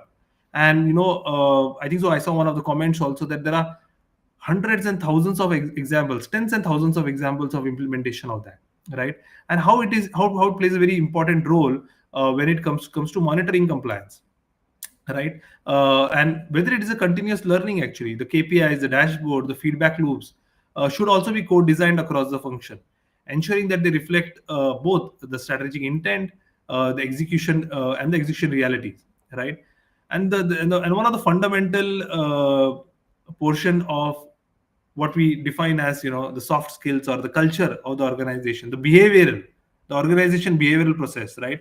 Which includes your culture, your leadership, your incentives, right?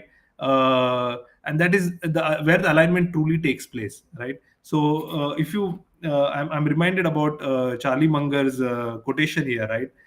Show me the incentives, and I will show you the outcomes, right? So there is a deep connect there in terms of how your rewards and your recognitions are in place versus what is actually aligned. So is there a conflict between these two things? That's very important for the leadership to take a cognizance of that, right? Is it truly aligned actually, right?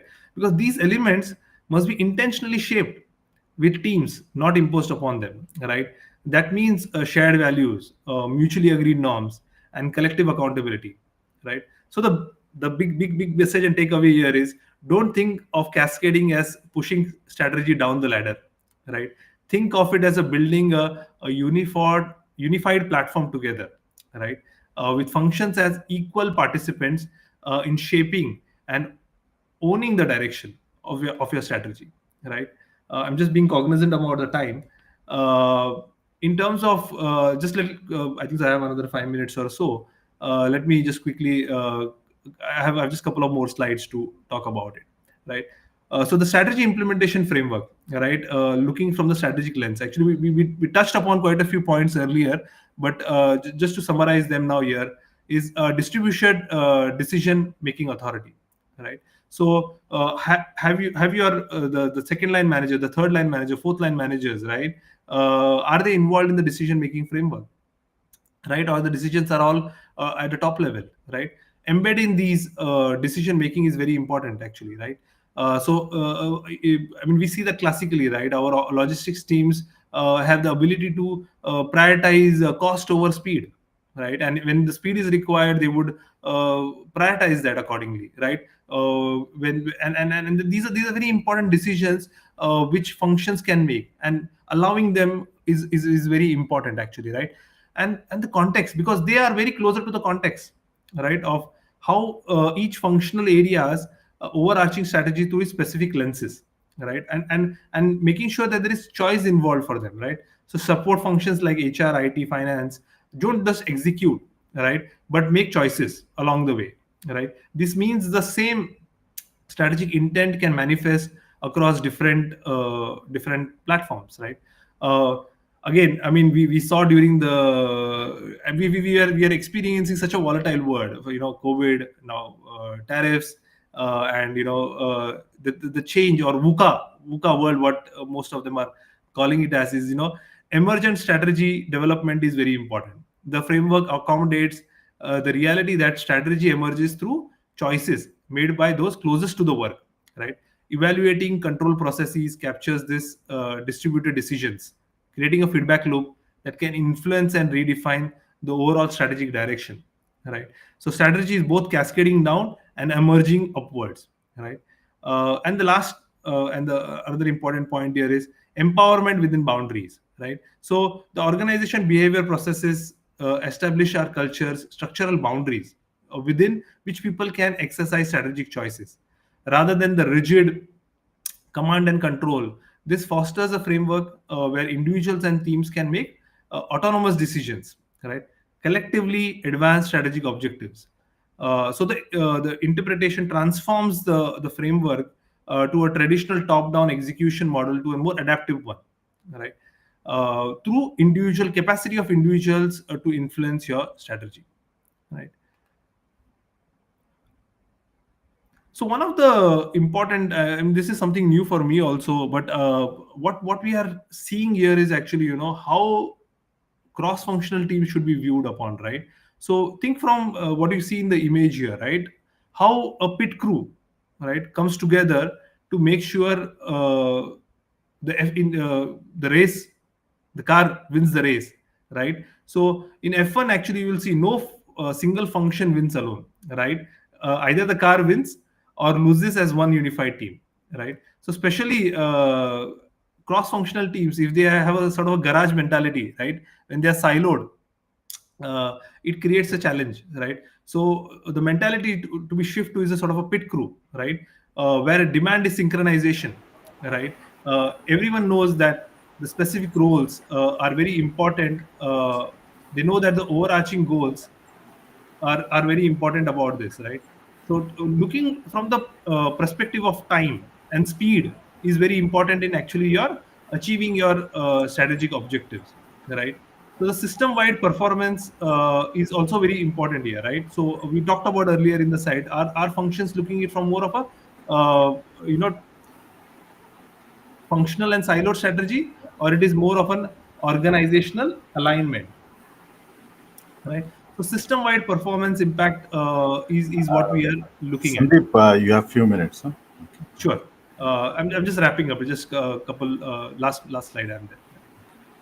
Enterprising, metrics in terms of enterprising centric metrics. We talked about that one also, right? So it's just not about judging your, looking from a cost angle actually, right? So functions are sometimes viewed as cost and not viewed as a team which can propel you to a and create a definitive competitive advantage, right? Just a few questions here again, sort of a checklist mentality for people here to look at it in terms of how, and this will be available on the slide deck actually for you to have a look at it. Just to touch a couple of points here is in terms of culture, leadership behaviors, and incentive systems actually, are they aligned, right? You may have to question that for yourself, right? Are functional goals linked back to strategic choices, right? Another important one to for you to look at it. Just coming to my last slide here. So execution becomes more of a same thing as strategy. You don't have two different thought processes of execution and strategy, and this is beautifully put by Roger Martin here, right? Just to as I wrap up, I want to acknowledge the sources which I have used here, right? So much of what I have shared today is shaped by the influences of some brilliant works here. And obviously, these are thoughts from these original inventors, and I would definitely recommend you to go through their books. Right, I have drawn heavily from these thinkers because their frameworks help me to understand and communicate what I was experiencing in practice. Right, so I encourage you to go deeper into the original works. They are rich with insights. Right, so that's come to me an end. Thank you very much for good audience. Thank you, Sandeep. Thank you sharing your thinking on the strategy.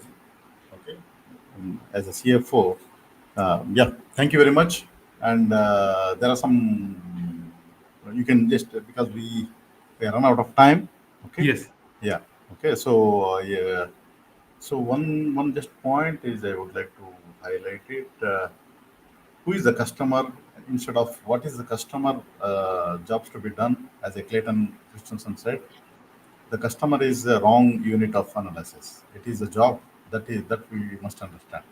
So that is a comment gave by Mihai. Okay. So instead of talking of customer, talk about the job to be done. Clayton Christensen is a famous professor. Okay, so he talked about that, and yeah. Yeah. So of course, I mean, so when you have identified a gap, actually taking a customer lens helps the cross-function teams to execute it better. That's what I see it in practice, right? In day in and day out, what our sales teams talk about it actually, right? Yeah. Or what our sales leaders mention about it, right? Or how do you get to your revenue stream, right? So these are of course there are different thoughts, and what happens in practice is my experience which I'm sharing here. Of course, as I rightly said, I'm not a strategy guru here, but these are my few cents what I see it in practice. So yeah, you are as a practitioner, you share whatever you prefer. Yeah, that's appreciate your time, Sandeep. So thank you very much. Have a good time, good day. So we are about to start the next session. Okay, so Thank you are you on very much. time. Thank you very Thank much. you. Thank you for joining the session and giving a lecture. Thank you very much. Yeah. Thank you. So good afternoon, Mihai. So still good morning for you. No, it's afternoon. It's afternoon. Yeah, yeah. Thank you very much for having me here. Yeah. So let me do it. I'm sorry. I made a small mistake. I criticized one of the speakers. I shouldn't have done that. Okay. It's normally you just ask questions. and that's all what you do. But I was a little bit vexed by the, I'm an engineer, and it took me 16 years and hundreds of books read about strategy to be able to say something about this subject. It doesn't matter if you're an engineer, an accountant, or whatever you are. If you only read 10 books and start quoting from them obsessively, from the limited reading on the subject, it's virtually impossible to be right. But okay, I'll stop here.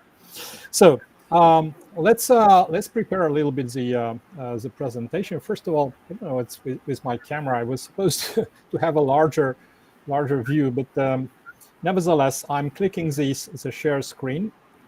I have two versions of the slides. I'll show you one of them and tell me if this is right for you. It's a little bit tall. You're sharing it? Unable to share the screen, please try again. Learn more in our help center. Let me look a little bit on the microphone sound, reset permissions, site settings. It should be allowing, let me see if there is any settings that actually pop-ups and redirects, background, is there anything blocked? I'm just looking at the list of things allowed and not allowed. Okay, I would just change the settings for this website. Let me try again. Okay, I'm selecting a window. Here it is. I'm clicking share. Let me see if it shows. Otherwise, I've seen that it actually, no, it's unable to share the screen. Please try again. Learn more on the help center. Well, I should have reversed this a little bit. On Mac, privacy setting, screen and privacy and security and system settings. If you allow me a few seconds, I will solve this. Yeah, no problem. It would be a pity not to be able to share this. So it says screen and system audio recording, privacy and security. Just a second. Yeah. And then I'm into privacy and security, and said screen, system audio recording. Okay. Details. Privacy. Just a second. Screen and system audio recordings. It should be.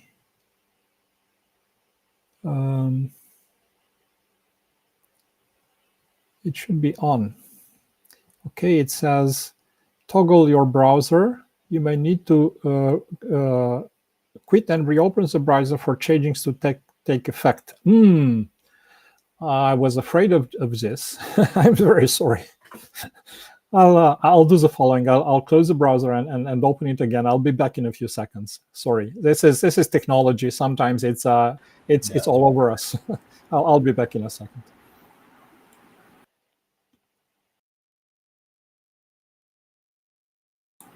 Ladies and gentlemen, before Mihai join, I hope you guys have wonderful session so far.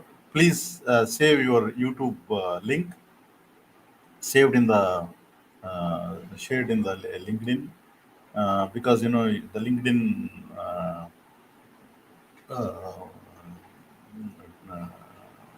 LinkedIn video might have stopped by this time because it's only worked for 4 hours.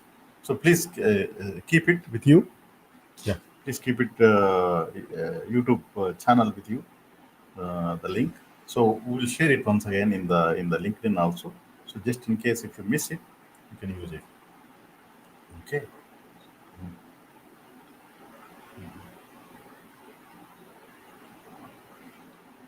I'm sorry, I have just some bad throat, so unable to speak properly.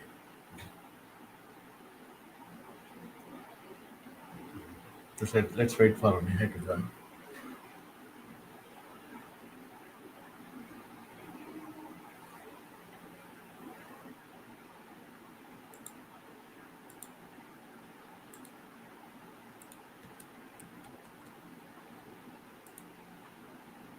Okay, so let me see if yeah, well, this one succeeded. So it actually required me to close the browser and restart it again. It's unbelievable. It's like, and I'm not on Microsoft because the Bill Gates method. You need to close something and restart it. That was the universal method in Windows to solve problems. I didn't know that it's valid for MacBook as well. Okay, so let us start. Please proceed.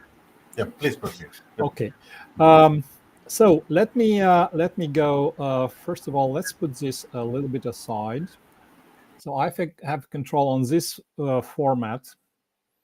Okay, so let us begin.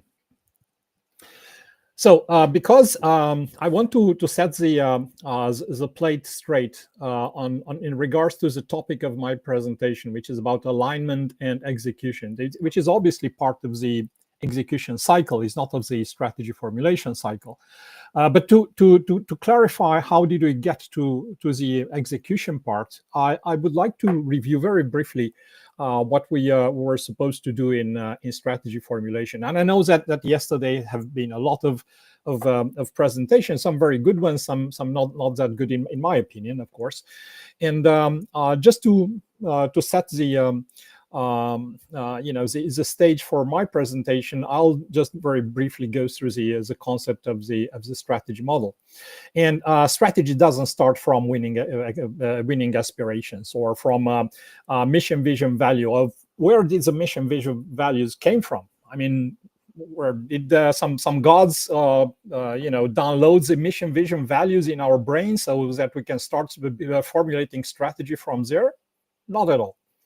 The only logical way to do has been highlighted 2 years ago by Richard Rumelt, and I advise you to read The Crux. It's the book that he has published, where he very clearly, explicitly identifies that the starting point of any strategy should be the difficult and hard to solve problems that lay ahead of us.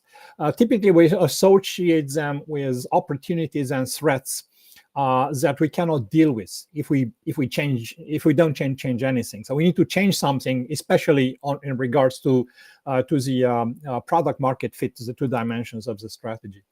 And if we identify those narrowly problems, as Rumelt calls them, which can be also identified as our paramount challenges, our most important challenges in the future. And the strategy is needed only if we believe that we have such challenges, because if we believe that all the most important opportunities and threats that lay ahead are something that we can deal with what we currently have, with our current product portfolio and the ways that we're positioned in the market, then we don't need any strategy at all. We just continue doing and implementing the strategies that we already have, and sharpening the saw and doing continuous improvement and all this like this without any new strategy. But if we identify some paramount challenges, then we need a strategy, because the strategy is it's actually prescriptive on the changes that we should do, primarily on our positioning along the product market fit dimensions of the strategy. And in order to be able to change this position in a way that would allow us to deal with those opportunities and threats that we are expecting to encounter in the future, then we need to make some choices. And there are choices about doing some things and not others. These are the strategic choices. And these strategic choices are positioning us not for a product, but and not for a year. It's actually for several years, until the next inflection points that will be encountered in our industry. And any industry, there are inflection points which are representing some dramatic changes in the ways business is done. Sometimes it's due to technology, sometimes it's due to customer behavior, sometimes it's due to predominant business, new predominant business model. Sometimes it's a combination of all of them, and that it's actually actually something that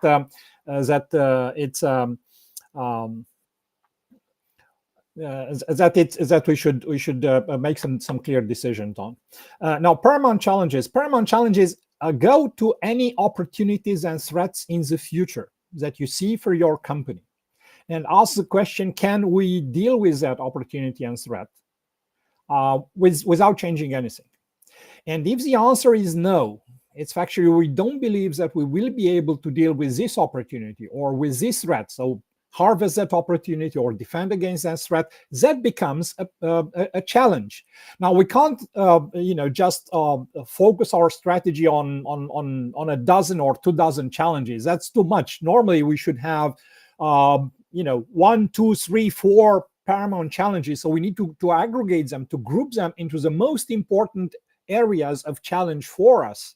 And that represents the foundation for actually developing a strategy. So by using these explanations that I've given, you can give yourself any number of examples you like. Look at your company. Look in the future on any criteria. Take, for instance, the 11 criteria extracted from Pestel and Porter 5 Forces, and look across, for instance, technology. Will you have any opportunities based on the evolution of the technology specific for your industry? Will you have any threats based on the anticipated evolution of technology in your industry, in the ways that it will affect your industry? Then look at those opportunities and threats. Are you going to be able to deal with them, to benefit, to harvest from the opportunity, to defend against the threats without changing anything with what you have currently, the way that you do business today? And if you find any of those opportunities and threats on any of these criteria where the answer is no, it means we can't deal with that. When the time comes, we're going to be confronted with the moment of dealing with that opportunity and threat. We won't be able to do that. Then we need to have a strategy to prepare us for that. That's a fundamental reason, not the mission, vision, values, not the SWOT analysis, not the winning aspirations. These are stupid places where to start a strategy from. You're going to get your strategy into the wall if you don't focus your strategy on the paramount challenges that you're going to encounter during the future couple of years of your company. Until you will get to the inflection point in your industry. Business strategy and strategy. Now, when I say strategy, also read business strategy, which means I'm not talking about corporate strategy. Corporate strategy for organizations with multiple business lines, where each business line has their own business strategy. That's corporate strategy. It deals with another thing. It deals with branding, with merger and acquisitions, with shareholder relationships, with group financing, with investments, with a variety of other things. But I'm talking about the business strategy. You have a business line, and you need to have a strategy to deal with the specific challenges that lay ahead. Because if you have multiple business lines, each of them doing, for instance, operating in various industries, each of them will have their own specific paramount challenges, and therefore their own specific strategy inside the corporate strategy. But don't regard corporate strategy as some sort of envelope for business strategy of each individual business line. Regard them as an enabler strategy for each business line. And then when I'm talking about strategy, I'm talking about business strategy or competitive strategy. It depends how you want to call it. So the business as a strategy that allows us it's a solution for a problem. And the solution, it's actually something that we need to change in a different way, to position us in a different way based on specific strategic choices that we can translate into the value propositions and into the that we can place into the marketplace as products and services, and then look at capabilities required and look at the gaps and then execute the strategy by implementing our strategy execution and strategy implementation are basically the same thing. And during all that process of strategy execution, we're actually closing the gaps in capabilities. And as soon as all the capabilities are available for one value proposition that we've defined, then we're ready to launch. As part of operation, we're ready to launch new products and services to be able to deal with the paramount challenges that we have started from. Okay, so isn't reaching a company a paramount challenge? No, because tell me where the vision and mission came from. How did it teleport into your brain so you know what the vision and mission is before you even formulated the strategy? That's impossible. That's a chimera. Don't go there. It has been here for decades and decades, starting from mission, vision, value, start a strategy. That is today. It looks stupid. You can actually create a vision and is a mission and as a values in summarizing your strategy after you have formulated it. So you have formulated the strategy, you've gone through all this process that you see on screen: paramount, challenging, strategic choices, value proposition, required capabilities. So you formulated the strategies that actually allows you to surmount the paramount challenges. And then if you want to communicate it, and you must communicate it, then vision summarizes the strategy and it allows you to communicate better, and the mission and values as well. So it's a byproduct of the strategy formulation process that allows you to communicate strategy with. Don't even think about starting strategy from mission, vision, values. That it's a bad practice. We know so much better today than doing that. Okay, so SWOT helps in knowing opportunity and threats. Now, it's the opportunities and threats part of the SWOT which is important for us. It's important to understand the future through opportunities and threats, but then the strengths and weaknesses, it's actually something of the past. When you do the analysis of the strengths and weaknesses, you're talking about where you are today. How do you know that your current strengths and weaknesses will allow you to deal with the opportunities and threats of the future?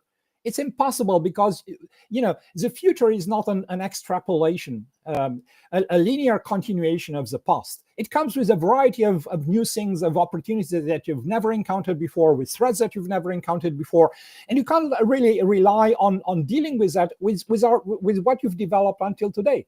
With the current strengths and weaknesses, which are the result of the strategies that brought you where you are today.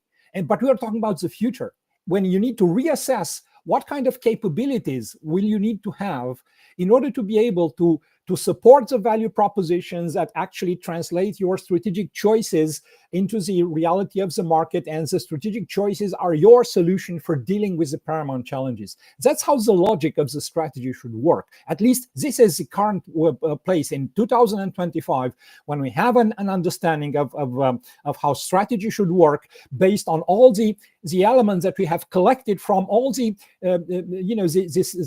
thought leaders who have actually put one brick, each of them, to the foundation of the strategy. So now we have better understanding. We can get rid of the old and of those approaches that have turned out to be less valid than the latest approaches, which seem to be more logical, more focused, and better explaining what strategy should be and how we should work with it. So be flexible in the way you're thinking. Be flexible in the ways that you adopt new thinking, and how you put together the elements and make a continuous selection of the components of the strategy, of the concepts, of the theories, of the methodologies. Don't stick to something that you've written in a book or published on a website or something like this. Be able to change continuously, because the thinking about strategy continuously improves every year, and you need to be flexible in the way and be able and ready to get rid of something which seems today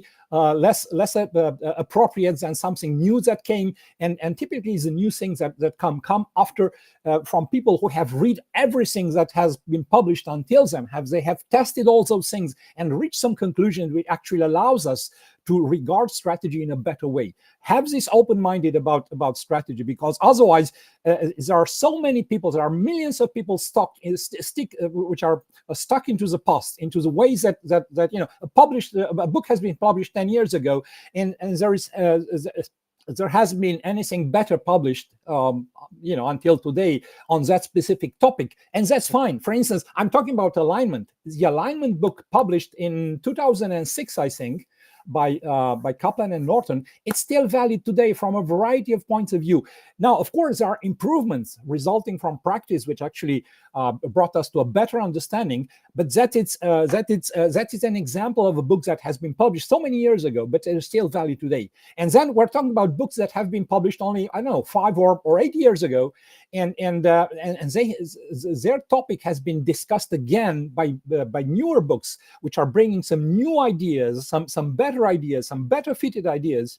And we shouldn't have a problem in abandoning an idea that becomes less appropriate, considering the evolution of the discipline of the strategy management, just because it has been published 8 years ago, not 20 years ago. That shouldn't be a criteria. So try to reconsider the logic of the strategy all the time. That needs to be as clear as possible. Try to make a selection, not try to put everything in there. Try to make a selection of only of the elements which are logically connected in between them in the best way possible. And the best way can be understood only by looking at all these theories and concepts and methodologies and trying to see which of them fit to each other. So, for instance, I can't see in this model of the strategy, starting from paramount challenges, making strategic choices to be able to surmount them, translating strategic choices into value proposition, because you need to put something into the market to be able to. That's where the challenges are confronted, and then look at the required capabilities to actually be able to do that in practice, and then look at what we have of those required capabilities and what we don't have, focus on what we don't have, and close those strategic gaps through strategy execution. And in this logic, I can't find a way for SWOT analysis. I can't find a way for the winning aspiration. I can't find a way for mission, vision, values. And you don't need to take everything and put it into your thinking and understanding of the strategy model. You need to make a selection of the best possible choices, and these best possible choices continuously evolve, because the discipline of strategy management continuously evolves from one year to another, because there is another brick put at its foundation, another brick, and all of them are trying to focus strategy on the best way of dealing it. Strategy is complex, it's difficult. It's so difficult to understand the difference between strategy and operations.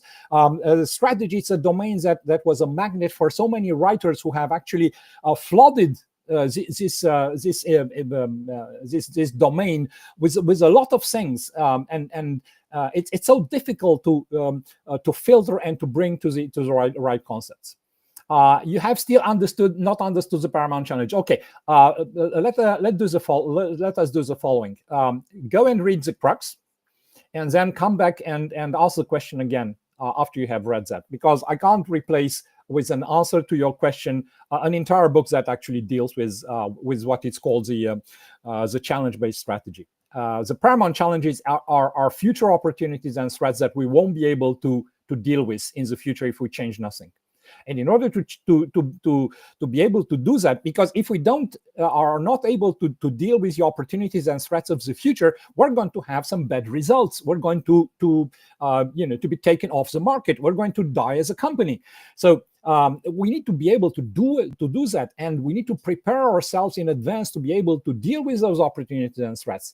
And we're considering them paramount challenges, because if we won't be able to deal with the most important opportunities and threats of the future, then obviously we will fail in surmounting those challenges. We need to be able to successfully deal with those challenges and surmount them, and that requires us to do some changes. And strategy, it's all about that. What kind of changes do we need to do in order to be able to confront successfully the paramount challenges, the opportunities and threats of the future when we're going to encounter them? So I don't know how can I summarize this better than this, but read the book, because Richard Rumelt explains it so much better than I can do it. So. So it depends on threat and strengths. Now you're still clinging to this SWOT analysis. Ajay, please just try for a week to forget about SWOT analysis and regard strategy without considering SWOT analysis for a week, and see how it happens. And how do you behave? How do you feel when you understand that actually strengths and weaknesses are something that are descriptive of where we are today? And we're talking about strategy. Strategy is prescriptive of what should you be doing in the future. Strengths and weaknesses in regards to the future are irrelevant.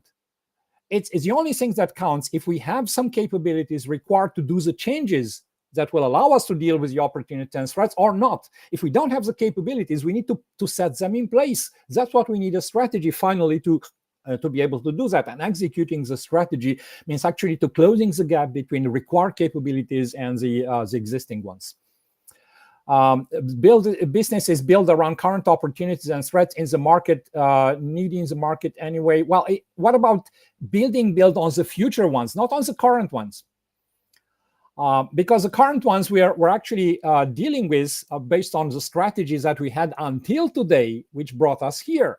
And that brought us here where we're supposed, if we had a good strategy and we've implemented well, to be able to deal with the opportunities of threats of today.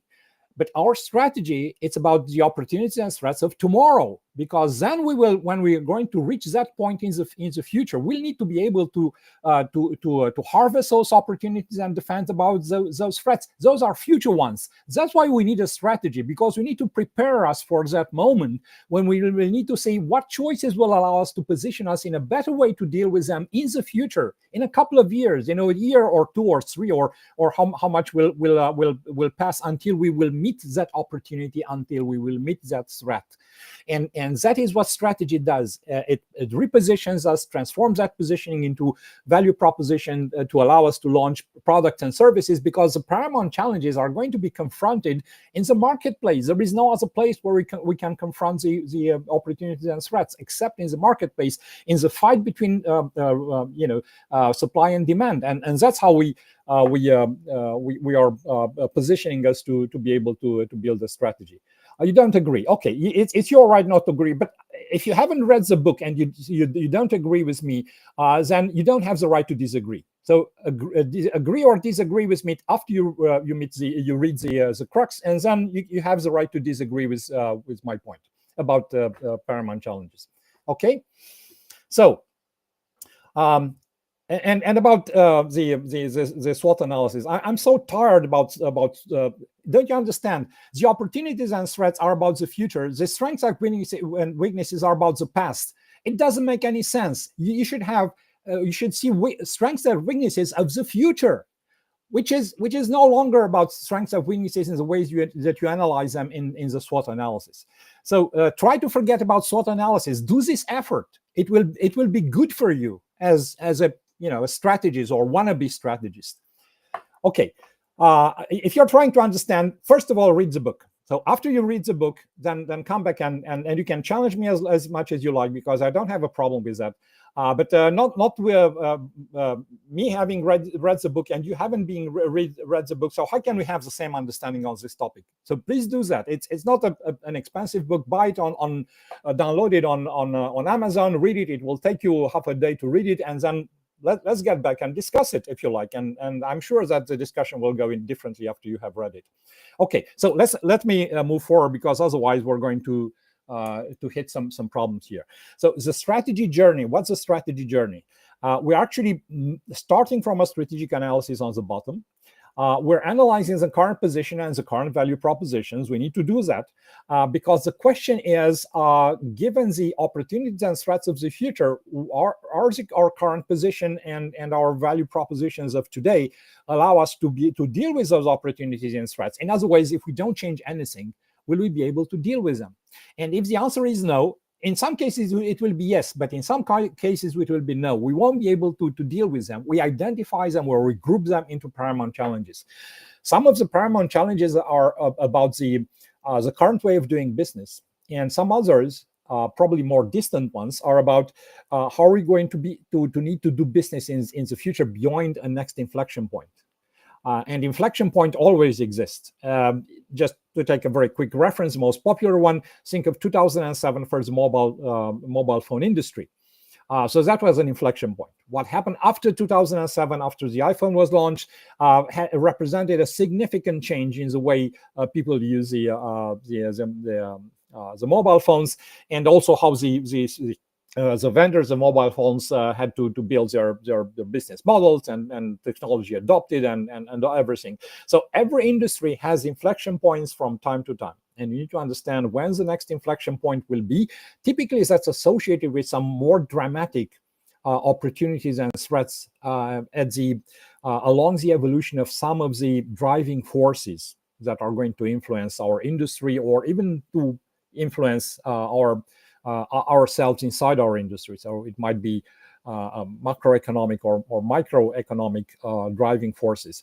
And that's the inflection point. Okay, so we need to understand where the inflection point will be, and we need to understand that we need to prepare for that as well. So some paramount challenges are about exploiting the current competitive advantage, the current way of doing business, and others are about preparing ourselves for a significant different way of doing business. It's exploration. So exploitation and exploration, we will have paramount challenges of both types. And then we need to make some strategic choices for each of them. Strategic choices along the two dimensions of the strategy. And the two dimensions of the strategy are born from the product market fit. It's a concept about dealing with the jobs to be done and the needs in the market, and then with the solutions that are going to be able to address those needs or those problems that the customers have or will have. And those are the two dimensions, and we need to take some choices on both of them. You can call them any way you like. I don't like the winning side, the winning part, because, for instance, in the public sector, you don't have any winning. It's not a zero-sum game there. So in order to have a universal approach, you can better use, for instance, problems to solve and solutions to deliver for the two dimensions of the strategy, for instance. Okay, so we need to make some choices there. We should have a cognitive reference model. It's used to be the Delta model built by Arnoldo Hux. And it evolved to something that we're calling the Penta model, which allows us to deal with multiple available choices on each of two dimensions, and we need to pick exactly only the ones which are allowing us to deal with the paramount challenges. When we have done that, we need to do something with the strategic choices. They're just concepts about how to approach a certain market that has some specific needs, on how to solve some problems in a specific way, and we need to bring them to something that can be launched in the market as products and services. And that step that we need to make after making the choices, which are the foundation of our strategy, are the value propositions. And the value propositions are again about something that we will launch sooner, once we have the capabilities required for them in place, and those are mostly with exploiting the current competitive advantage. And some others will be launched later because we don't even know everything about the technologies, the business models. So we'll need to go into the exploration mode, into the incubation mode, as Geoffrey Moore says in his Zones to Win. And we will have value propositions that will be ready at specific moments in time in the future to deal with the paramount challenges, which again will come not all at the same time. They will come, some will come sooner, some opportunities will be sooner, some later, some threats will be sooner, some later, and some of them will be associated with the inflection point that will dramatically change our industry. And we need to prepare the value propositions for them. Now, remember, value propositions are not products or services. They are the conceptual framework for our products and services. It's like we create an instance of the value proposition by several products and services which comply with the same concepts and success formula defined by the value proposition, but there are different products and services. And launching products and services is not the job of strategies. That is the job of operations. That is the job of marketing. Inside each marketing department, you will see that there is a product development or a service development unit which actually does exactly that. They launch products into the marketplace, new ones. Of course, they can dig deeper into the customer needs by using something like design thinking and experiment a little bit with the product and test them and build prototypes and so on. But they will need to comply with the value proposition. And guess why do they need to comply with the value proposition? Because by analyzing the value proposition, we identified some required capabilities, and we've looked at which capabilities were missing, and we focused our strategy on closing those gaps of missing capabilities, and we created these the strategic plans every year along the strategic horizon, multi-annual strategic horizon, and created the capabilities, set in place the capabilities in order for us to be able to support all the essential and trade-off factors of the value proposition, and allow products to be launched based on that value proposition. So that's the ways that we move forward through implementing strategy by closing gaps, setting up the necessary capabilities required by each of the value proposition sequentially, and then being able to launch as soon as the value proposition is fully supported with capabilities. Then we're able to use it to launch new products and services and be able to deal with the paramount challenges where we have started from. So that's the concept of the strategy, and implementing the strategy and executing the strategy. Okay, so I wanted to clarify this. So again, we start from our strategic analysis. We identify paramount challenges which require us to have a new strategy. If we have no paramount challenges, we don't need a new strategy. So once we identify these challenges, we select the strategic choices from the library of choices that are available to us and make that mix, which is very specific to each of the paramount challenges. And then we need to translate our strategic choices into something that we can launch in the market as products and services. And these are the value propositions. These are our success formulas, combining essential factors about customer benefits and essential factor about value capture, about profitability, some also associated with some trade-offs, because we can't offer everything to the customer. The Blue Ocean strategy canvas, it's something that relates to the customer benefits. So when we design a value proposition, we can take the strategy canvas from the Blue Ocean and think which are the competitive factors, those on the horizontal axis that we should compete for. And try, of course, to find a unique way of competing and bringing some benefits to the customer, which ideally are unique, and some of them have never been used before by competitors. So we might eventually create a Blue Ocean, but it's not mandatory. And as a matter of fact, 9 out of 10 Blue Ocean strategy launching attempts are failing. So at least we can create a highly competitive, still red ocean value proposition, but it's something that will allow us to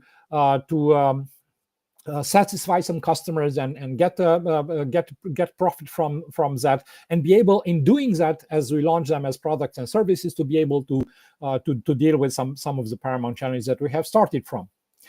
So now, this is the strategy. The 4 components that I've mentioned. The paramount challenges, strategic choices, the value proposition, and the systems, the required capabilities that support them. Those are the 4 fundamental elements of the strategy. Now, in order to implement the strategy, why can't we implement the strategy tomorrow morning? Why can't we launch all products and services for all the value proposition tomorrow morning? We can't, because we have some missing capabilities, or some capabilities are not adequately configured, even if they exist. And we need to define them as strategic gaps. And if we close those gaps as we execute the strategy with annual strategic plans and executing the strategic plans, then we'll be able to have in place the capabilities required to launch products and services based on any value proposition that has all the necessary capabilities in place. Others don't have that all the capabilities in place, so we're continuing to close those gaps until, again, for that other value proposition, all the capabilities are set in place, and based on that, from that moment on, we can start launching products and services to deal with the paramount challenges. And hopefully we're doing it at the right moment in time, when we're going to encounter the opportunities and threats that we identified as paramount challenges. So that's the logic of connecting this strategy with execution. Beyond all the philosophies and lip service that you can hear about bridging the gap between strategy and execution. We're talking about something technically very detailed. What we're talking about missing capabilities or misconfigured capabilities that are strategic gaps that we need to close by putting them, aggregating them into objectives for each annual execution cycle. And as we execute the strategic plan, to be able to set in place the capabilities required us to be able to launch the value proposition as products and services into the marketplace and be able to surmount the paramount challenges where we have started from. That's a very pragmatic way of dealing with strategy and with strategy execution. Okay, so now we need to move further. We have created a strategy. We have formulated a strategy that is a multi-annual strategy. We will have annual strategic plans that will allow us to deal with the paramount with the strategic gaps to be closed. And then this is so wrong. Oh, really? Okay, well, you read strategy and then tell me that what I'm telling is wrong. Okay, so no, this is a wrong post. Okay, I'll challenge you at every moment in time on any technical aspect related to strategy management, and you'll see what happens when you challenge me on each of them, on technical merit, on technical details, not on philosophies. Okay, so let me get back to alignment. So again, we have formulated the strategy. We have created for each annual cycle a strategic plan that allows us to deal with the strategic gaps in form of strategic objectives, and then we're going to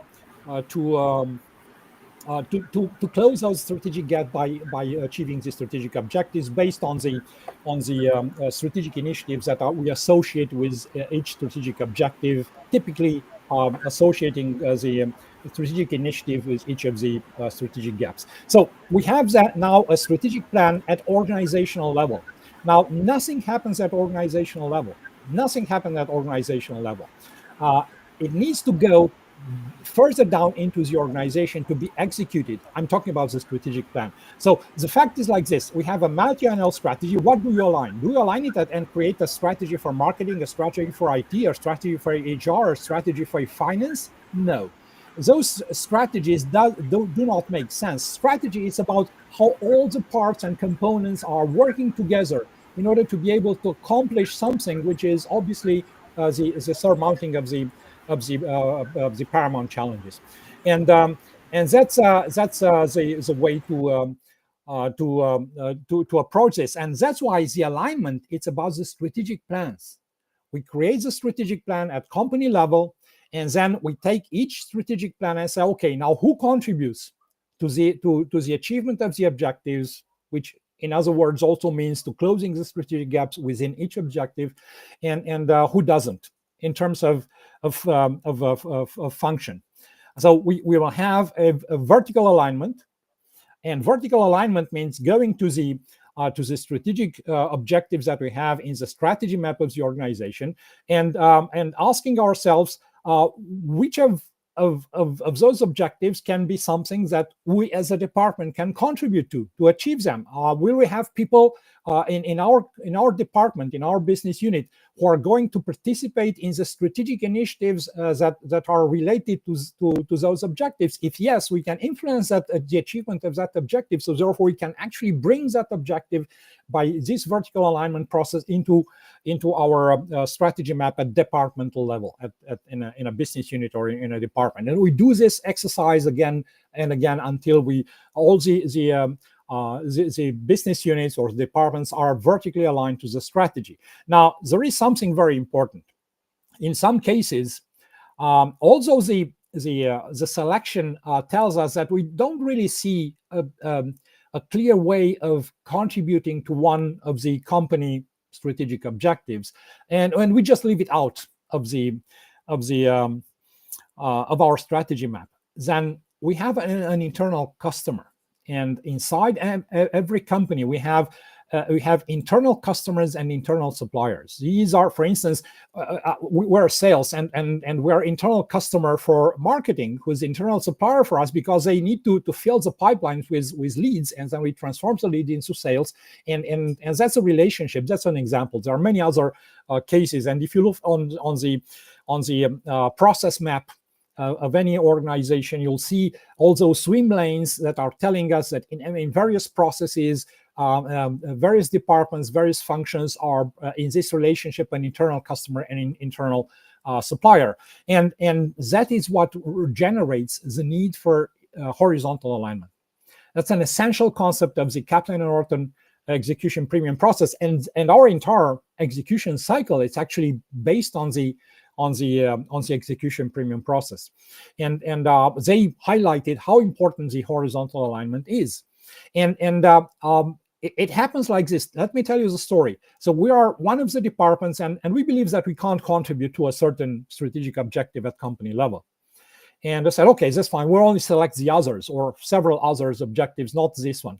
But then we have one internal customer of ours who said, well, we have selected that objective that you haven't, but we can't achieve it alone. We believe that you have a role as well, and we can define the requirements for you to actually place an objective into your strategy map as our internal supplier for us as internal customer, because we believe that you need something to do that. It was not clear for you when you did the vertical alignment, but now at horizontal alignment, we can better specify what exactly do you need to do differently, what do you need to change in us for us to be able to achieve our objective, to close the strategic gaps that we have inside our objective. So that's the reason of the vertical and horizontal alignment. And let's dig a little bit further into this.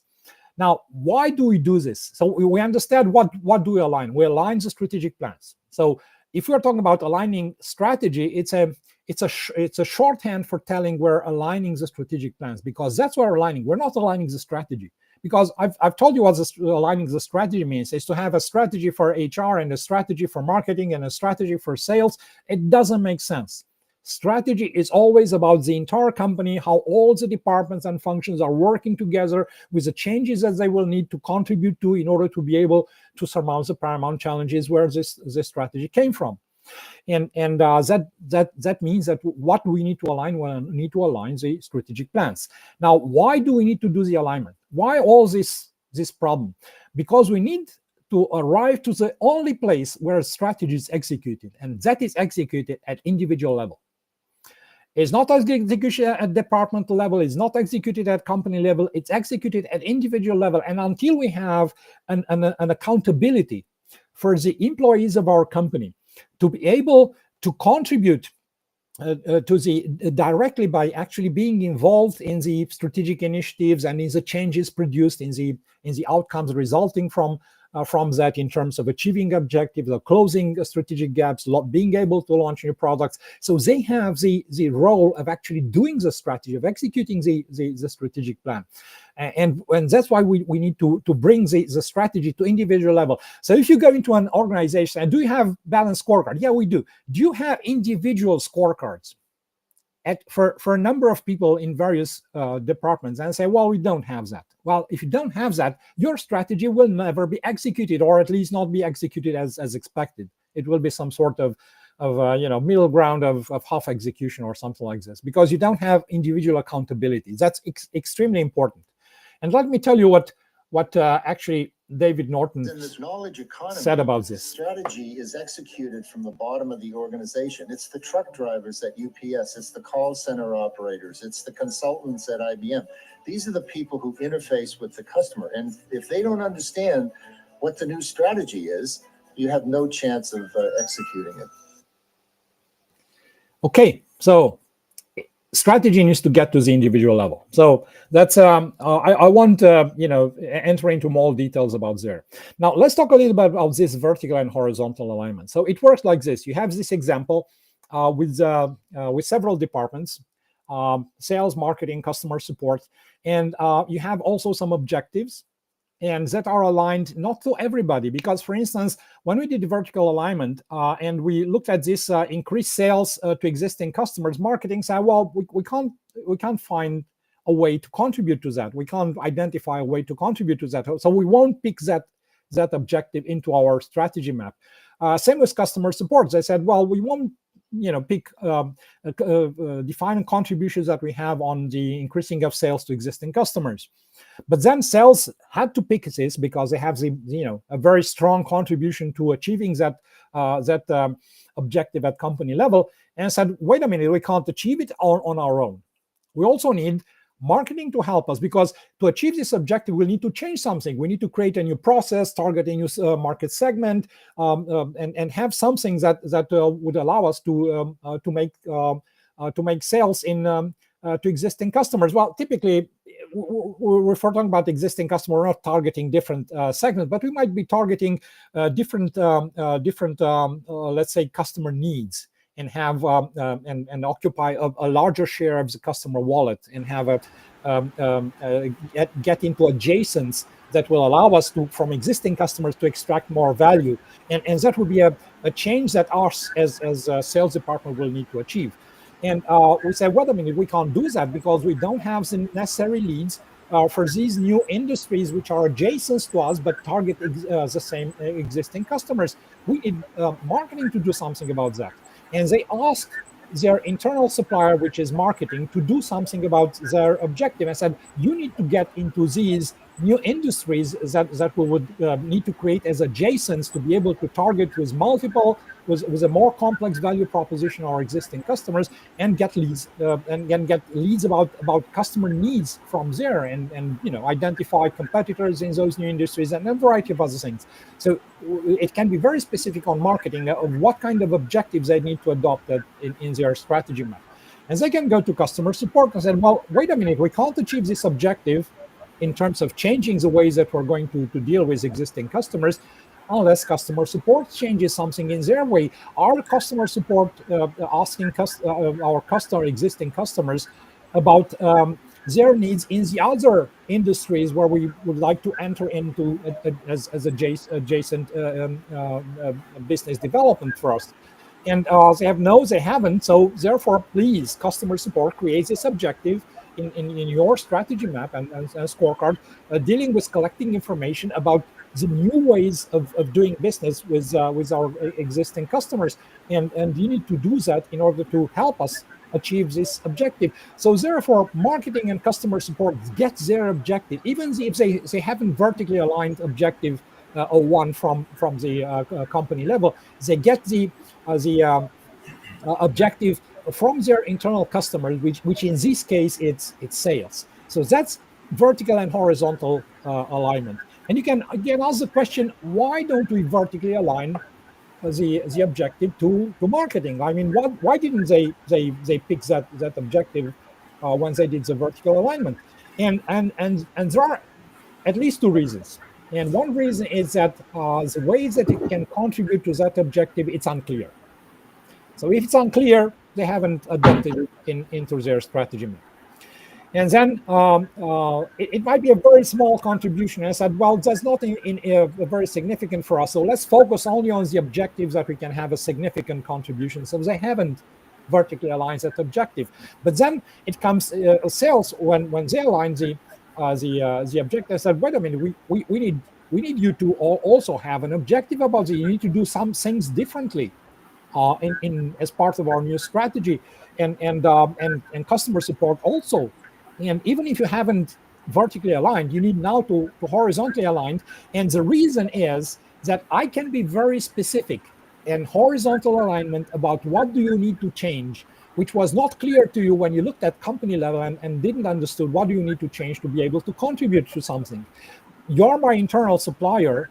I'm your internal customer. I can tell you exactly what, maybe it's a small change, but you still need to change something, and you need to have an objective for that in order to be able to help me achieve the objectives that I vertically aligned from the company level. So that's how the vertical and horizontal alignment works in practice. And it didn't result like this initially. We just thought some sort of the horizontal alignment. It's only HR and IT and any support function, finance, and they need to support the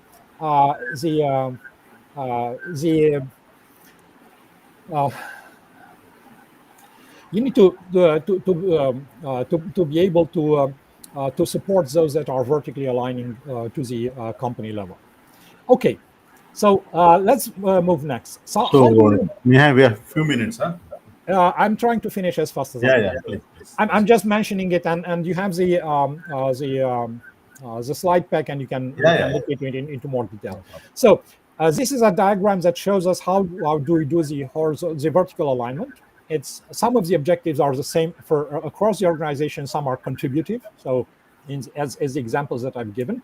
And then you have horizontal alignment metrics, which allows you to tell which are the internal suppliers and internal customers, and how do you do horizontal alignment. And you end up with a strategy map that is based on objectives, which some of them are vertically aligned, some of them are horizontally aligned to your internal customers.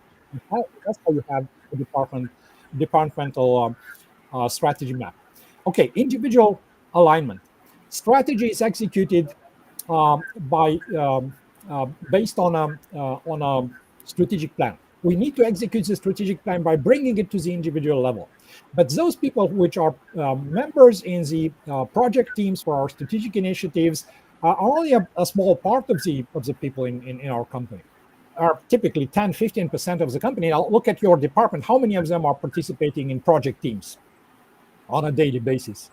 A few of them, not all of them, of course. And the reality is that strategy execution in two ways. The second way to execute the strategy is based on the large number of employees which are not participating in any way to executing or supporting the strategic initiatives. So how are we going to execute strategy with their support?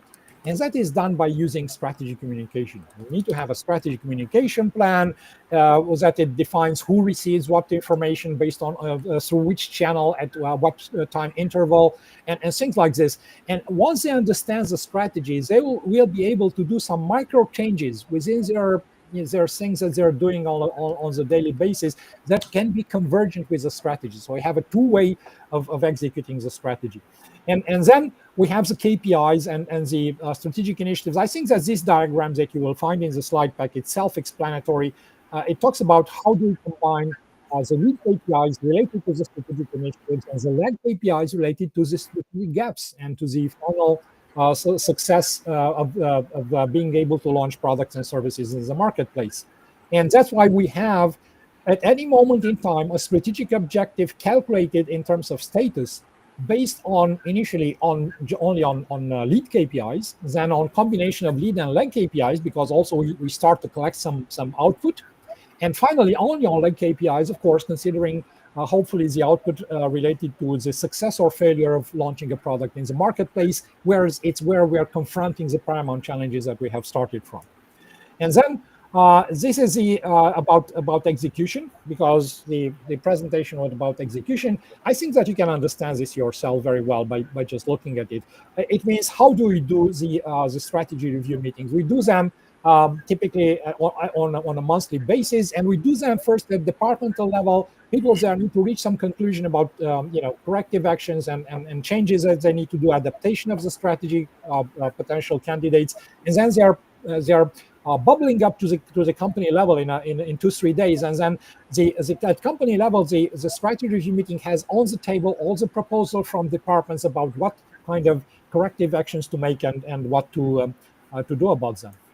Okay, if you want to know more, you know where to find more information. It's the strategy execution course. There is a new edition in September. If you're interested to get a professional understanding of the strategy management, consider this course. Thank you very much. Yeah.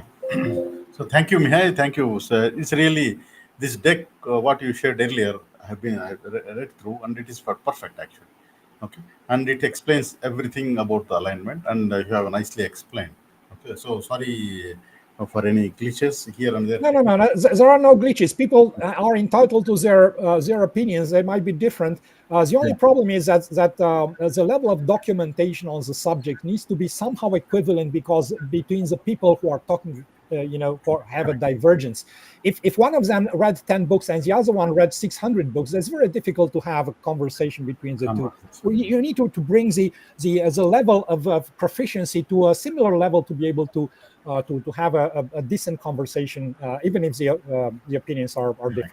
I totally agreed, and it's a fantastic thing to have you here. Ladies and gentlemen, Mihai has a session, has a training program for explaining strategy. I attended myself along with my team. It's really fantastic. So you will have a complete strategy explanation from A to Z. So this is, if you want to take one course, I think this is it.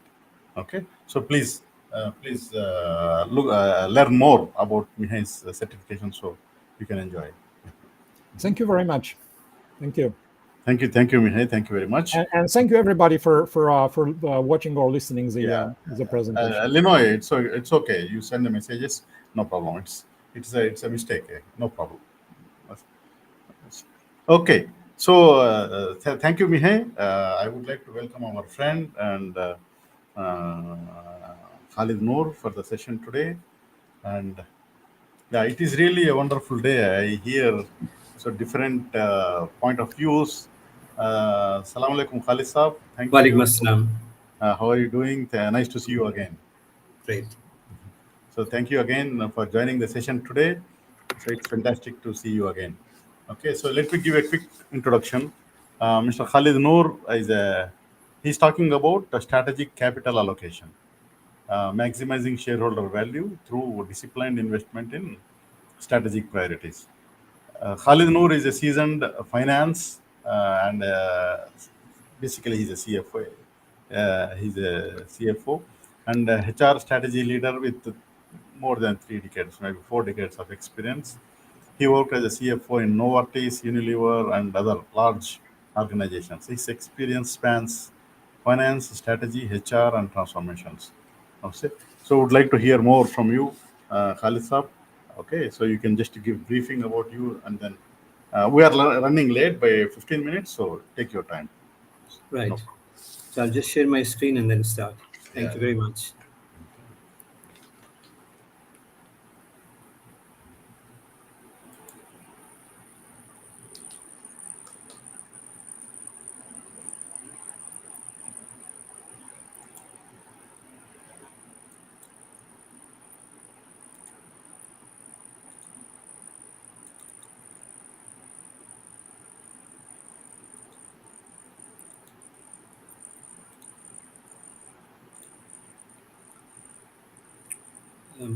There is some confusion. Just share the button, then you will see the windows.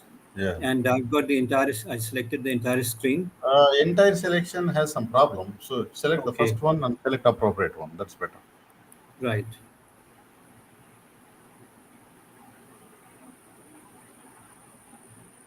Okay, let me open this.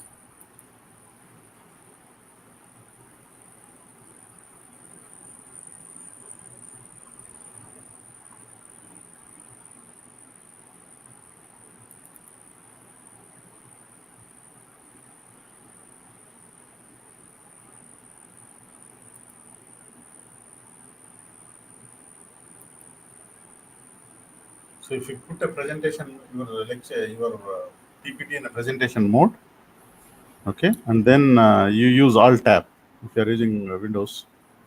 Go to Restream and select the presentation mode window. So that is the best way. Right. I'm trying to open the presentation file. Let's see.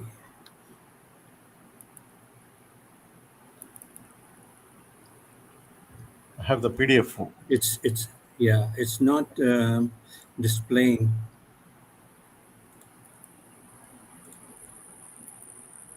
Did you select the file? Are you selecting in PDF or PPT? Either. I've got both opened. Mm-hmm. Yeah, you can select anyone. Select a tab to share. Praveen, share the button. Press share. You will have Windows. Just take the left one. That is a better one. You will find all open windows. Okay.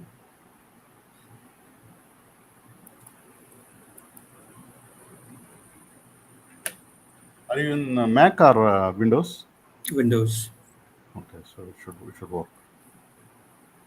I'm not able to see the files on the shared window. No, So it will when you the files are open.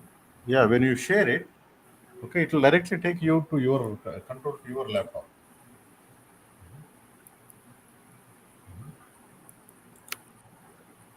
So choose. It's a Microsoft Edge tab, Windows, entire screen. There are three options. Okay, Yeah, are you able to see my screen? 1 minute. Yeah. Screen is seen. Yes. Okay. Gmail. Gmail is seen. Sorry, are you able to see the screen? Yeah, I'm seeing, but it is in the Gmail. It's in Gmail. what? Gmail. Mailbox window, not the PPT. Okay, so So while selecting it, select the proper file. right, I'll just close Gmail.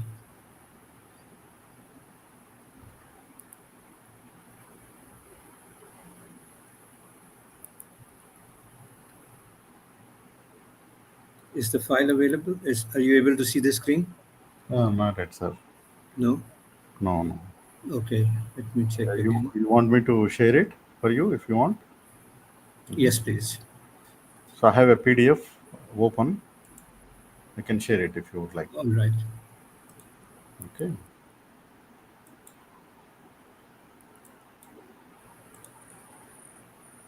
Sorry.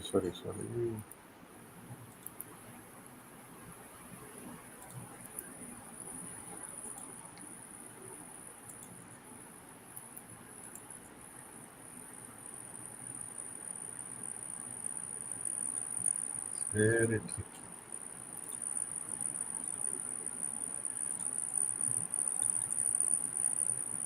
Let me fix the screen and then share it.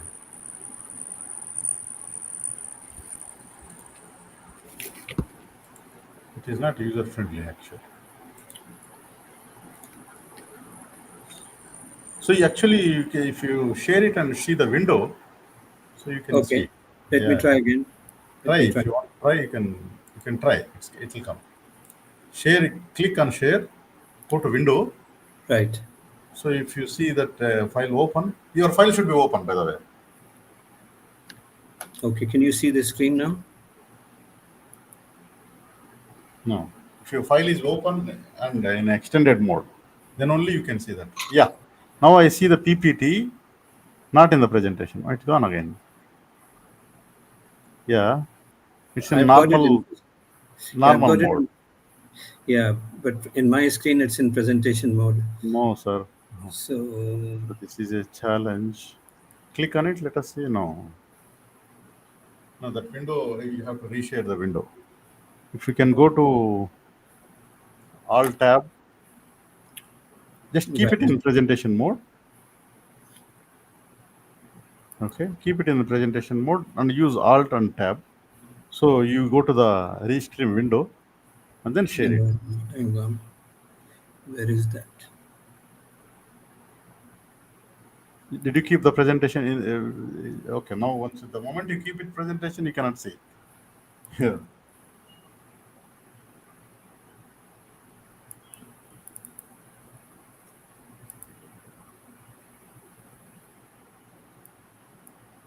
Is it better?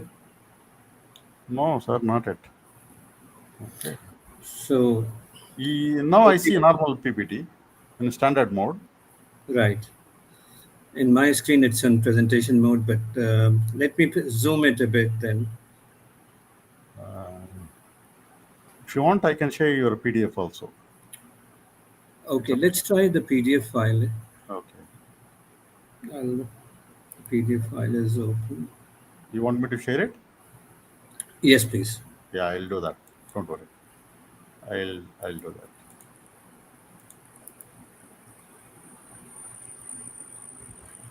Why it is asking again?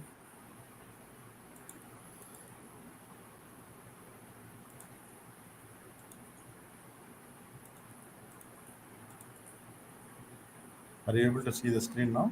No, No, I it's come. Yes, it's coming. Thank you. Okay. Okay, then I can start. Thank you.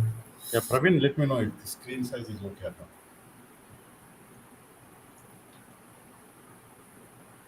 Praveen, Yeah, sure, sir. It is visible. it's visible, right? Yeah, go ahead. Yeah. Right. So you will change the slides? Yeah, I will just say next. I will change it. Okay.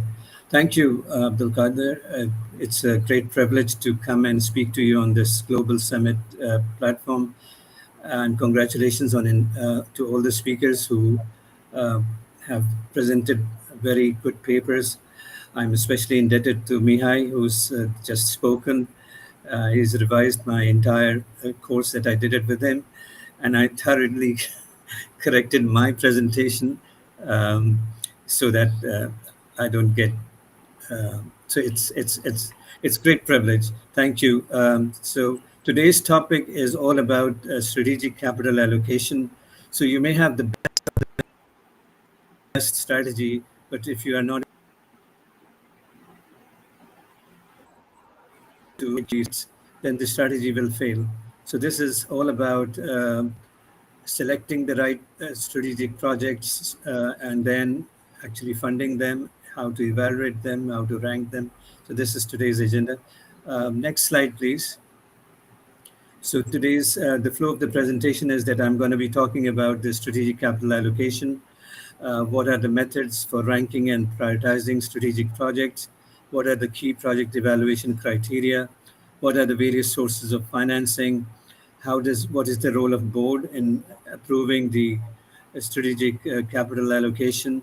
And then post implementation, what are we have to continuously monitor and review. Most of the large projects go more than 1 year, a couple of years. So if you're making a major investment in a industrial setup, then it can go into more than 1 year. And therefore, you need to continuously monitor whether you are within the budget or you're outside budget. Next slide, please. So this is the strategic capital allocation process, and I am now aligned with Mihai. So the first step in strategy is to scan for business paramount challenges and opportunities that are available. So because the business is ongoing and the external world is changing all the time. I mean, for example, the U.S. President Trump has just imposed tariff across the world, and it has really impacted a lot of business. So you need to keep reviewing the external situation. What are the current challenges? So the best practice is to do is to have a quarterly review, unless if something major comes up, is to do a quarterly review of the business environment and see what new challenges are coming or what new opportunities are coming. The second step is to make strategic choices and to generate project ideas to overcome these challenges and also to achieve the opportunities that are available in the market. The third is to identify some of the capabilities gap that Mihai talked about um, to achieve those strategic objectives and how to deliver a superior customer value proposition. So you need to see that what is your strategic objective and what are the current gaps in your capabilities gap in terms of facility, in terms of capacity, in terms of know-how. Um, so you need to identify them, and then you make a list of these capability gaps or investment opportunities. And then next step is to evaluate available projects that deliver the strategic customer value proposition. And then after the evaluation, you prioritize them and you select projects. The next step is to funding and executing the project, whereby you arrange funds, and I'll be talking about the various sources of funds. These funds could be internal, these funds could be external. And after that, the you actually one step is that you first take the approval of the board and then you start funding. And after executing the project, you monitor and review again, and then also adjust, and then it's a continuous process. Then you actually reprioritize and reallocate your budgets, capital budget. So you do an annual budget cycle, but in case a new challenge or a new opportunity arises, you can then reallocate your resources. When you reprioritize strategic objective, then you need to reallocate the capital allocation also. So this gives you an overview of the process of capital allocation. It is aligned with the overall strategy, and that is what is important. Next slide, please. So this is showing a graphical picture of the allocation framework. So it's a structured process that transfers high level of strategy into tangible funded initiatives. It bridges the gap between the boardroom vision and the operational reality. So the board may decide on a strategy, but then unless you fund the strategic projects, the strategy will not be executed. So there is a top-down guidance, there is a bottom-up proposals, and you actually filter these projects, and then you have an outcome which is a multi-year capital plan aligned to the value creation. Next slide, please. So capital allocation lies at the very heart of any corporate success. For sustainable corporate success, you need to have the right amount of capital allocation. And as said earlier, that in today's dynamic business environment, our capital is finite because depends on how much liquidity you have in the organization, how much funds are available. So the questions to ask is, how do we deploy our current resources, where to invest, how much to invest, and why should we be investing? We need to have this clarity. And these capital allocation decision ultimately determines our competitive position, our growth trajectory, and critically the value we create for our stakeholders. So the strategic capital allocation is all about aligning our investment decisions to the strategic goals and objectives. Mihai talked a lot about alignment, and this is where once you have the strategy, you need to have your investment decisions aligned with the corporate strategy or your business strategy if you're looking at business unit level. Next slide, please. So a strategy without capital is merely a dream. Somebody said that, and that's absolutely true. You may have a brilliantly conceived strategy, but it remains theoretical if the necessary financial and resources are not allowed to bring it to life. Strategic capital allocation is the bridge between aspiration and execution. It ensures that the investments directly support companies' strategic objectives, reinforcing its competitive position and driving long-term value. Next slide, please. So how do we identify the gaps and where the CapEx investments can make a difference in executing our strategy? So connecting strategy to needs. So we have to analyze the gap between our current capabilities and our strategic objectives. So for example, we can asset technology infrastructure strategy. For example, the objective is to increase production capacity by 20%. In view of entry into the new market or new product launch. So there is a gap in current machinery capacity limitation. So what is the potential capex that we add a new production line? A second example could be the objective to improve customer service. So we identify a gap that we currently have an outdated CRM system. So the potential capex or potential capital investment required is a new CRM software implementation. So the focus is to identify areas where investment is required to bridge the gap between current state and our strategic ambition. So you identify your current gaps, that gap through capital investment. Next slide, please.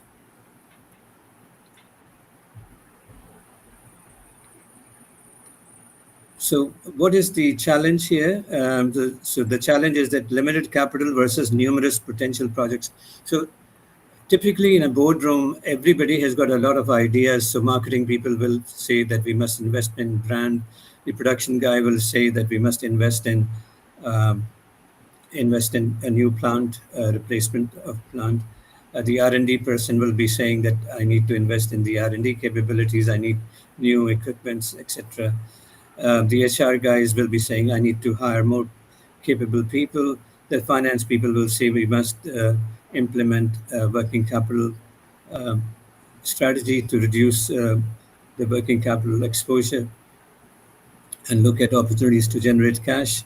So the finance role is to facilitate a disciplined process, ensuring strategic alignment.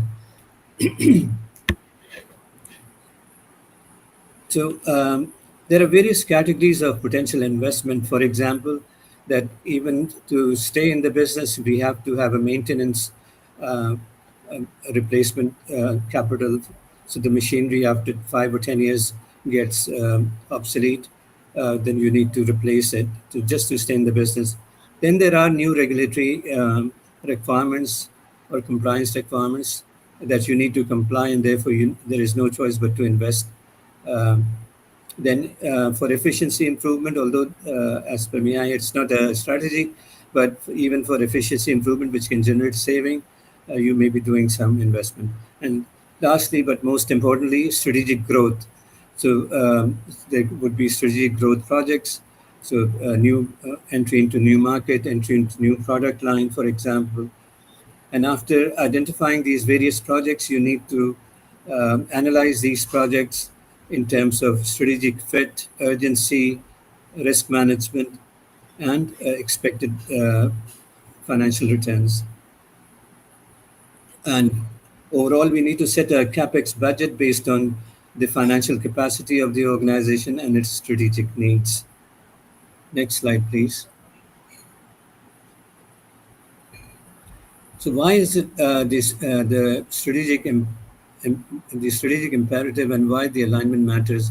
I think Mihai actually it said that this is the core of strategy execution, that all our decision must be aligned with our core strategy. So even investment in capital expenditure, these are long-term investments in physical assets like property, plant, and equipment, or sometimes in intangibles such as technology. And these investments are expected to generate benefits over multiple periods. So why align? It's to ensure that the finite resources are directed towards activities that are creating most strategic value. It prevents wasteful spending on projects which are disconnected from the core objectives. It supports long-term competitive advantage and sustainable growth. And finally, it maximizes return on invested capital. What are the consequences of misalignment? You may have stranded assets, missed market opportunities, inefficient operations, and erosion of shareholder value. So it is so important. It is very important that we are, first of all, clear about our strategic choices. Then, after that, our projects should be completely aligned with the strategic objectives. Next slide, please. This is a very good example. You have all heard of Apple, and most of you are using some products of Apple. So Apple's strategy is built upon innovation, premium products, and a strong ecosystem. So all their systems are kind of linked. So if you have a iPhone, it's connected to iPad, it's connected to MacBook, it's connected to their other services. So let's look at the capital allocation. So the capital allocation, because the first priority is innovation, so they have a massive R&D investment. The second is also related to innovation. So strategic acquisition, for example, the Beats Electronics, the headphone company. So that's an investment in innovation. Then significant spending on retail presence. So and because they are premium products, so they have a premium retail presence, whereby you can look, feel, and the products as well as ask questions. And most importantly, the supply chain optimization. So, as you would know, that Apple outsources. So they design the products in the US, but all their products are made outside the US. So to get cost efficiencies, so they have a major plant in China and in India, the Foxconn, where they are making most of their products in these factories. So every investment decision of Apple is reinforces their core strategy. Next slide, please. The second example is Amazon. I'm sure you must have ordered books and other stuff from Amazon. So Amazon strategic priorities has always been customer obsession and rapid delivery. So you are guaranteed that you'll get your orders within 1 day, within 2 days, or 3 days, whichever option you choose. So their capital allocation consistently poured into billions into building vast and sophisticated logistics and fulfillment network.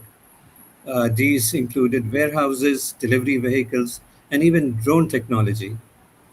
This disciplined investment, through though initially costly, directly supports the strategic goal of unparalleled customer convenience, creating a formidable competitive moat and maximizing long-term shareholder value. So, as you have noted that they have continuously invested in the technology, their platform, and their logistics network that ensures to deliver their cap and their strategy of customer, giving the customer um, the best choices and, of course, guaranteed delivery. So again, we see a very good example that the capital investments or the capital allocation is aligned with their core strategy. Next slide, please. So the strategic allocation of capital is the process of distributing an organization's financial resources to various projects, initiatives, and assets in a manner that it aligns with the overall strategic goals and maximize shareholder value. I would say that the better word is stakeholder value, because uh, everybody wins. So even your vendor has to have a win-win to continue relation, and your employees have to have a win-win to have a continuing relationship with the organization. So all the stakeholders and the society and the customers have to have a win-win, because they are the customers, and they will be, if they get with the value, they only then they will start purchasing. So, what are the tough choices when doing capital allocation decisions as to where to grow, which market, which new market, which product lines, where to defend, for example, our core business, our competitive threats, where to optimize, so cost reduction, efficiency improvements, etc., and sometimes where to divest non-core assets or underperforming units.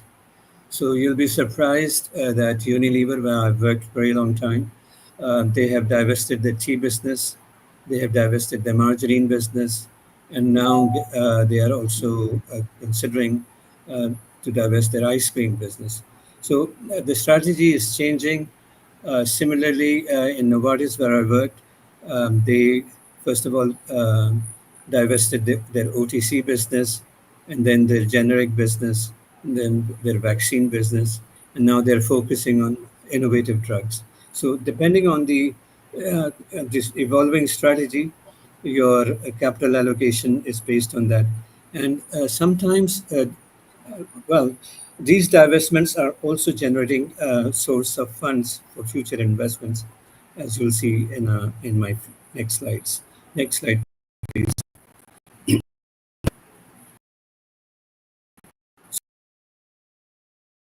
So here is an example that I made. The first column, you'll see that I've given some weightage to investment criteria like strategic fit, payback period, export potential, technical difficulty, and access to local raw materials. So this is specific to an organization where these things were important. So I've given a weightage of 20% to strategic fit, 5% to payback, 15% to export potential, technical difficulty 10%, and access to raw materials another 10%.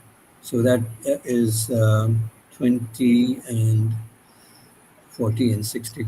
Well, I think I need to reallocate. It should total to 100. So the weightage has to be 100. But then there is a scoring system. So the scoring system that I have put in is 1, 2, 3. So the most attractive is 3. For example, strategic fit for a life science project is 3. For nutraceuticals is also 3 in this case. And guess what? Some of the companies are doing cosmetic business, which kind of supplements, and I've also scored them as 3. Payback period is less than 3 years is very attractive. So 3 years, 3 to 5 years, I've given a score of 2.2, and plus 5 years, I've given a score of 1. Similarly, export potential and technical difficulty, so they have a different scoring, 3, 2, 1. And access for high access for raw material, the score is 3. So this is one way of uh, doing a weighted analysis of different projects. Next slide, please. So this slide actually shows that I have got about 11 projects, and they have different investments. So there is an initial cost of $15 million, $20 million, $25 million. So there are 11 projects. Then, so you do financial analysis, you put NPV, you do IRR, you do payback, and then you do a financial attractiveness. But then you also, as discussed in the previous slide, you also do the weighted analysis. So the 60% is the strategic fit, and the 40% balance is the financial attractiveness. So here you will see that for each project, I've deleted the specific details of the projects because that's confidential. So this was a pharma company where they had a choice of entry into biologics, entry into vaccine, so various new products, new disease areas, etc. So we estimated the value of investment. Then we looked at the strategic fit scoring, then looked at the competition and markets and our financial attractiveness. And there are different scores here. Look at the export potential, look at the technical difficulty and access to raw materials. And then I sum all the scores, and based on these scoring, the project B is ranked number 1. It has got the highest score at 2.575. Project A is the next 2.45. So this is an example where you are able to list down all the opportunities, and you actually do a ranking for these. And you can actually updating this template with new projects that are coming in next year, and when you're doing the next review. Next slide, please.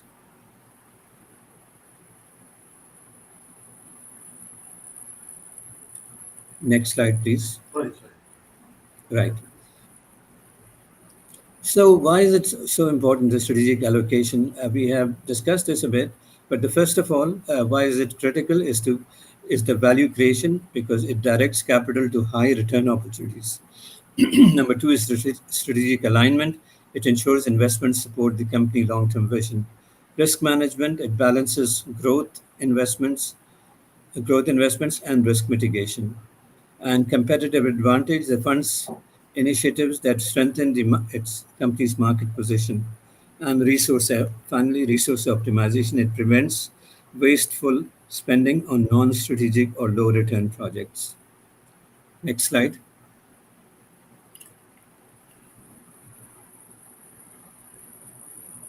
So there are various methods of ranking and prioritizing projects. So we've seen some example, the strategic alignment scorecards, the financial metrics will be, as you would know, that net present value, internal rate of return, payback period, return on investment. These are various KPIs. And then the qualitative factors like risk profile, resource availability, feasibility, and flexibility, optionability. So these are various factors which you can put in your weighting. You can select them if they are relevant, and then the example that you saw. Next slide, please. So there is mostly there are two aspects. After doing your market opportunity, there are two feasibilities that needs to be done. One is technical feasibility. So the question is, can this project realistically be implemented and function as intended? So you need to assess the technology, its maturity, its reliability, its integration with existing systems.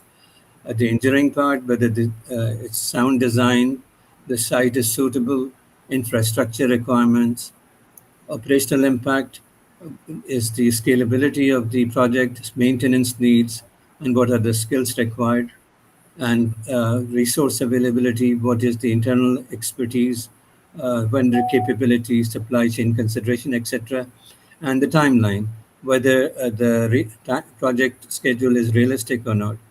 And the goal is to ensure that the proposed solution is viable, buildable, and operable. And it involves it's good. We should be involving our technical experts early on when we are doing this technical feasibility. Next slide, please. So next comes the financial evaluation. We've seen some evaluation earlier in the example. So the question is, does this project makes financial sense and meet our return hurdle? I'll explain the return hurdle in my next slides. So, sorry, can you go back again? So the key financial metrics is how much is the total investment cost? What are the operating cost savings? What is the revenue impact? What is the payback? What is the net present value? What is the IRR, internal rate of return? And what is the profitability index? So profitability index is the ratio of present value of future cash flows to the initial investment. So this is also used for ranking. And also do sensitivity and scenario analysis. This will actually show the assessing impact of changing assumptions, for example, cost changes or revenue changes or timing changes. So you actually do a scenario analysis or sensitivity analysis to get a better feel of any change in the assumptions.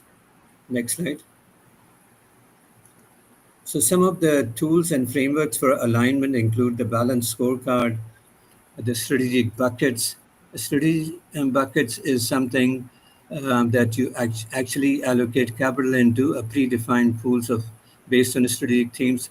For example, 20% of budget will go to maintenance, 15% to compliance, 35% to efficiency, and 30% to growth. So you actually decide on prioritize and then allocate your budget based on the strategic buckets.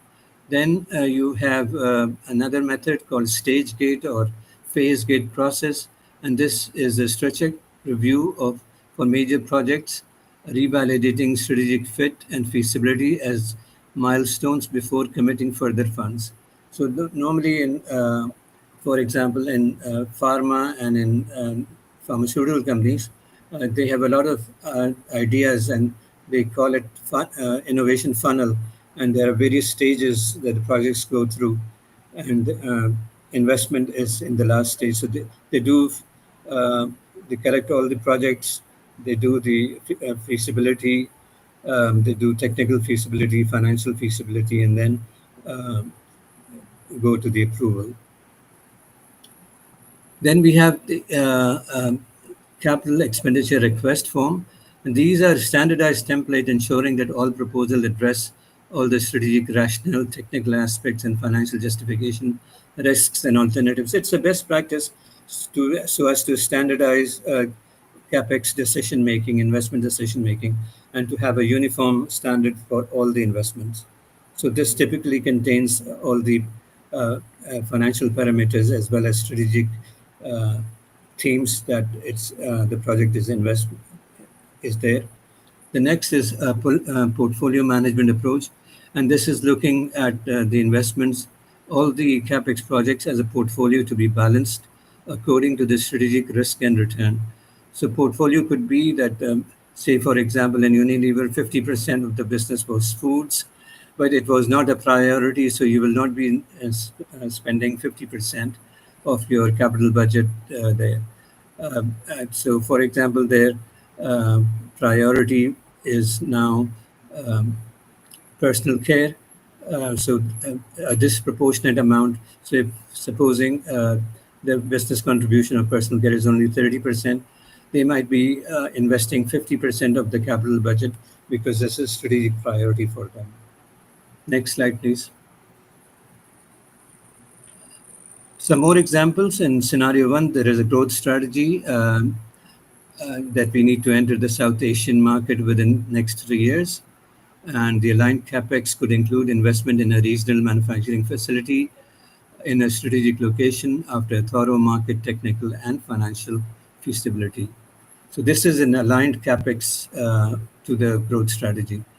What could be a misaligned capex is spending heavily on upgrading domestic R&D labs unrelated to international expansion needs. So this is an example whereby the limited budget could be misaligned by spending on a domestic R&D as opposed to investment in Southeast Asia. The second example is of an efficiency strategy. So the strategy is to reduce unit production cost by 15% in 2 years. Again, Mihai would be quite upset that this is not a strategy. This is the role of the operations department to reduce the cost anyways. So, excuse me, Mihai. The aligned capex would be to invest in robotic automation for a key bottleneck in the production line, demonstrating a clear ROI and technical viability. So, so you have a production bottleneck or the production unit cost is high, and by introducing a robotic automation, you are able to reduce production cost and remove any production bottlenecks. So this is a good example. In case of, it's funny, but it happens. Misaligned capex would be purchasing a new fleet of executive cars. So all the BMWs and the Mercedes are being replaced. And sometimes it's crazy. And sometimes my board has also challenged me that your car fleet replacement is more than your business investments. So we had to prioritize it based on our strategic allocation. So next slide, please. So overall, the strategy capital allocation requires a disciplined execution so that it brings strategy to life to have a successful execution. So an approval of the capex is not the end. Effective execution is crucial for realizing strategic benefits. So the key success factors would include strong project management, defining clear scope, budget adherence, time management, and this can have Gantt charts and milestones. Then you need to have a cross-functional teams who collaborate between finance, operation, engineering, IT, etc. Thirdly, vendor management, a rigorous selection, contract negotiation, and performance monitoring of vendors. Change management, so we must communicate the impact of change. We need to train the users, and we need to address any resistance to change. Then you need regular reporting and oversight, tracking progress against the plan, early identification of any issues. So by following a disciplined approach, your projects would be of success. Next slide, please. So this slide actually tells you about the sources of financing capital budget or capex or future investments. So some of the internal resources include Retained earnings. So you made profits, but you have not distributed as dividends, and this is the most cost-effective source as it avoids any external financing cost. So, say for example, made a net profit of 100 million. So instead of distributing 100 million, you make a dividend of 50 million, and you retain $50 million. So this is that $50 million, and you keep on accumulating it over the years, and this fund is available for making capital investments. Secondly, depreciation and amortization that gets charged into your P&L. So these are non-cash expenses, and they generate internal cash flow.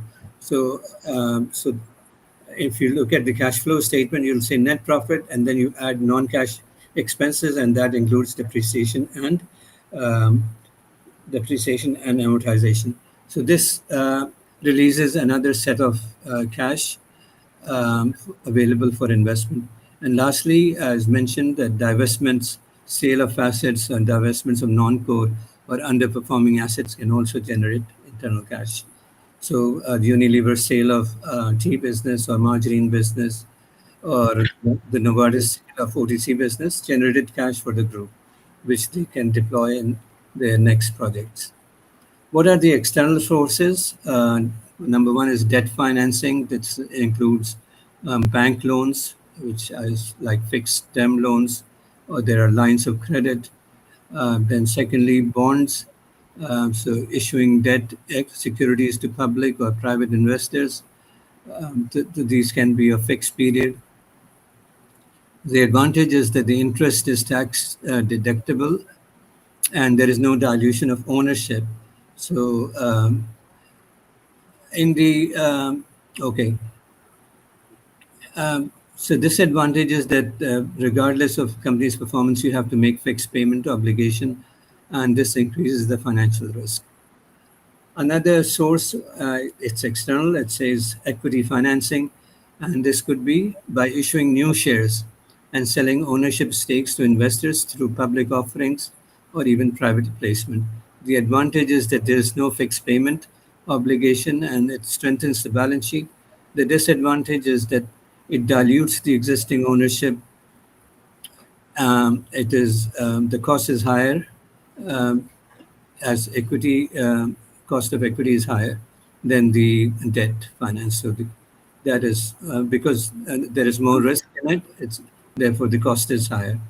The choice of financing mix significantly impacts the weighted average cost of capital, which is the average rate of return, and the company expects to pay its investor, minimizing the WACC while maintaining a healthy capital structure is the key.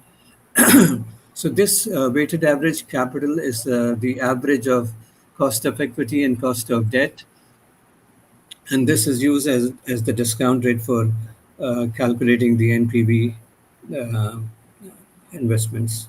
Next slide, please.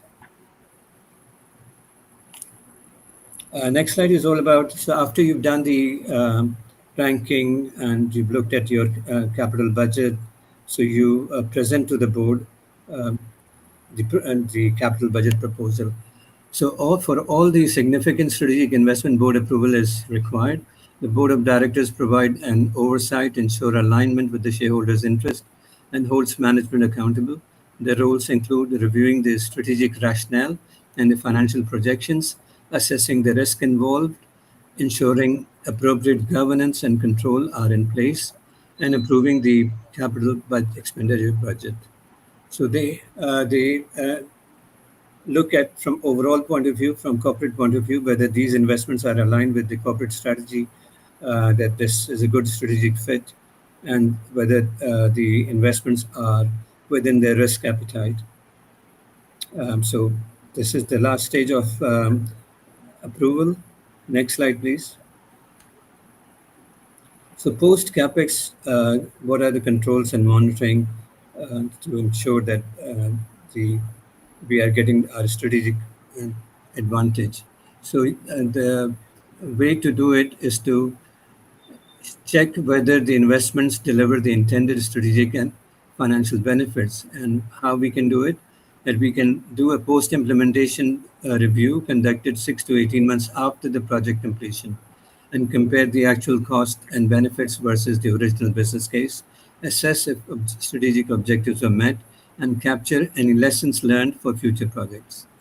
For ongoing KPI, and secondly, ongoing KPI tracking. So we must continue monitoring metrics linked to the project's justification, for example, production output, cost per unit, system uptime, market share, etc. And lastly, uh, holding project sponsors accountable for delivering the promised results. So this is post-implementation review to ensure that the projects that have been invested, they are delivering as per plan. Next slide, please. So this slide is all about the key risks and the mitigation strategies. The first one, very importantly, is the strategic fit. So changing market strategy, market conditions, and so there is a strategy shift. So the mitigation strategy would be doing a regular strategic review, flexible project design, scenario planning, and clear go, no-go criteria. Now, this is part of the strategic review. Previously, in the olden days, we used to do strategic review every 2 years. Then it became every 1 year. And now my boss tells me to do a strategic review on a quarterly basis. So, so we need to continually evaluate our investments going forward as well by doing strategic review. So financial risk, we have to see the kind of risk are cost overruns, benefits not realized, and there could be funding issues. So the mitigation strategy would be to do a robust estimation, contingency budget, sensitivity analysis, strong financial controls, and post-implementation review.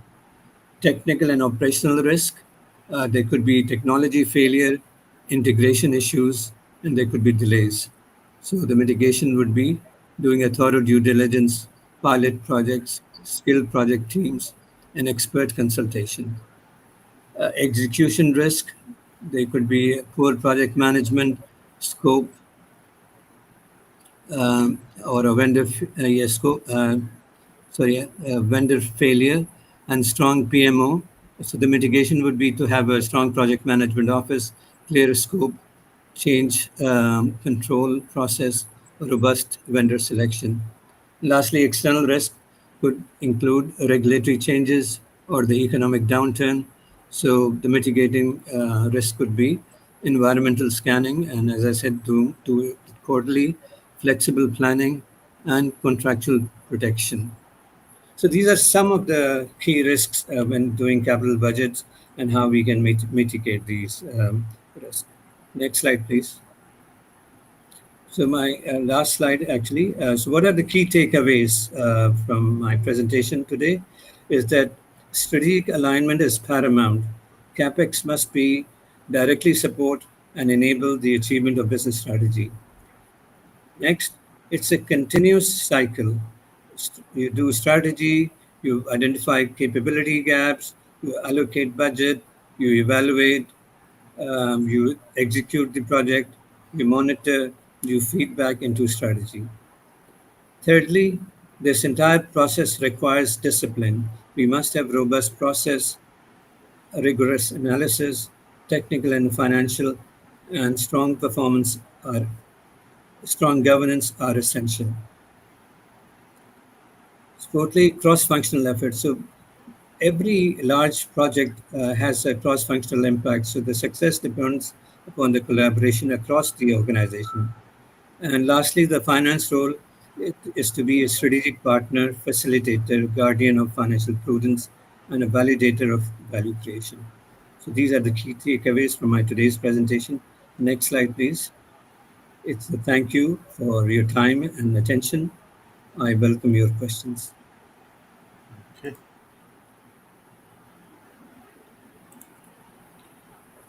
Very insightful lecture, Khalid Saab. So as usual, so it's amazing session. Let me see if, uh, yeah. Okay, so I think it's a great topic. It's very rarely people understand about the importance of capital allocations. Okay, so you have nicely explained. Thank Okay, you. so thank you very much. All right. And due to time constraint, we will have to take it to the next speaker. So I sincerely thank you on behalf of all participants and also the organizers. Thank you, Khalid Saab. Thank you. Thank you for the opportunity. Thank Wonderful you. session. Wonderful session. Any questions will be posted here, Right. and then you can answer them offline. So Thank you thank you, so sir. much. Thank you very much. Bye bye.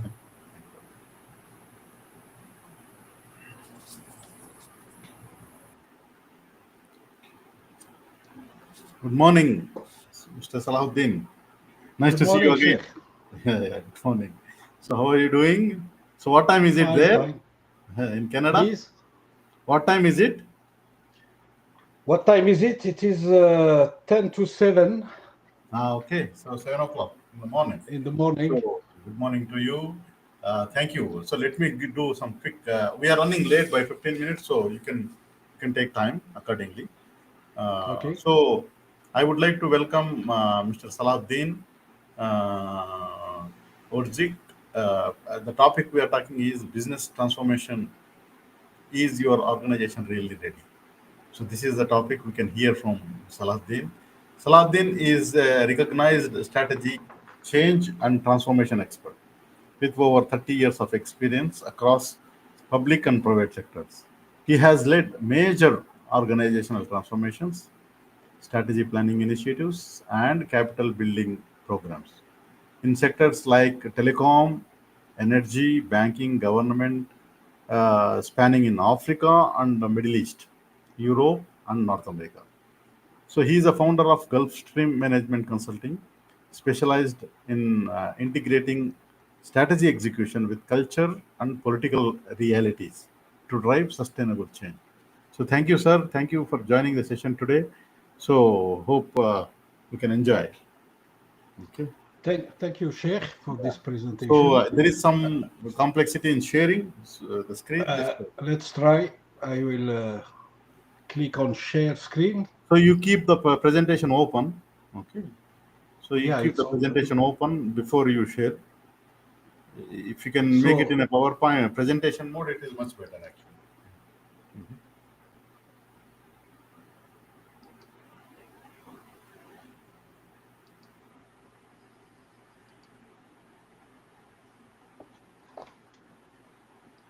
Actually, if you have a multiple windows open, it will not also create. So when you share, you did you keep the presentation open? yeah, the presentation is open, but the sharing is not working. So did you click the share button? Yeah, I click on it. What do you see? It's not active. It's not active. Yeah. Mhm.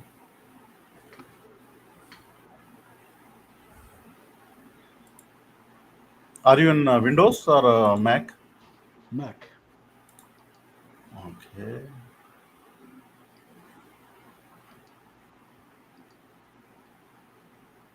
Looks like frozen, unable to share the screen. So you, Screen is not allowed. Sharing screen is not allowed. no, it will allow, but only thing This is is the message. yeah, we got the same message, but if you have any other windows open, it was giving a problem. Yeah. So you want Another us to window. share? Praveen, can you, if you want to share, you can share. Host. And then, Yeah, sure. yeah, put it in the presentation mode Okay. and Salahdin can speak and just say next. The next slide will be presented. Can you display it? You have the Yeah, copy we'll of display. my part. We'll display, Very but good. just when you want to say next, just say next. He will change slide. Thank you very much. Okay. You can see the slide. Sure. What happened? Praveen? Yeah. Can you enlarge the screen? Yeah, it is full screen. Because you are presenting it, you will see that because you have Windows also. You have a speaker. Also. Mhm.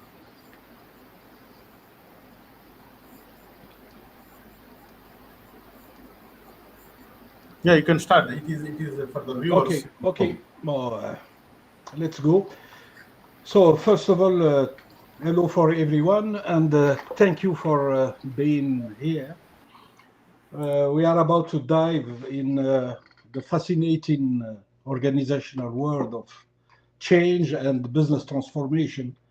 Nowadays, it's something continuous. Organizations are confronted to changes that oblige them to transform or to improve continuously. And but when we talk about change and business transformation, being able to make the difference, to understand the difference between these two concepts can make all the difference. Success or failure, especially when it comes to assessing the readiness of the organization uh, to check if it is truly ready for a business transformation or not. Mhm. According to Forbes study, among 10 good strategies, 9 fail because of the execution. That's why one of the key reasons Kaplan and Norton came up with the strategy execution premium process. That is the cornerstone of the balanced scorecard method. But there is another something else very important that research and practice taught us. A lot of organizations mix up change and transformation when they are evaluating their readiness for a big shift. And this confusion can be a major obstacle to the effectiveness while they are assessing themselves or their readiness. So let's talk about some aspects to differentiate between the two concepts, and further we will talk about how the organizations can better prepare for themselves for a real transformation. Next. So we will go through different steps. We will introduce the concept of transformation and change, illustrate with some examples what is the difference between these two, the importance, and to highlight the importance of organizational readiness assessment.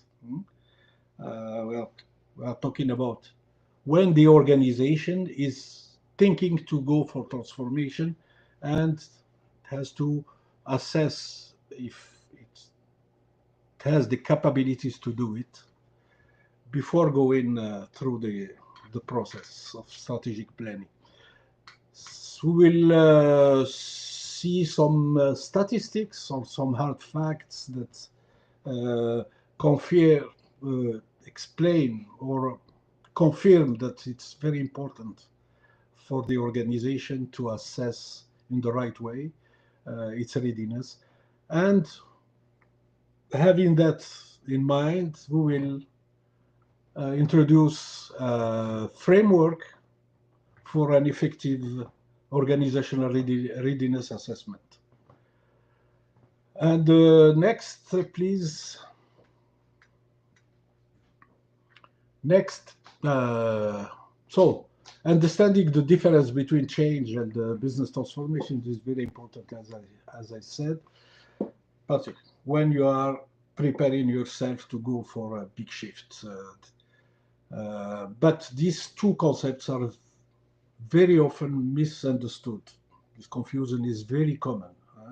It's very common because of people don't know, or in some cases, people know that they are facing a transformation. They are going ahead for a business transformation. It's labeled business transformation, but in reality, they don't have the capacity to do that. And they go through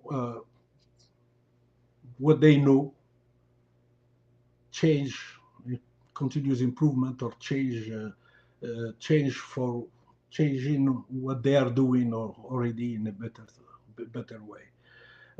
Below, we'll see the change versus the transformation differences, and we will go progressively to introduce the framework for the assessment. Next.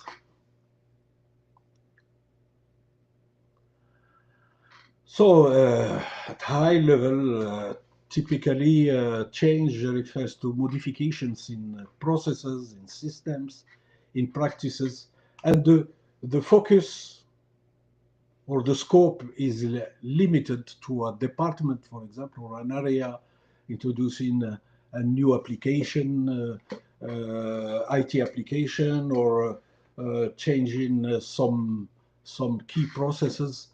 But it's limited in the scope, and it's about improving what we have already, what we are already doing. It can be, it's not fundamentally change anything in the identity of the organization itself, or it's not modifying or changing anything to the business model. In reality, change is about changing what we are doing, producing faster, with lower cost, better quality, shorter time to deliver, to lower the cost, production cost, with a better quality. And many organizations don't do more. They focus on their operations. Okay, till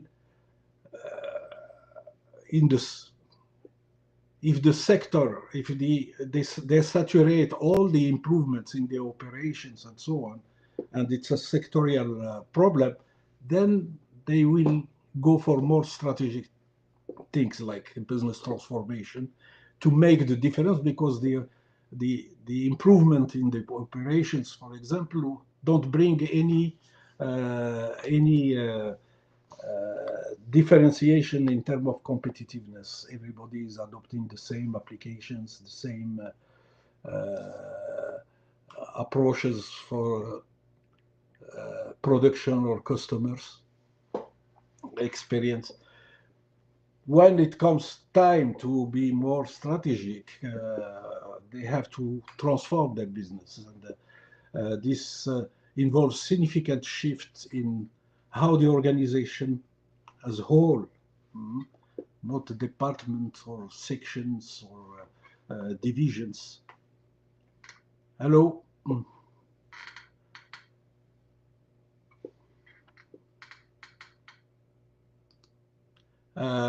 Yeah.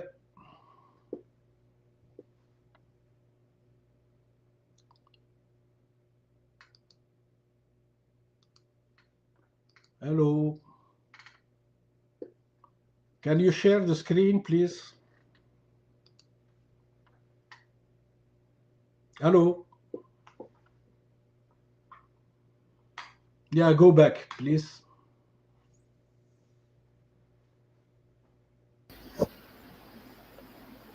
Can you go back?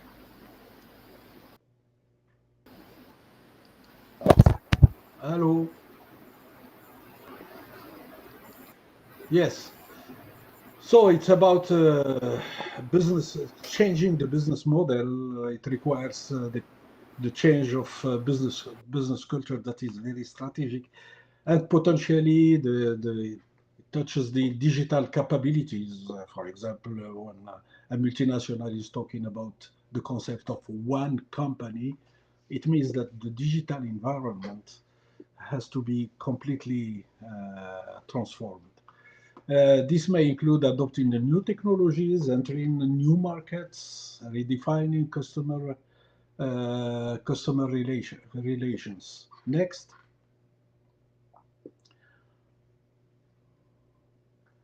Next.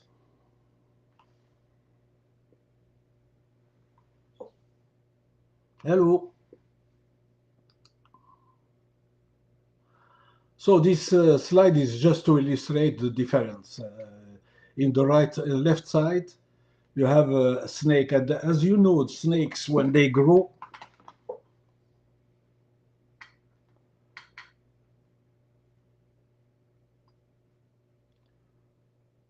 they change their skin to be able to continue to grow. And the images that was mentioned before shows that. So the snake changes his skin to be able to grow, but it's still the same snake. Stronger, maybe faster, with more skills, maturity, and so on, but it's still a snake and the same snake. In the other side, when the worm becomes a butterfly, that is a real transformation. So when an organization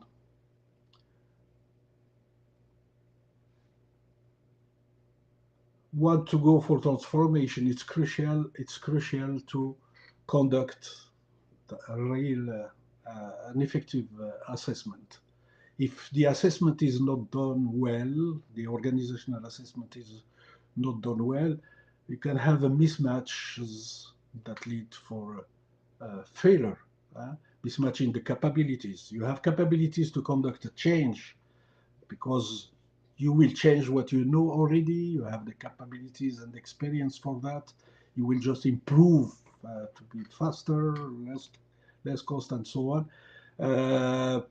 Your employees or the human resources or the stakeholders will resist as usual, but it's less complex than in transformation. If you go for business transformation, the resistance can be more complex than for change. In effective communication, the way of communicating about the change is different from the way of communicating about the transformation, all the stages of the transformation that needs to talk about a wider scope, involving wider bigger number of stakeholders, differences in interest, and so on. For change is very simple, let's say, relatively simple. Inadequate leadership involvement, the involvement required for transformation is much higher for the leadership. They have to be present to communicate continuously, to who will communicate about what, how to evaluate the impact of these communications, if it was effective or not. And the scope also is wider, and the time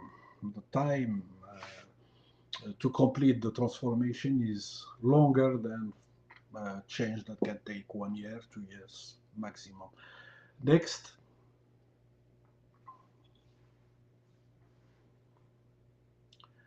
Ultimately, successful transformation requires strategic planning for sure, but also needs some deep understanding of the organizational environment, what is happening around the organization in the ecosystem of your business. What are the trends? What are as it's explained, it has been explained by my colleagues before, for strategic planning itself. And all this information about the environment is very important. It's very important to understand it, to interpret it, and to define actions based on that for the organization. It's important also to have readiness for change, to have some capabilities for change management and to have a strategy for change, capabilities to conduct the business transformation. We can have capabilities to conduct a change project or change program and have some lack of some capabilities that are required for business transformation because the experience is new, what we target is new or completely different. So if we don't take care of this to understand what we have, what we are exactly before going for a business transformation, we can face a lot of difficulties and do a good, develop a good strategy in itself. From logical point of view, it's strong, but based on wrong inputs from about the readiness of the organization. Next.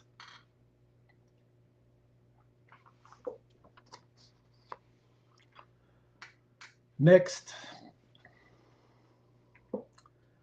So again, some if you do this confusion between the two concepts, if we take in a change for transformation, we can overestimate and overcomplicate things to be done, like killing a fly with cannonball. Heavy and costly evaluation can be done while it's not necessary to do so deep and so wide in our evaluation and methods that we use. Excessive bureaucratic complexity to manage the change. If we confuse that with transformation, the bureaucracy can be the governance can seem loaded and more very complex for regarding what is required. Okay, and all this will slow down the execution and the achievement. And if it's the case, we can lose the focus and see that our resources are demobilized, because there is no adequation between what we are doing and the way we are doing it. We are doing something that is change, and we are using the approach and the tools and the methods of transformation. All this will demobilize people. It will be costly for nothing. If we are taking a transformation for a simple change, then here the risk and the danger is to underestimate everything. Underestimate the efforts that are required. Underestimate the level of disruption that we want to bring to our business. The resistance, yes, maybe people will, we will think that people will need only some training to be realigned in terms of competencies or skills that are required, while some capabilities and skills we don't have them, and they are difficult to get from the market. It needs time to develop them. At the same time, we can set in place a governance system for the program that is light, adequate. It's good for change, but for transformation, because of the scope and the multi layers and the number of stakeholders that are involved or concerned, the governance system the performance system that we have in place is not sufficient, and this also can lead for a strategic failure. So the strategy is good, but the input to that were wrong at the beginning about the readiness of the organization. Next.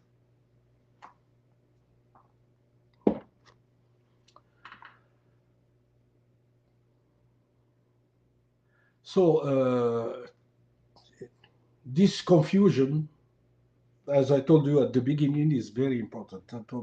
Very often the organizations mixed up between transformation and change. That is very dangerous at the beginning, because all what the findings of the assessment of the actual of the readiness are should, if they are well done, they leverage the strategic planning of the four perspectives for balanced scorecard.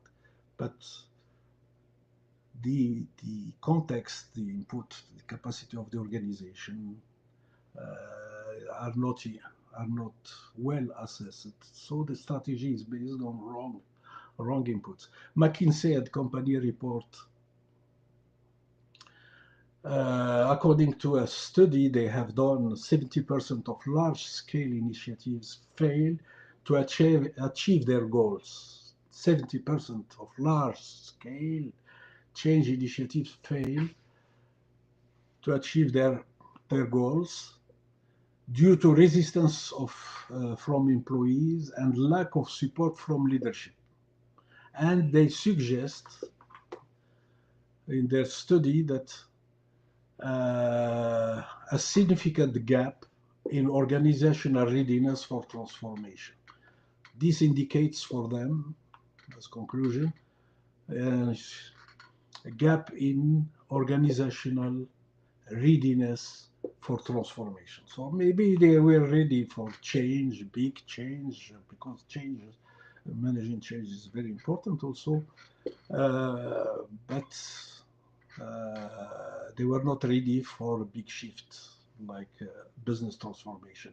In the other side, for Gartner study, around 54% of companies surveyed have experienced failure in their transformation efforts. The study cited a lack of readiness assessment. And the Kaplan and Norton Institute indicated that 60% of initiatives failed due to lack of alignment to organizational strategy and readiness. Readiness is the key word. The organizational readiness is the key word. When the assessment is done, the readiness assessment is done, depending on what is the target we are going for, transformation or for change, the methods, the deepness, the wideness of the analysis, even if they seem the same, but the scope is not the same, the deepness is not the same, the complexity of the methodology or the methods that are used, the complexity of the efforts of integrating every aspect and so on are not the same. So if we prepare for change while we are going for a transformation, we can have the best strategy from logical point of view, but we've built on wrong assumptions and the wrong inputs about what we are able to do. It's better to not go for transformation and to prepare more, take more time to prepare for that. The ProSci change management, it's a reference in terms of change management. They stress also all the time in all their findings, because they do continuous research, the importance of assessing organizational readiness. Are we ready for what we want to do or not? and the distinction between change and transformation is crucial. Next.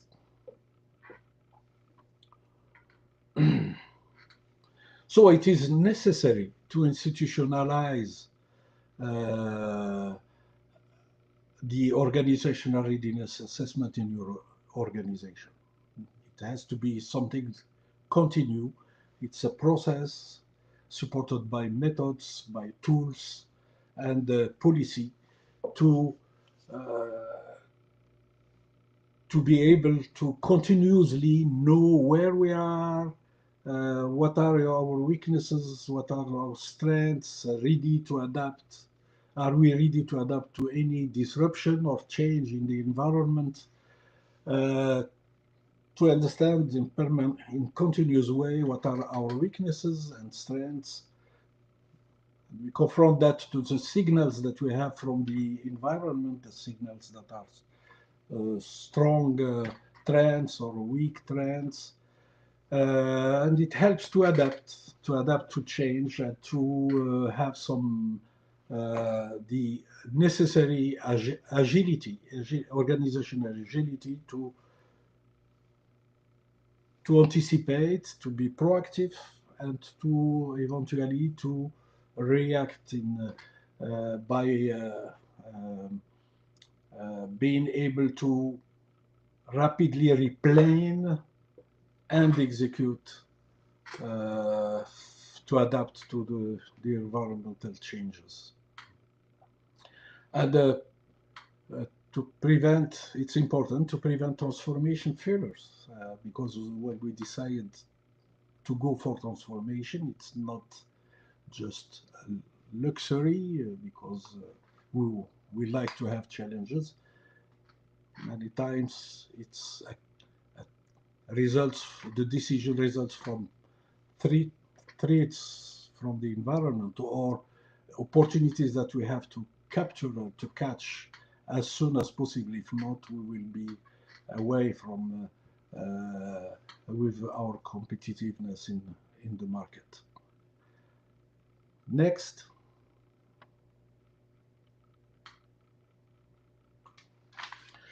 So these having all this in our minds,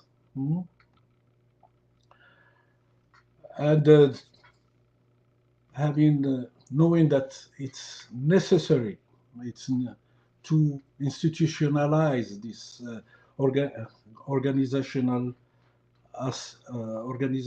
readiness assessment in any organization to be ready to adapt and so on. And the institutionalization means adopting a framework that we test and improve on regular basis. Let's focus, let's introduce a framework that can be institutionalized in your organization. And this framework is focusing mainly on, for the readiness assessment, focusing mainly on 4 capabilities that are approached, analyzed through 3 perspectives. The 4 capabilities, and we will go through that in more details. Sense making, to make sense to the organization, to make sense to people, to make sense to the teams, different teams in the organization. When you make, it's an important element in the practice of leadership. If you don't make sense to people, you cannot mobilize them. They cannot take initiatives. They cannot experience things, innovate. If you make sense for them, they can take these initiatives. And to make sense for the organization depend also on how you can capture the information around you, translate it in something making sense for the organization to be translated in actionable elements. Visioning, as you know, it's one of the main factors to make sense to people, to give them the true north direction. They know all collectively where they are going. Relating is the capability to build strong relationship and sustainable relationships, external relationships, internal relationships, interpersonal relationships. All this capability fosters the collaboration, fosters the capacity to go from doer to enabler, to make people do what is required for to achieve the common goals. To be able to do some advocacy of the vision itself, to mobilize people. Inventing the capacity of the organization to reinvent, to invent, to innovate in its processes, and, to solve problems and to find new solutions, or to prepare for new to make some decisions. This capacity of inventing is very important if you go for change or for your transformation, and particularly for transformation. And all these capabilities have to be analyzed through three perspectives. Strategic design, are we able to, that is oriented analysis, the environment, the capacity, internal capacity, the fit of the organization to achieve its goals. Political aspects, that's related to the power in the organization, formal one, informal one, what are the conflicts of interest, and so on. Then the culture. The culture is something strategic, and it cannot be changed like acquiring a new tool or new process, or it takes time. But if we don't tackle the cultural transformation that is required to align on the new business model, for example, so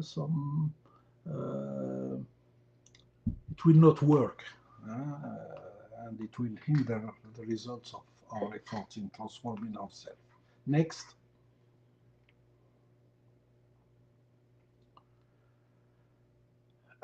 Effective leadership also require balance between these four capabilities: sense making, visioning, relating, and inventing. So you have in your organization to reflect on individual and organizational capabilities. Do we have these capabilities? At which, where they are at level of individuals or departments.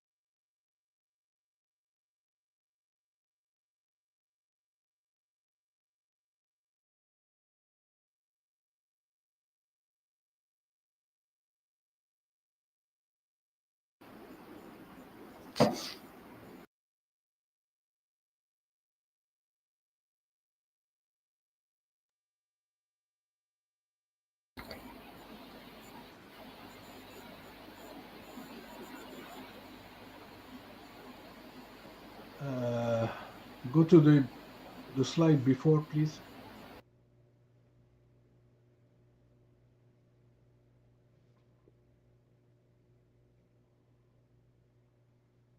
Hello.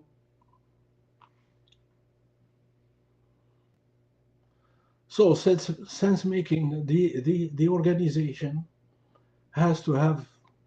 So go for the next now. the organization is an open system. It's an open system. It means that it's open in it's working in an ecosystem, an environment that is impacting its functioning, internal functioning, internal decisions, and the organization itself can influence this environment by being proactive and maybe influencing some trends and some adoption of standards at the international level or some legal aspects in relation with the environment. So the organization is influenced as open system, is influenced by its environment, impacted by its environment, and the reverse also. It can be it can impact the environment by taking some actions that are in favor of their efficiency and effectiveness. Next. So sense making, the organization, in order to do that, the organization has to be aware about what is happening around. It has to have a kind of radar to scan the environment in a continuous way and to capture the information, signals, weak, strong, from the environment in terms of trends, what will happen, what is the image of the organization in its ecosystem, and so on, and to be able to translate that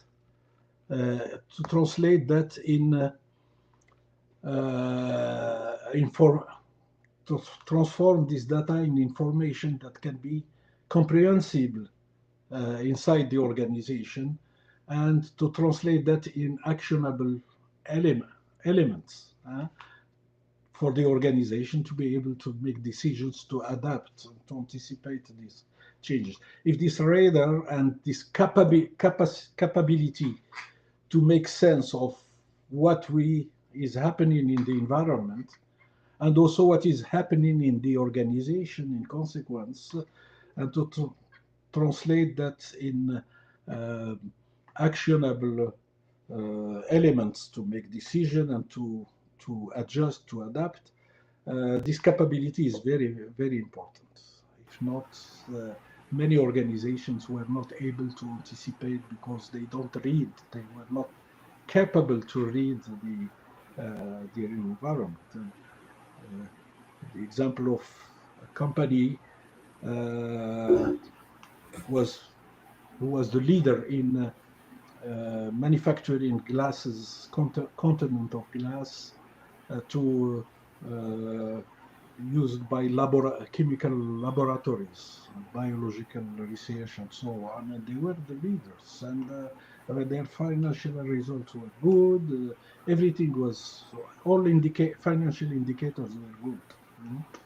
And next, 1 year after, they went on bankruptcy because they were not able to, they have not catched up that there is a substitutable product to them, a new product disrupting their production, new product made from plastic that is doing the same thing than satisfying the requirement of the same laboratories and using the content in glass. They were not able to see that, and they were convinced that they have to continue because they are got their financial indicators and so on, and they went completely in bankruptcy in 1 year. They were the leader of the market, and they were out 1 year after because it was the change was fast, the disruption was very fast. Next.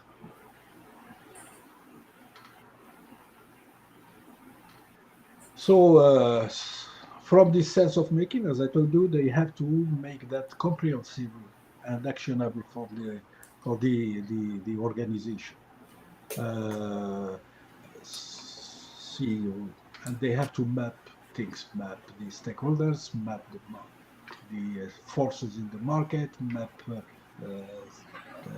their objectives or goals to make things comprehensible for everybody in the organization. Next.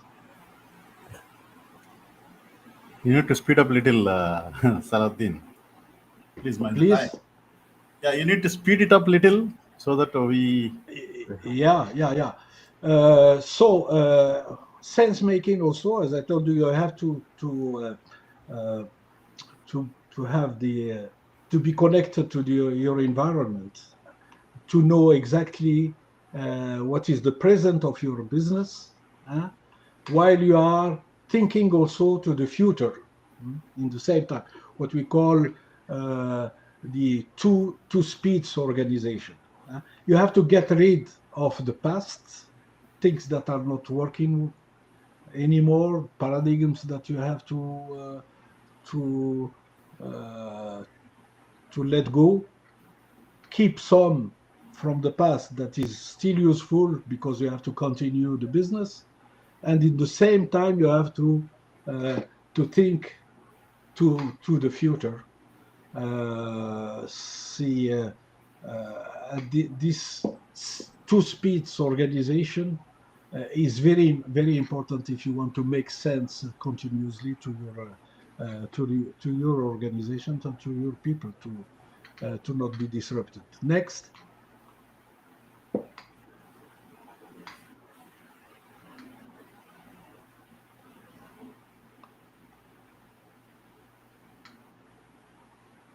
And all this has to be mapped, clearly done, clearly presented to people in a very comprehensible way, so they can navigate. When you make sense to people, for people, they know you foster their autonomy, their reactivity, their local capacity to make adjustments and decisions to adapt. They can anticipate and take initiatives in terms of innovating, testing new things, because they have sense in there, because there is a vision, there is a plan, strategic objectives are mapped.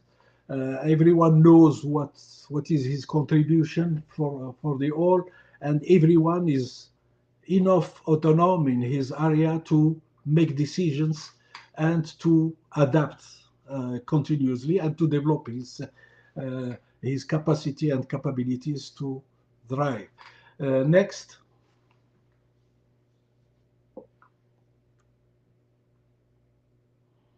And this making sense is a process that you have to assess. Do you have it or not? And if you have it, what is your policy in this domain? Are you continuously learning, improving this sense making among your leadership, your managers, your organization? So you have to think about who have these capabilities in your organization. These capabilities are enough, sufficient or not. If you have weaknesses, how to compensate these weaknesses? By hiring, by getting external support, or by buying some tools or methods. So it's a continuous process in the organization, and you have to assess that. Do you have it? If you have it, you have the complete competencies. What are the gaps? And you have to complete the gaps before going for transformation. Next.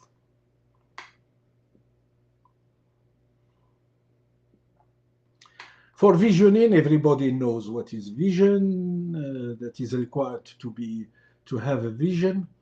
And it's one of the most important, the cornerstones of making sense for people. It's not enough to have the vision to make sense to people, because you need some communications, explanations, and so on to mobilize people. So the two capabilities complete each other. making vision is the capacity also to capability of advocacy of your vision internally and in relation with external stakeholders. Next. The key elements of the vision, as everybody knows, but we have to know it when we are assessing our readiness, where we are headed, why does it matter, and based on that, we have to motivate people, to energize them to pursue the vision. Do you have this capability to do that and to explain in a complete way and to mobilize people through a strategic communication plan that is convincing, through stories and imagery and the maps that we create? All this has to exist in terms of capabilities within the organization. Again, and if we have gaps in that, let's close these gaps before going for a real transformation. Next. The power of vision, there is an image here. First, I am laying bricks. Second, I am building the wall with the bricks. And the third, I am building a cathedral. This is the ultimate image that we have to build in the mind of people in terms of vision. So even if I am laying bricks, I know that I am laying bricks to build, and we are building cathedral. If I am building a wall, a simple wall, I know that this wall is contributing to building the cathedral. And the power of the vision is very important, but it has to be supported by communication and capabilities of advocacy. If you don't have these capabilities, it will be difficult to mobilize people to achieve the vision. Next.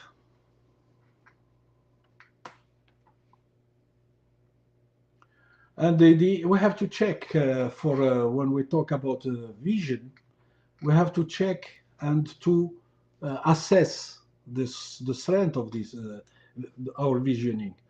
The strengths have to be assessed from three perspectives, or from three factors. The visionary leader capabilities. Do we think that the leader has capability, or leadership has capabilities to envision? If we don't trust that,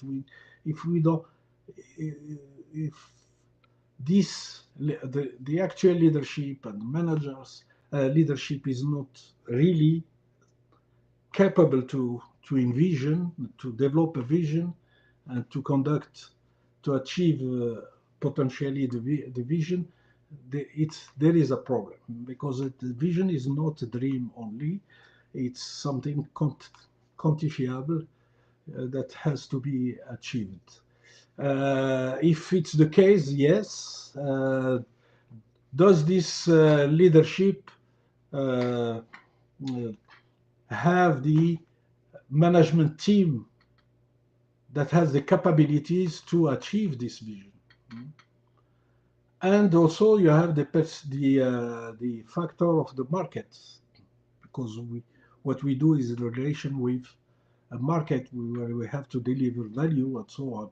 The market also, this factor has to be assessed to complete the assessment of the capabilities of envisioning and developing a vision. We have to consider these three parameters. Next. Relating is an interpersonal skills the ability to create links, getting things done through other people, understanding the network. These capabilities does not exist in every person first, manager or leader, and also in the organization itself, depending on its business culture. Are we able to build sustainable relations through relating activities within the organization and in relation with the external stakeholders? Next.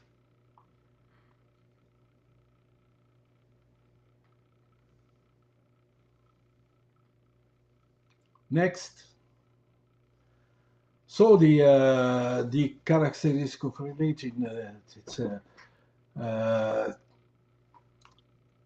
it has multiple layers, multiple horizons.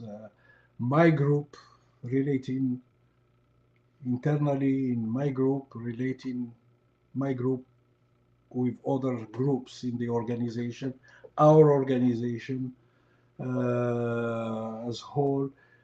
The relating is about the organization itself in relation with its ecosystem, external stakeholders, partners, customers, suppliers, and eventually political bodies, financial bodies, and the world life. All this is concerned by this capability to relate, to communicate, to it's not a competency that we find everywhere, and we have to, and it's crucial for the going for a transformation, to mobilize people, to communicate, to enable, to build trust and motivation and so on. If you don't have this capacity, and our leadership doesn't have it, or managers don't have it, we have to identify this gap and to do something to develop it. Next.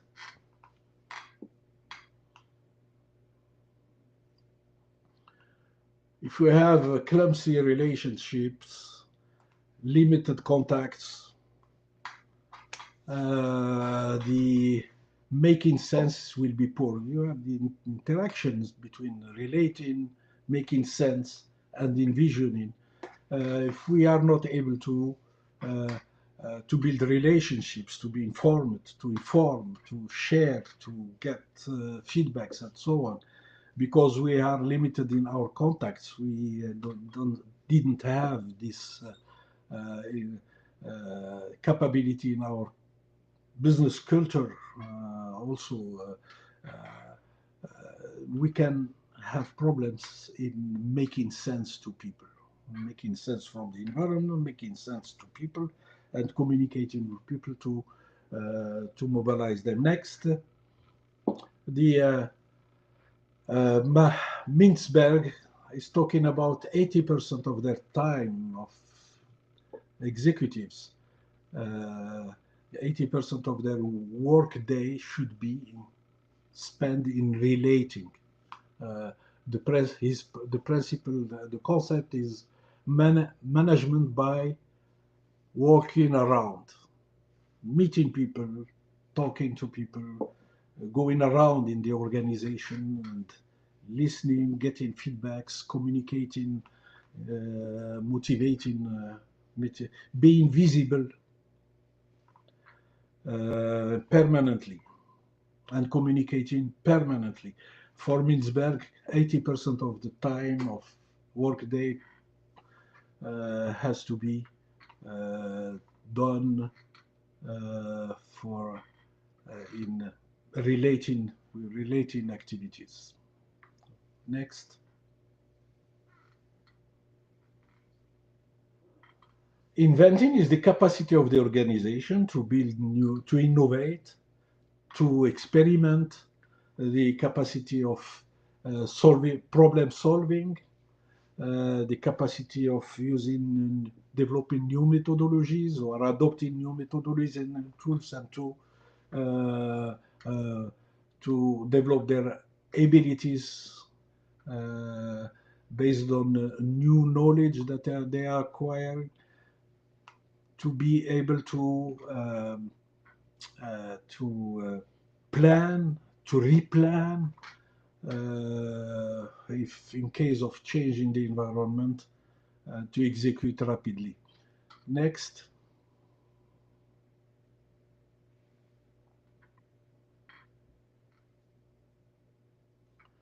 And the organizational culture,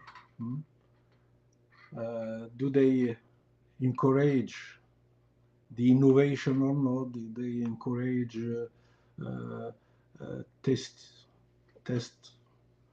testing new things and tolerating some failures to reinvent the way of the practices, the products, to reinvent the new ways of doing the business? Next.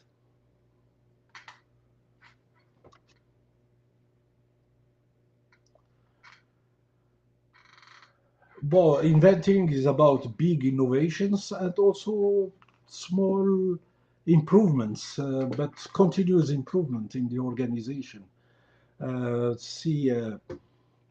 All this contributes to confirms the capacity of the organization, capability of the organization to adapt to the new challenges that will result from business transformation. Next.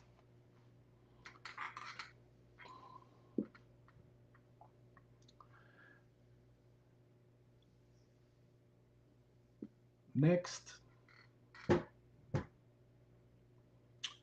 Again, the two-speed organization.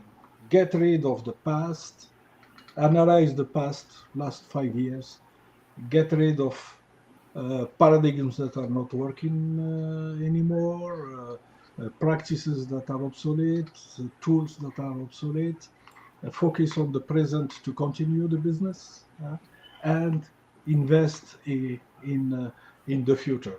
It's what we call ambidextrous organizations. Next. Next, please. Next. Praveen, can you hear us? Next. So understand there are three perspectives through which all these capabilities have to be analyzed. Like can do analogy with the perspective in Balance and Scorecard, here for the back. The concept of perspective. Let's see one image, and it will be seen in by different persons in different ways and interpreted in different ways. But it's important in the analysis to foster the inclusion and diversity in terms of experience, in terms of competencies, and so on. Like this small pig, if it's from the perspective of butcher or farmer, it's a good and a nice animal. It has been well nourished and they have taken care of it at the farm, and the butcher sees from his perspective what are the nice pieces of meat he will sell. The veterinarian, his perspective, will see he is in good health and he is okay. Vegetarians, now why we are eating meat, it's bad, and so on.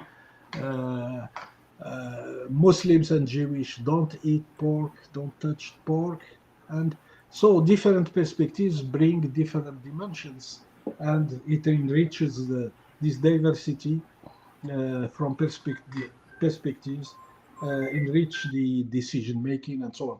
Next. So the context of analyzing the organizational culture and its capabilities, the three perspectives, as illustrated, typically considered are the artifacts. When we are analyzing these four capabilities, what is visible, the supposed values and principles and norms in the organization is the intention, and underlying assumptions that is not visible, and they are not visible, they're not formal in many cases, and they are driving the behaviors of people. We have to understand, to catch up all these three dimensions, to understand that, to analyze things in terms of capabilities for our readiness. Next.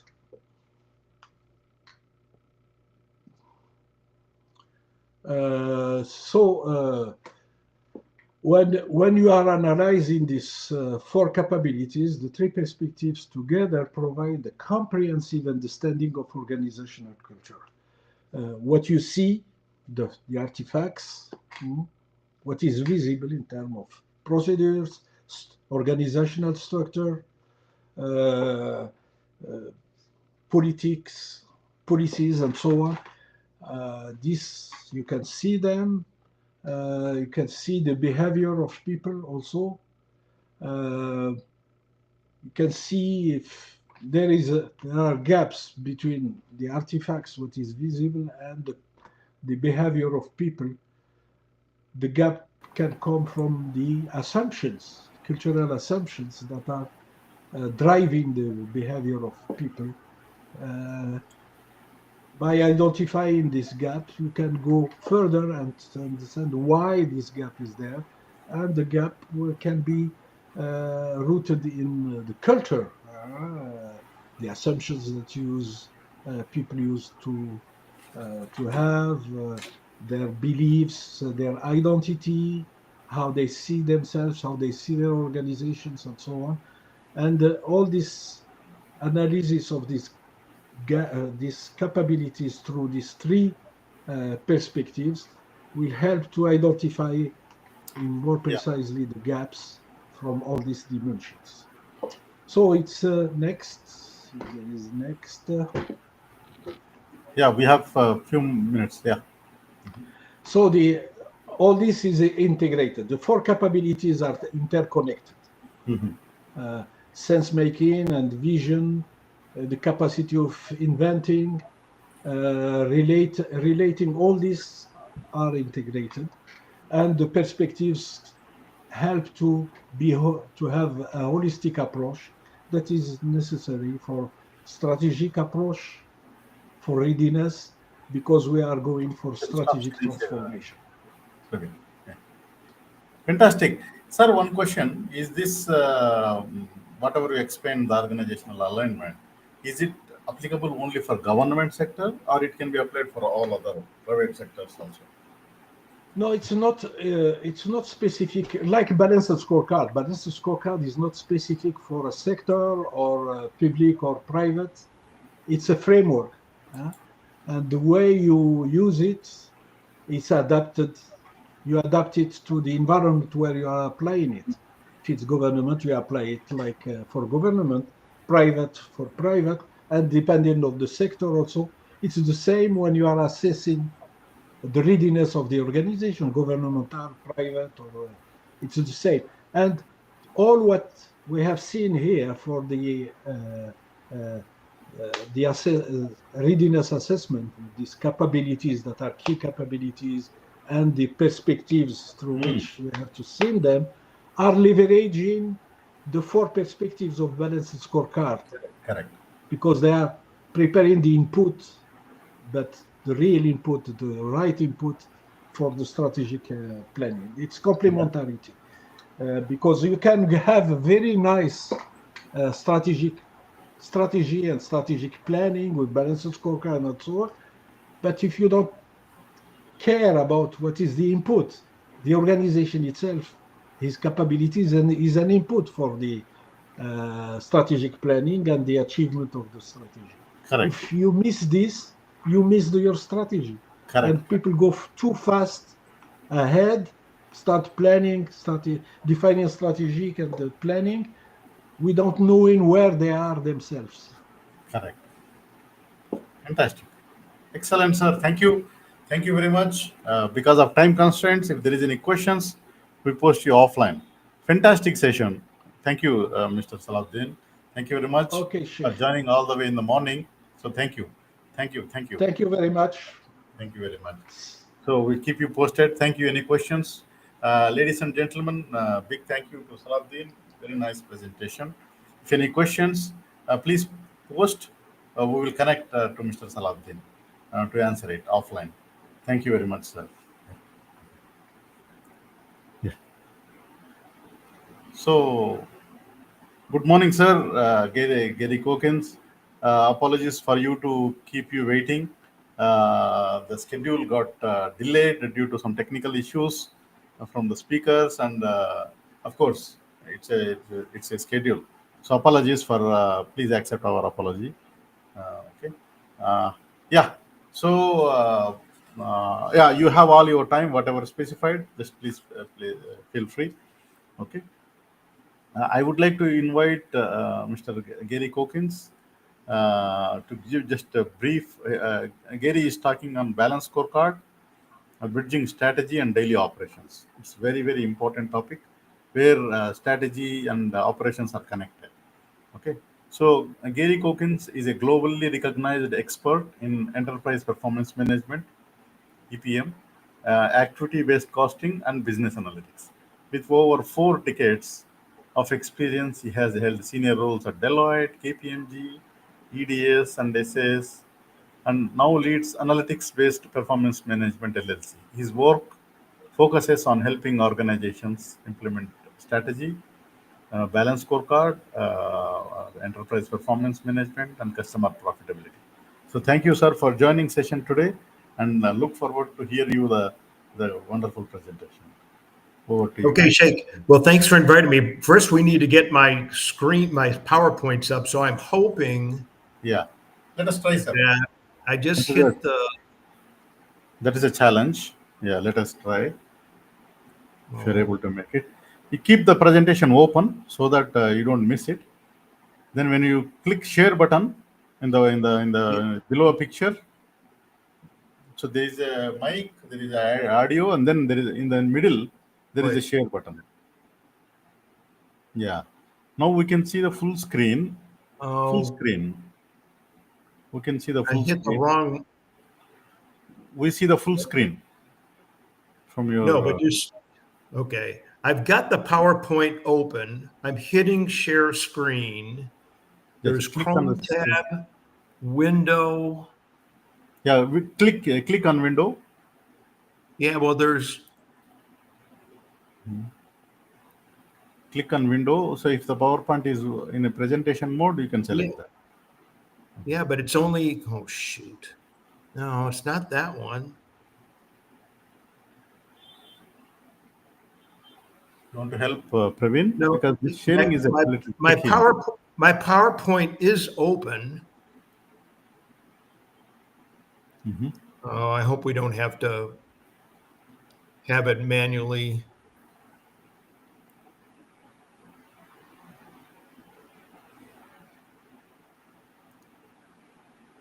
Yeah. Oh, there it is. All right, there it is. Thank you, sir. Thank you. Perfect. Okay. Yeah, Can please. you see it? Yeah, perfect. Clear. Right, Very clear. Yep. All right. Well, let's see. What time is it? 8:05. So I'll be in the US. I'll be going to 8:55 by 50 minutes. That's okay. Yeah. Take your time, sir. Okay. Well, thank you, everybody. I've presented several times for the Data Labs India. It's always a pleasure to work with Shaik and his team. There will likely not be questions to be answered at the end. So my suggestion is write my email address down, which is gcokins@garycokins.com, and directly email me with your questions. Also, if you go to my website, below the horizontal tabs are many free articles. You don't have to pay or purchase anything. So let's get going. Who am I? Well, Shaik already introduced me. A little more in my background. I did receive my Bachelor of Science in Industrial Engineering and Operations Research from Cornell University in 1971, my MBA from Northwestern Kellogg School 74. If you're doing the math, I am 76 years old, but I feel like I'm 46 years old.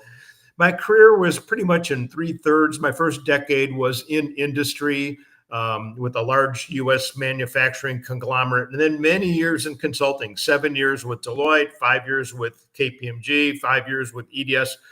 And then for 16 years, I was with SAS.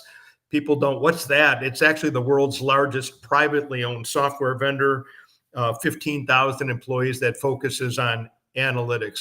Why are those books there? And I retired from SAS 8 years ago. Now I do a lot of education training and some consulting projects. Why are those books there? I think careers have a lot more to do with luck and circumstances than being smart and competent. And I was lucky in 1988, KPMG struck an exclusive contract relationship with Harvard Business School professor Robert S. Kaplan, who we will be talking about with Balanced Scorecard. And I got recruited, but Kaplan did the pioneering work in activity-based costing. I got trained, I implemented it, I wrote some books, and that's the story on the books. So let's go. Who will benefit from this presentation? Managers who have previously struggled at promoting FP&A, financial planning and analysis, corporate performance management methods, including the strategy map and its balanced scorecard. Okay, and managers who intend to champion any or all corporate performance management improvement techniques, and they need a compelling call to action. And the reason I have champion in quotation marks is because it's my observation that although it's good if the senior executive team sponsors or advocates innovation and new ideas, often they are preoccupied with firefighting and short-term priorities. It's typically managers 1, 2, 3 levels down in the organization chart who ask themselves, how long do I want our organization to continue to perpetuate using stale or arcane methods? And they're the ones that'll do a pilot project or a proof of concept to demonstrate to their coworkers, other line managers, executives above them, that this is the way to go. So if you're earlier in your career and you're lower down in the org chart, that's fine. I like presenting to you. You've got a future to be successful. I love this cartoon, drowning in data, but starving for information. You've got this poor beleaguered clerk, sad, shoulders hunched, paper all around him, and the supervisor to the doorway on the left is asking him, looks like you've got all the data. What is the holdup? I gave you the request this morning. Why don't you have the answer this afternoon? And the message here, the message. We are in the title page only. Yeah, it's something wrong. Yeah. Well, you have what? We are in the title page. It's a cartoon. No. We are not seeing that. Yeah. It was there in the slide share mode, but now it's gone back to the normal mode. Can you try once again, sir? Well, I'm going to stop share. We may have to have you manually. Do you want us to share? Mm-hmm. Well, let's just try it one more time. Oh, golly. It was there. It started very nicely, but then. Is it the cartoon? No, we did not see the cartoon. Yeah, now we see the cartoon. Okay, well, that's where I was. Okay, so let me go to full screen. Still see the cartoon? No, full screen is not visible. If you go do it from here, full screen will not be seen. Okay, so do you see the cartoon? Yeah, cartoon is there, okay, but right. In normal mode, not in the presentation mode. I won't use full screen. Let me go to the next one. Okay. You've got to move faster now. I know it's been a long day. So my agenda is I'm going to clarify the confusion and lack of consensus about performance management. I'm going to briefly describe 8 pressures that have caused interest in it. Then we'll get into the main topic, the strategy map and the balanced scorecard from Kaplan and Norton. I want to differentiate key performance indicators from operating performance indicators. They're all measures. They're all important. They serve different purposes. And then I'm going to bring it all together. How does it fit together like gears in a machine? And I'm going to conclude with a real frustration I have, which is what is taking so long for organizations to implement these methods. So I said there is confusion and lack of consensus, about corporate performance management. If you just search on performance management, you'll get human resources and personnel like employee appraisals. It's much broader. Is it scorecards, dashboards, KPIs, the strategy map? Yes, but that's a subset. Is it about process, productivity, and quality improvement? Yes, but that's also a subset. That's like business process management, lean management, Six Sigma quality, or all of the above. And the good news is this: corporate performance management is familiar with methods. Many people are familiar with them. You've read about them in business journals. The problem is when organizations do implement them, they implement them in isolation of each other. So you've got planning and budgeting people in one part of the building, risk management, other part of the building, process improvement, another part of the building, and so forth. You get a lot more power and synergy when you seamlessly integrate all of these methods like gears in a machine, okay? And since I believe, Shaik, you will be providing a PDF of my slides, there's the definition I just described. Yeah. So let's talk about what's caused interest in corporate performance management. I'm going to go through 8, and then we'll zero in on the first one, which is executive frustration with strategy failure. Most executives are quite good at formulating their strategy. Their frustration is failure to successfully implement their strategy. And there's a fair amount of empirical evidence on this. There's an executive recruiting firm in Chicago. And incidentally, I was raised in Chicago. It's a wonderful city in the USA. And they monitor the involuntary turnover of CEOs in North America, the firing of CEOs. It's increasing every year. And I believe the reason is post-Enron, the failure of Enron, board of directors take their job far more seriously. And if the CEO is not implementing the strategy, they fire them. Number 2, increased accountability. Today, there is no place to hide.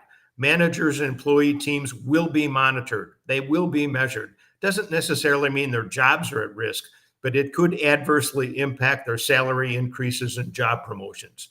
3, more rapid decision-making.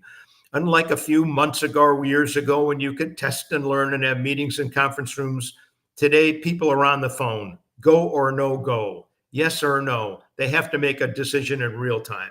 4, mistrust of the managerial accounting system for transparency and accuracy. The reality is most managers do not trust the management accounting system. Why? The bane of it, overhead cost allocations. They know they're flawed and misleading. 5, poor customer value management. The reality is customers are the source of value wealth creation for shareholders and owners. We need to connect the actions of what we interact with customers, including producing customer profit and loss statements. 6, contentious budgeting, poor resource capacity planning. I believe the annual budgeting process is a disaster. It's broken. So my suggestion is stop budgeting. Well, there I caught your attention. But that begs the question, what was the purpose of a budget in the first place? And can we replace it using these corporate performance management methods? And you can. 7, dysfunctional supply chain management. The problem there is most customers view their suppliers as the enemy. It's an adversarial relationship. That needs to stop. It needs to be a marriage. Supply chains are competing against other supply chains for share of wallet. So all the trading partners need to collaborate.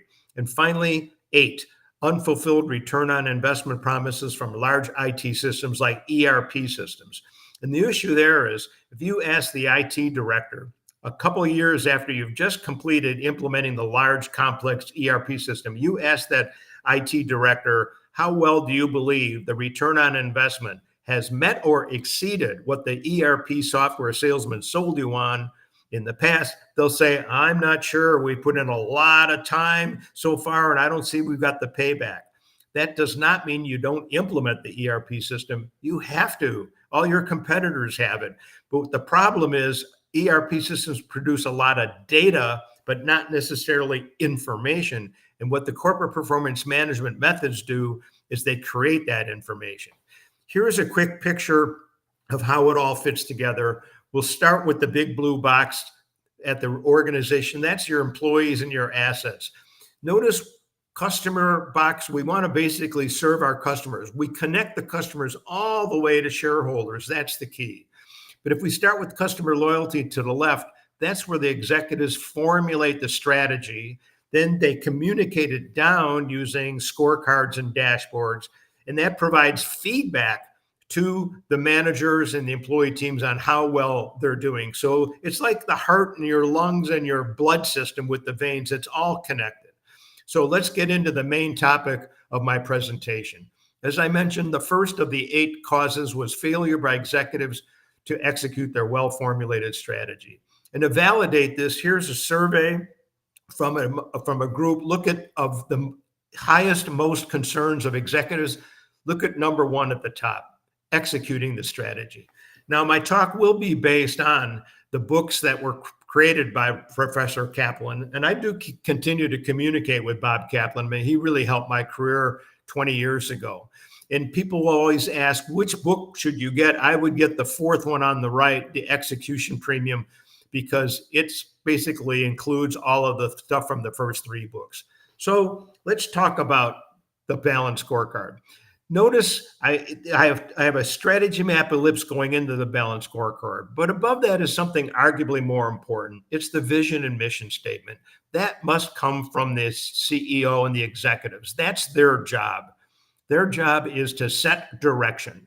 Their job is to answer the question, where do we want to go? But what the strategy map and balanced scorecard answers is a different question. How will we get there? What are the projects or initiatives to accomplish or core processes we need to improve? So the strategy map and balanced scorecard, they're mechanical, or like those gears. They help realize the vision and mission of the executives. So here's a fictitious example or a high level of a strategy map. Salahdine Ourzik in the previous presentation did a pretty good job referencing. Here's the 4 perspectives, step from bottom to top. In each of these 4 perspectives, those rectangles, those are strategic objectives. So if the organization's accomplishing these strategic objectives from bottom to top, they will then implement the strategy, and that maximizes shareholder value. All of those arrows, those are measures, the key performance indicators. You know, you get what you measure. You can't measure it, you can't manage it. If you can't manage it, you can't improve it.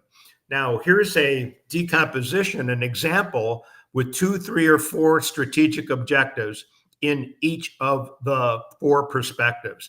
Now, the reason that motivated Kaplan and Norton to create this were 2. 1, they observed that executives were overreacting to financial results reported at the end of the period.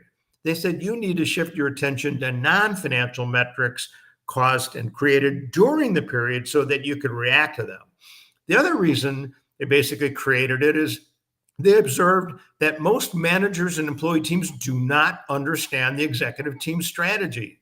I mean, for example, if I walked into your organization and randomly interviewed 10 employees in the hallway and said, quick, can you articulate your executive team strategy to me? How many of them could do it or do it well? Probably none. So the reason is, so the strategy map communicates the strategy to managers and employees in a way that they can understand it. So to summarize, if you start at the bottom, a learning environment will stimulate process excellence. Process excellence will lead to customer intention, intimacy, loyalty, retention, and that'll create the financial value for the owners and the shareholders. Now, here is a real simple example of a USA airline called Southwest Airlines. They were a low budget airline. In the beginning, they only had 3 jets. And they needed to basically get a 4th and 5th jet, but they didn't have the money to make it. So what the executive team concluded is, well, if we can do a faster ground turnaround, you know, not this 1 hour on the ground, but 15 minutes, we can get a lot more flights in. So in their strategy map, if you start at the bottom, they came up with examples like, well, let's let the flight attendants clean the plane rather than bringing a crew of cleaners in. Oh, let's get a special hose to put fuel into the plane so that it'll be filled in just a few minutes, not an hour. So like a speeding race car stop. So if we look from bottom to top, The learning and growth objectives develop those systems. That will then contribute to fast ground turnaround. Now we're up to the customer view. We can offer lower prices. We'll attract more customers, and that'll give us higher profits, increased revenues, and lower operating expenses because we basically were more efficient. This is an exemplary example from a friend of mine, a consultant. He took the annual report management letter at the top and basically took some words out of it. Now, because I'm not in full view, this may not work too well. So he basically took these terms out of that length, put them over to the right. Those are terms quotes in the text of the management letter. And then he basically put each of them into the strategy map for perspectives really quick. Okay. Now, in each of the rectangles and the strategic objectives are these 5 columns. And what this slide is showing is who is responsible for which, the executive team or delegating it to the managers and employees. Well, the first item, just defining the strategic objective, of course, that must come from the executives. That's their job. But the way that I implement strategy map and balanced scorecard for my clients is I say, now delegate the strategy map to the managers in the next level down and ask them to identify the projects and initiatives or the core processes. And then have them identify what the KPIs are, even though the executives could do this. Why do we want to go that route? We want buy-in. We want the managers who define the KPIs, they're going to be held accountable with targets set by the executives to basically meet or exceed those targets. So we want their involvement. It also solves another problem. For them to identify the projects, initiatives, or core processes, they're going to understand the strategy. So now the managers, unlike the 10 employees in the hallway, they're going to understand that strategy. Scorecard's much more of a social tool than a technical tool. And this may surprise you, but many people claim they have put in a balanced scorecard. I asked them, did you put in a strategy map? No. The strategy map is 10 to 20 times more important than the balanced scorecard. The balanced scorecard is just a feedback mechanism. The real intelligence is in the strategy map.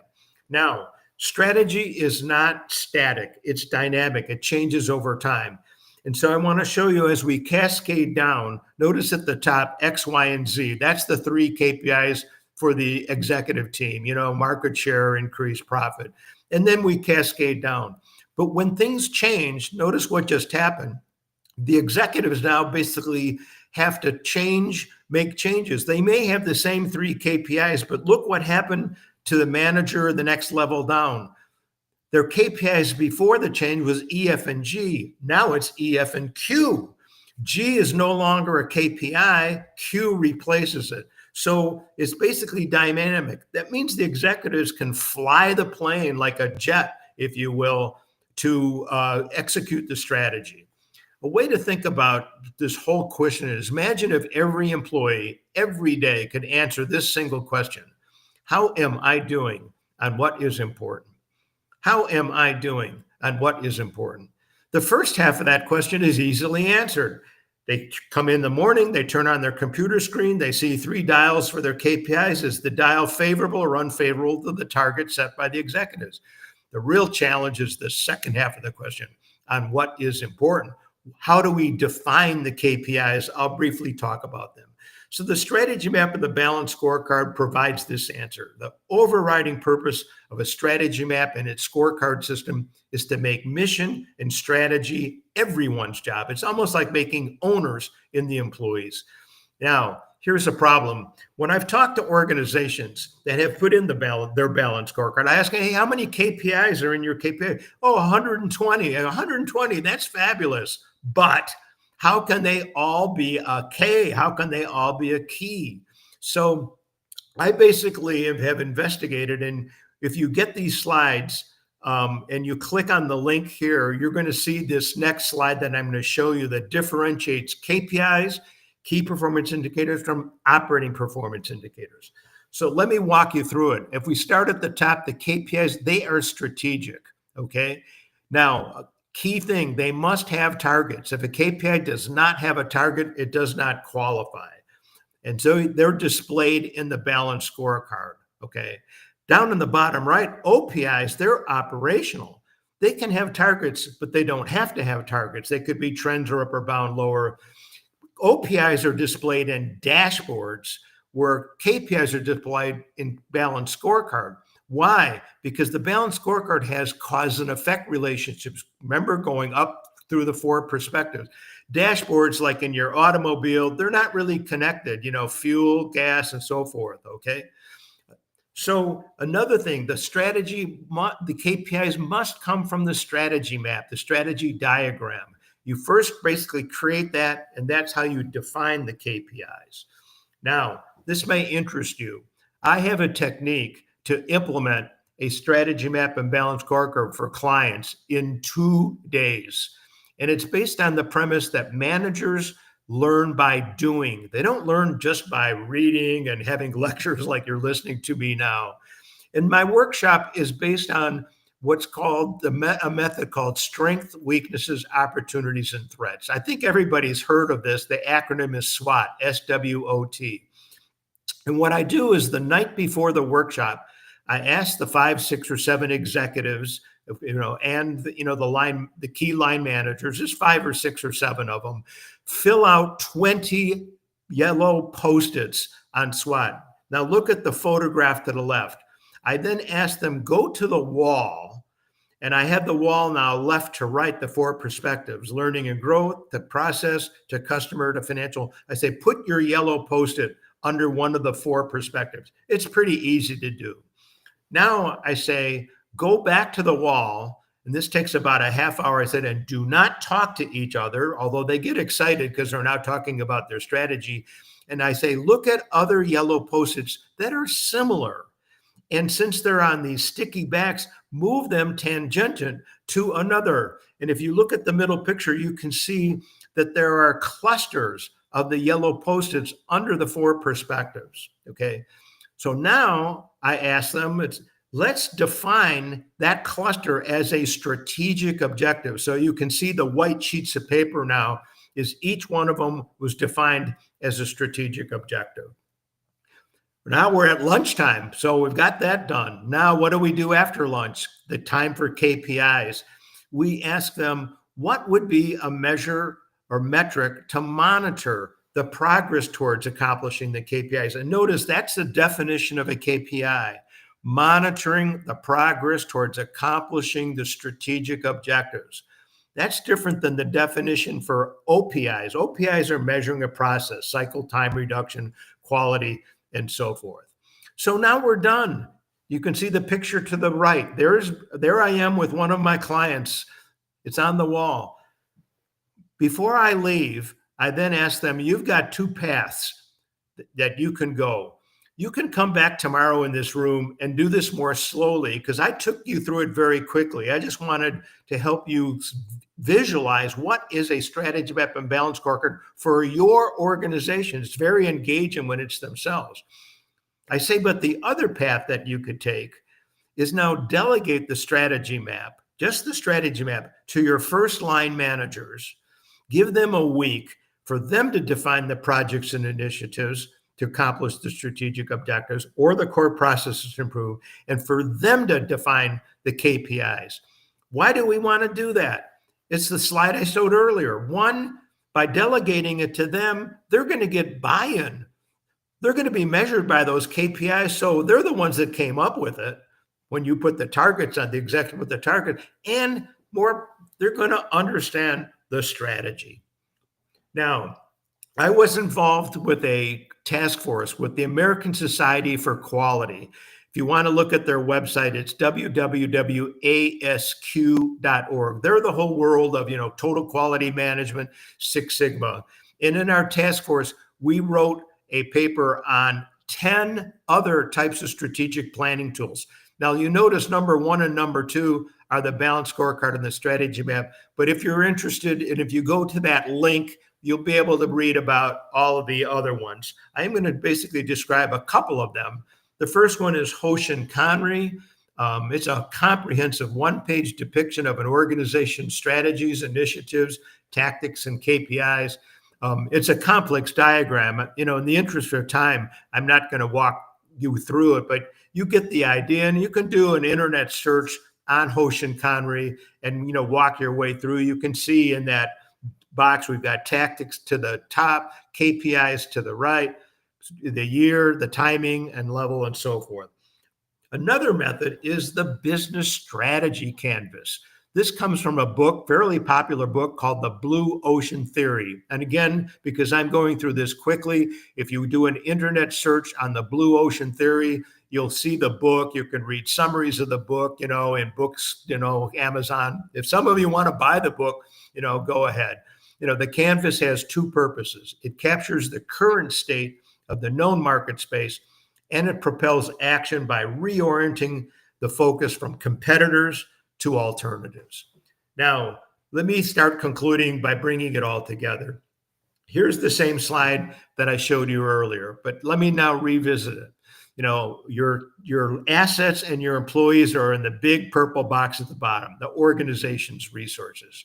Notice as we go up to the customer loyalty, that first question, this is more with activity-based costing and cost and profitability. Which type of customer is attractive to retain, to grow, to win back, or acquire? And which type are not? That's the questions that sales and marketing needs to be given answers for, because not all customers are profitable. In fact, a surprise, maybe the largest customer in sales revenue is unprofitable. Why?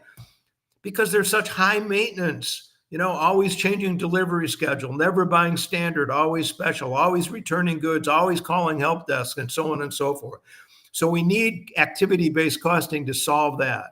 But when we go to the left, there's that strategy mission. The whole left side of this diagram is the strategy management with the strategy map and balance scorecard. Now let's go back to the ERP box. Notice there you have a counterclockwise circle there.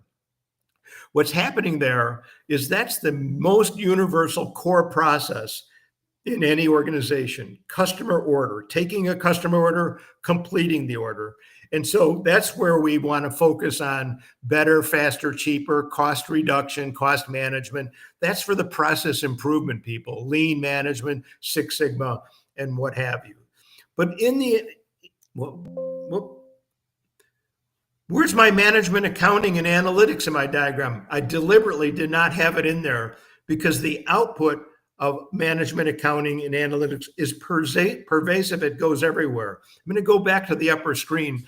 Notice again, the customer box goes way to the right and down into the shareholders. So this is our key, that our interactions with customers are what cause profitability and wealth creation for our shareholders and owners.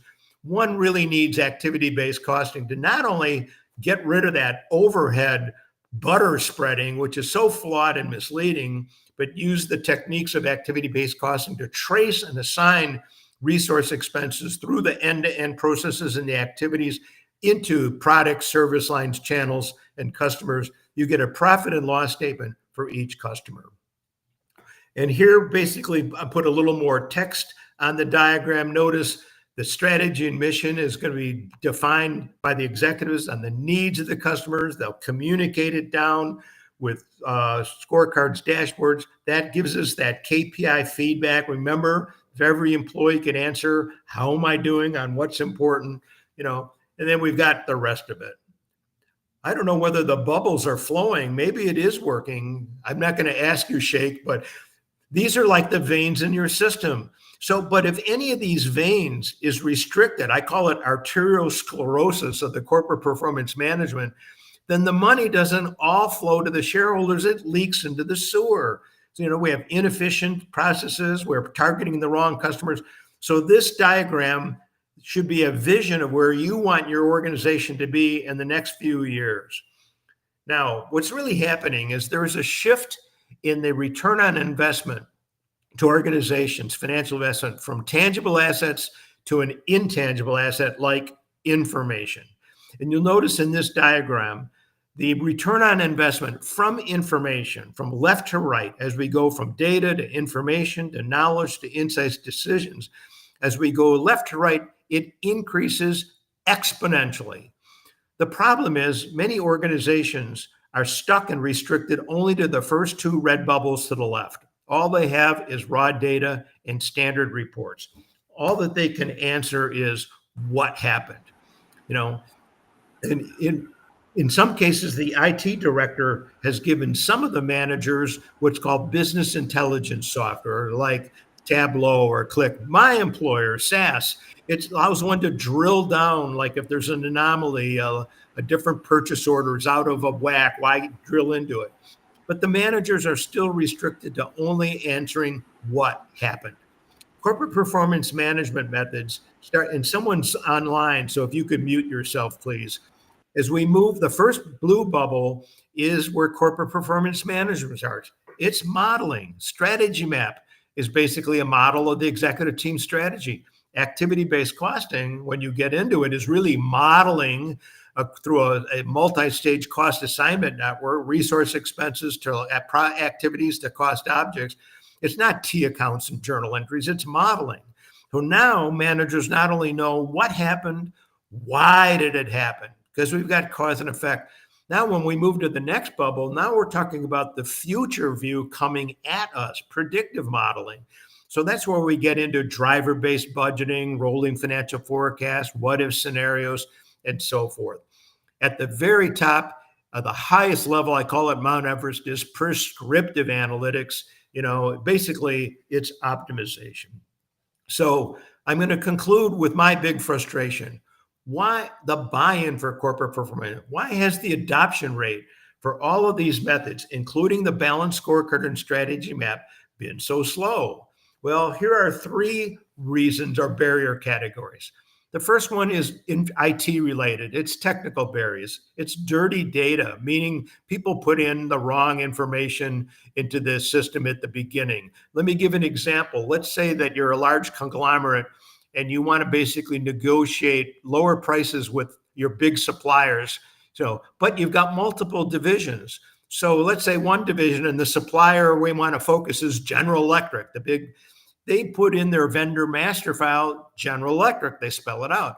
The other division's got GEN apostrophe L Electric. Another division's just got GE, those two letters. Well, when the headquarter people do their analysis to see the volume, that's going to look like three different suppliers. So there's a tool that IT uses called ETL, Extraction, Transform, and Load, and it will standardize, let's say on that General Electric spelled out, put it into all the vendor master files, and now they can do it. The second barrier is a perception of excess complexity and affordability. I demonstrate most managers, executives think, it'll take too long. It ain't really worth the effort. I showed you with the pictures earlier on that you can get a strategy map and its balanced scorecard in 2 days. Those of you who have attended some of my other India Labs presentations on activity-based costing, I have a technique that called rapid prototyping with iterations can implement an ABC system in 3 weeks, not 6 months.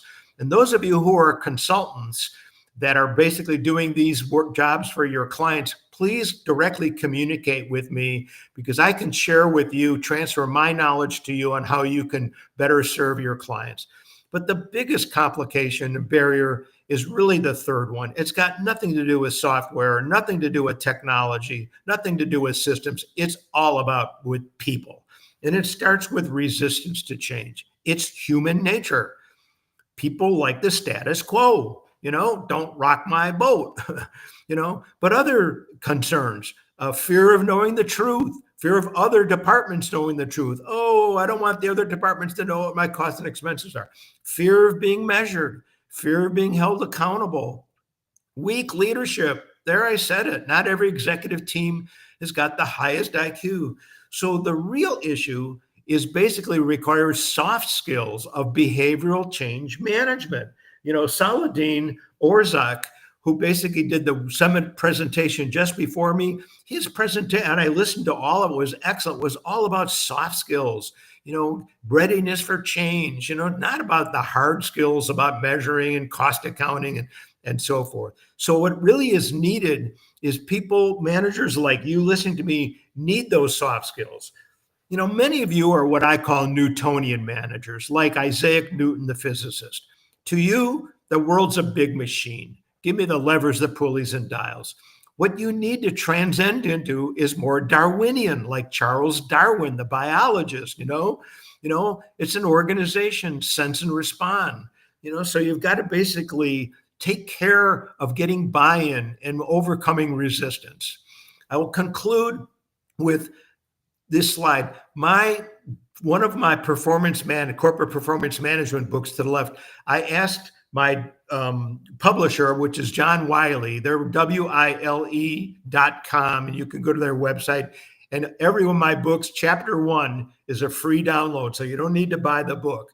But I said, I want greasy, grimy, broken gears as an analogy or metaphor. And here's the point. Imagine that the gears in your car are broken and some of them are disengaged, or maybe someone also put sand in there. If your fuel efficiency would still run, the car would, but the fuel efficiency would be low. Now look to the right, titanium gears, spinning faster revolutions per minute, lubricated, digitized. Now put that in your automobile. What's your fuel efficiency? Much higher.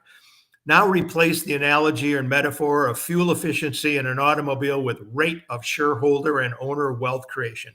That's the whole idea here. Make the revolutions per minute, RPM, of the corporate performance management and business analytic gear spin not only better, faster, cheaper, cost reduction, safer, bring in risk management, smarter GPS. So I'll conclude with action steps. Get educated, get buy-in. Thank you. By attending this, you are rapid prototyping with iteration. Start small, think big. I'm not an expert with motivational theory, but I know incentives matter, whether it's commissions and bonuses. I have put 3 links under the resources that if you get the PDF, you should be able to click on them. The first one is a 7-minute read, and you could share this with some of your other colleagues and people in your company. The second link is a 20-minute read, and the last one really goes into the OPIs versus KPIs. From theory to practice, your success depends on how well and how fast the right information intelligence gets to the right people. So there is my email address to send me questions, my website.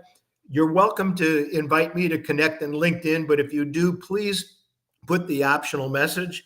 And Shaik, I'm going to hand it back to you for concluding remarks.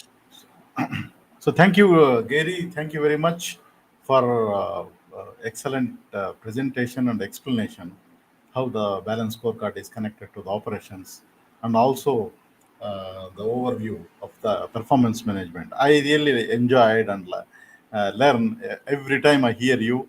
I keep hearing you for last 10 years, but each time I hear, I get something to learn. So thank you very much. And yeah, it has been an excellent day for us. And I'm very happy that your keynote concludes the event. Okay. So I'm just eager. Many people are eagerly waiting for listening to you. Because, of the time constraints, we have to schedule to your convenience, because this time slot is for Indian times. Okay. So thank you for joining all the way in the morning and apology for keeping you waiting for 30 minutes. Okay. So I take this as an opportunity on behalf of participants, organizers. So great thank you to you. Thank you, sir. Thank you very much. Have a good time. Take care. You're welcome. Yeah. So good morning, good evening, and good afternoon, ladies and gentlemen. So it has been a long sessions today and yesterday. So I would like to pay a vote of thanks to all of you. So let me start with day 1. So we started yesterday fantastic sessions with. First of all, I would like to say that from Fruit Strategy team, I'm very happy to sponsor the event. So we are trying to connect strategy consultants, industry experts, and practitioners across the globe to the organizations, and then the executives. And then I think we have done a fairly decent job in doing so, because so many registrations and so many people are attending, and very kind speakers giving lectures for free. So that is something they are very kind of their knowledge, they are sharing it. So I sincerely appreciate to all speakers and participants, organizers. Thank you very much. So we started, just to summarize, we started yesterday from a topic from Ravi Ramanathan, strategy analysis driven by AI. So we had a very fantastic session of the event with Ravi, talking about strategy analysis and driven by AI. Then continued by Muhammad Shaik, the design thinking of strategy formulation. So that was a fantastic session. And then I talk about how through strategy help you to do strategy analysis and formulation part. The first half of the strategy formulation. Mustafa Hebbasi, he talked about business transformation yesterday, and then Brian Cladden, business model refresh. So he had a very decent, and he joined from US all the way in the midnight. So he joined. Alex Milonovic has talked about formulating and winning strategies in VUCA environment. Alan Fell very nicely explained about leadership in the strategy management. So Andrew Constable talk about blue ocean strategy and open up for new market spaces. Fantastic session, and concluded by Rajesh Tedla, who was talking about strategy, planning, and execution in turbulent times. Okay, so he concluded, and then we started fantastic day today with Ajay Shankar Gupta, Dr. Ajay Shankar Gupta, on organizational performance alignment using BSC, and he gave a nice use case. Then followed by Eyub, who talk about PMO, how strategy is executed through programs and projects. The PMO as a strategy office, fantastic. Then Alberto Manzo has extended, talking about aligning structure, people, and culture, and with strategy. So he has a fantastic session for the culture part of the strategy, so which is very very important, and he explained it very briefly. And then I had a chance to give a very nice overview of through strategy and how the strategy execution part take up. I also give some overview on strategy formulation. So if anybody has missed, they can listen to this. Sandeep Cardoza has explained, he's a CFO, he explained very nicely about cross-functional execution. His presentation is mostly on based on his experience, and yeah, so they're working successfully now. And in the afternoon session, we started with Mihai. As usual, he gave a very decent lecture on organizational alignment and execution. Those slides are will be made available for you. Anybody wants to see it, the recording is there. Okay. Khalid Noor gave us a strategic capital allocation. This is a special topic on account of finance. Those who wants to know about the capital allocation, it's a must view session. Okay, Salahdine has explained very nicely about business transformation for government sector. Actually, so is your organization really ready? So he's talking. He gave a case study for government organization, and he talked about the soft things, what is required for the transformation. Finally, concluded by Gary Cokins, he talked about balanced scorecard, bringing strategy and daily operations. So it's a like a 18 hours session yesterday and today. So I'm thanking you all. So thank you for attending and encouraging us. We keep doing it. Our next session will be somewhere in December. So until then, so thank you very much. Have a great time, and have a wonderful evening. So thank you very much, everybody. Thank you very much.